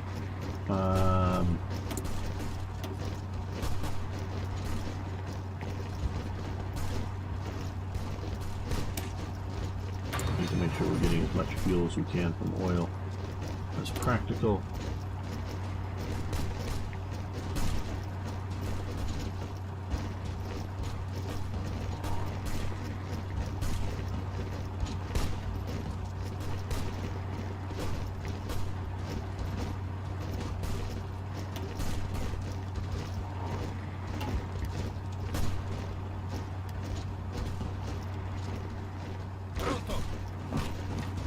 Come there, you. Avanzate!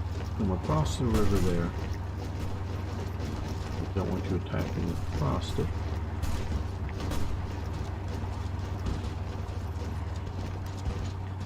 Avanzate!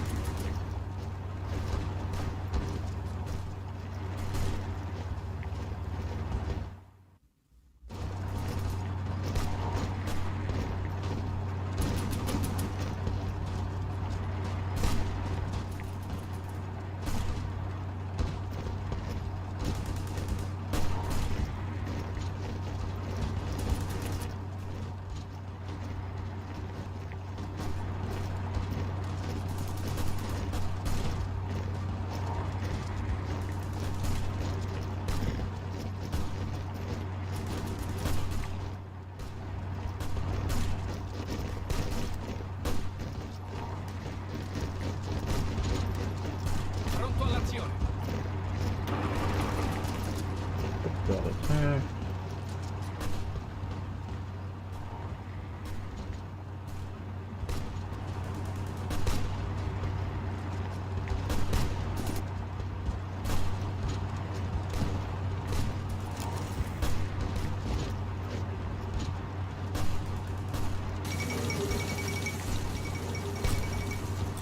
Okay, looks like things are heating up in China with Japan. Okay, okay, we can recruit an operative.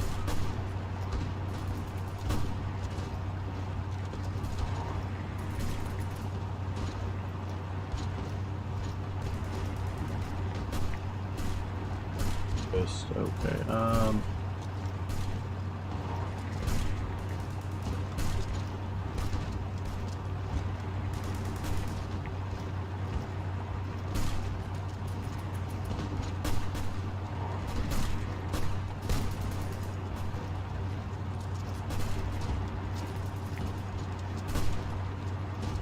let's go with this guy. And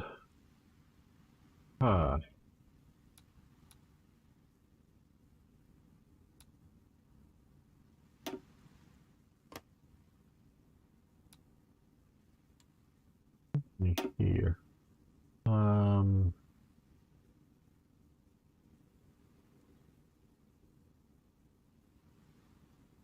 What him to do is root out resistance down here.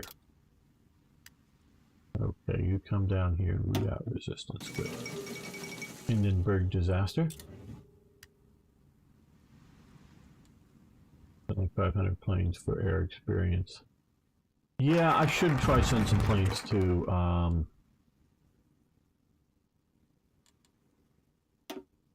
Spain. So let's see. We're gonna see about up over here. No, get out of it. Here.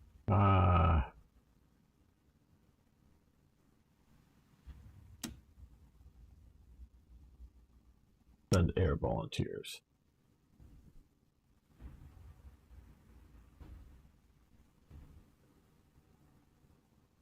think.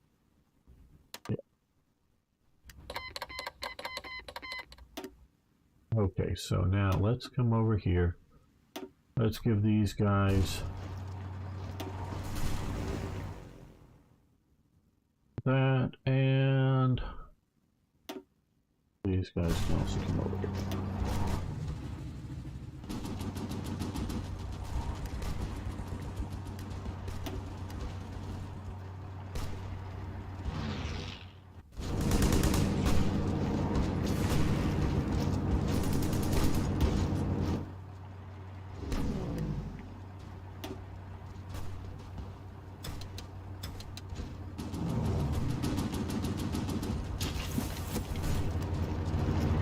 Pronto all'azione.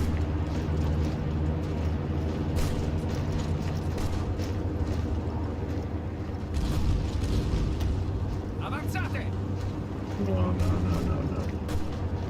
Okay, I thought I clicked here and got this guy, but no, I did. Oh no, that's Spanish. No wonder I did, because I was clicking on the wrong Asian guy. Okay. Yeah, we support that attack.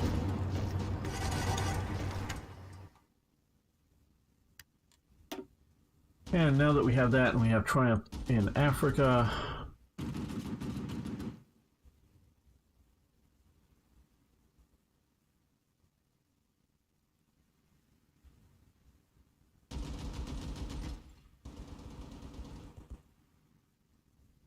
compliance increase with that, the value of the lira. I don't know that we need to do that just yet. New Emperor of Ethiopia.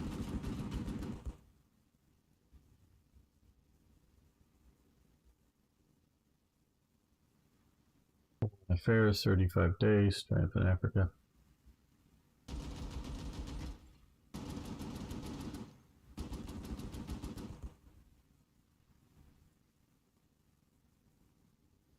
I'd like some more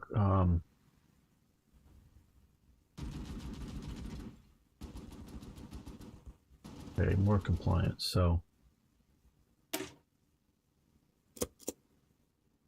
we'll do that.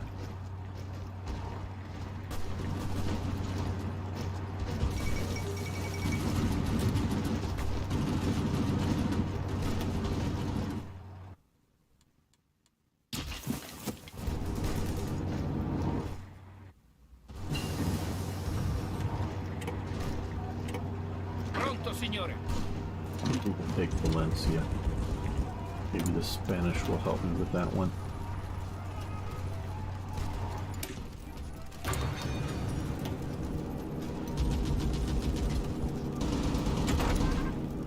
And we should also do radios.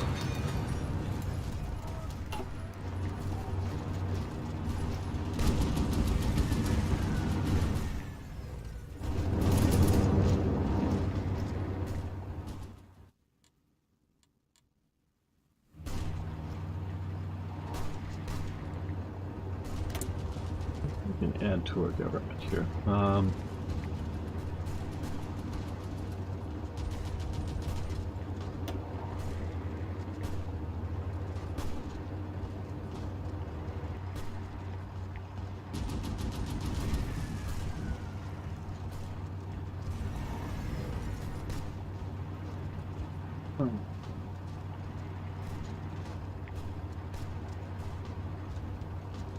Why does this still give like ground attack and reliability plus here, or fighter legit?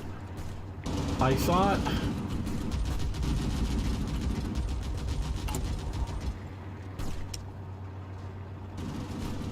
with, I still don't know really how to use it.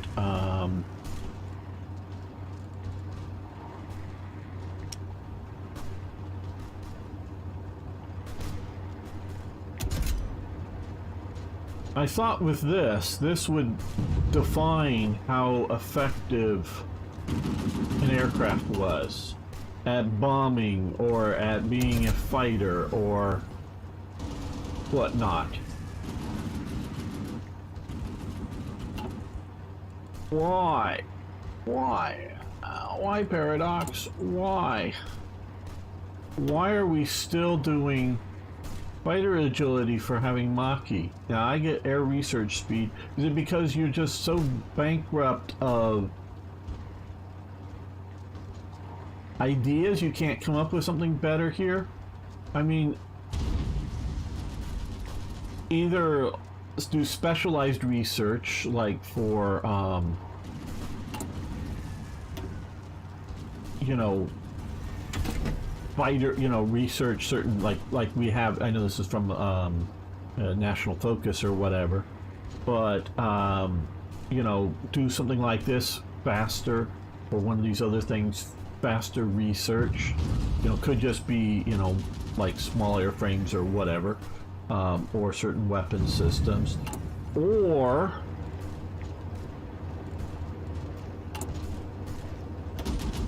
this would be fighter production, or, you know, certain models production faster. Why does this do agility better anymore? I thought we were beyond all of this. Now,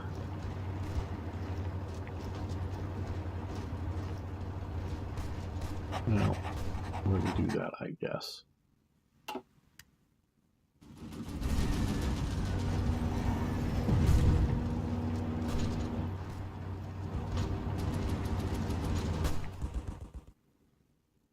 Gamer doesn't understand.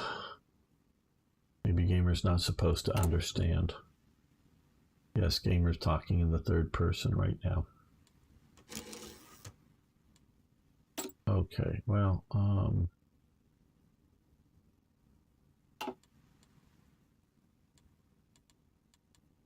now, are you reducing resistance at all?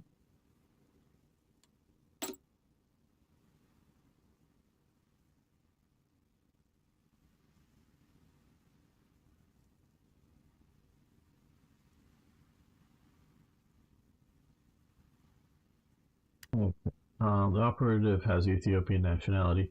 Yeah, she looks Ethiopian. Following bonuses.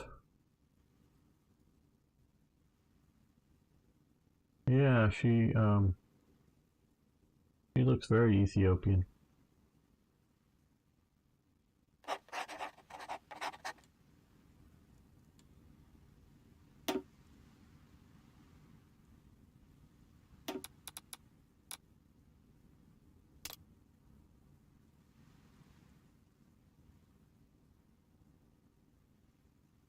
Yeah, well, what I'm having to do is root out resistance down here. I don't know that that's the best option, but that's sort of what I'm having to do. Okay, Opal rulers, okay. The Haile Selassie goes to approaches the Italian officials, Indian army commander. We can seize this occasion and exploit it for our own benefit. We would be wise to remember that this man is a traitor in many Abyssinian eyes of supporting him. Okay. Granting some concessions might satisfy the locals, political power, compliance.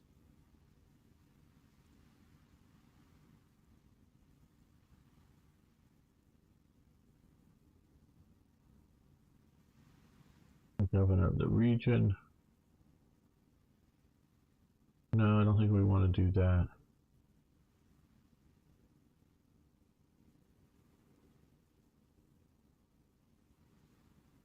Well, no resistance is up, but compliance is better. Let's do that. Let's do that. That way our compliance mode here is somewhat better. Resistance may be worse. I don't know that that was in any way the best choice.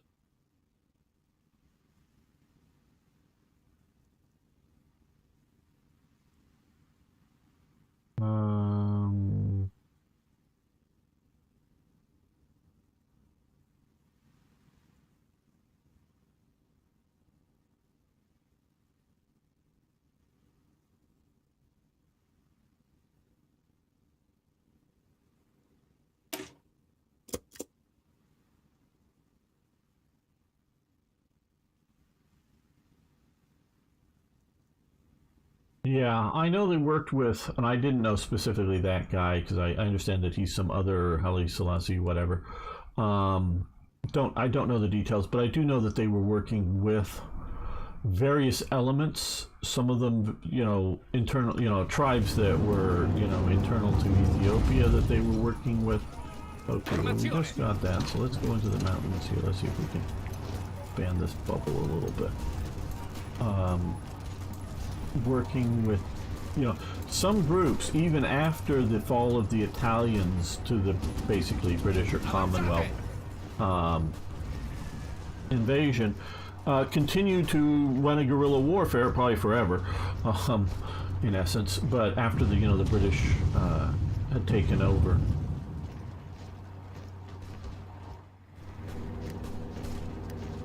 And so there was a certain amount of local support.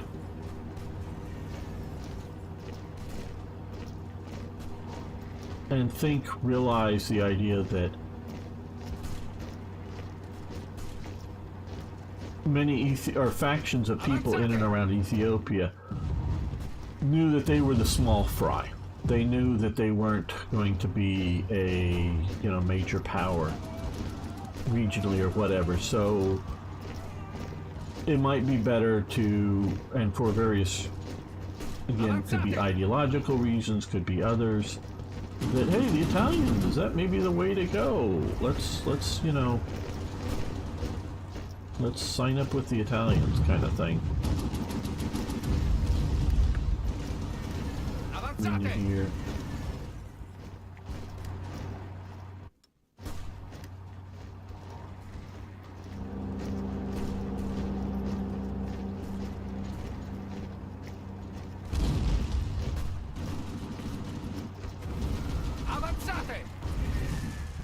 They'll have maybe, you guys saw them taking that forest along the river. That would just give us a nice river border there with the anarchists.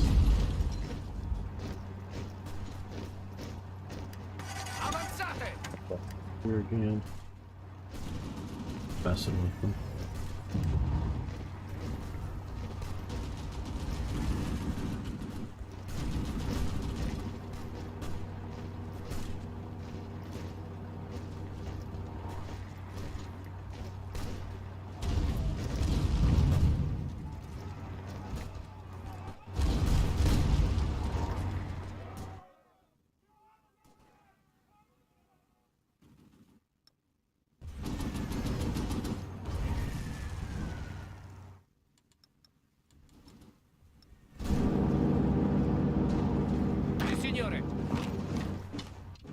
We're just going to stand around and do not much.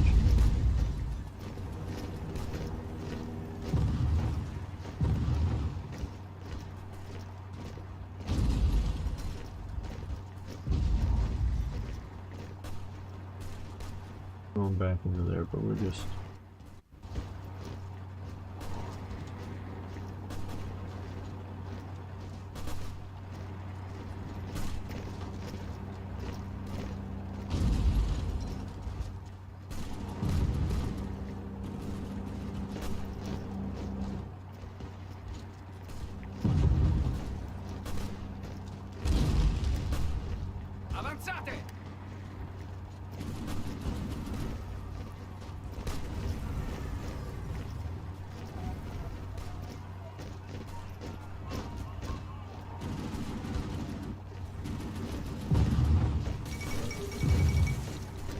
Oh, Amelia Earhart made it around the world this time.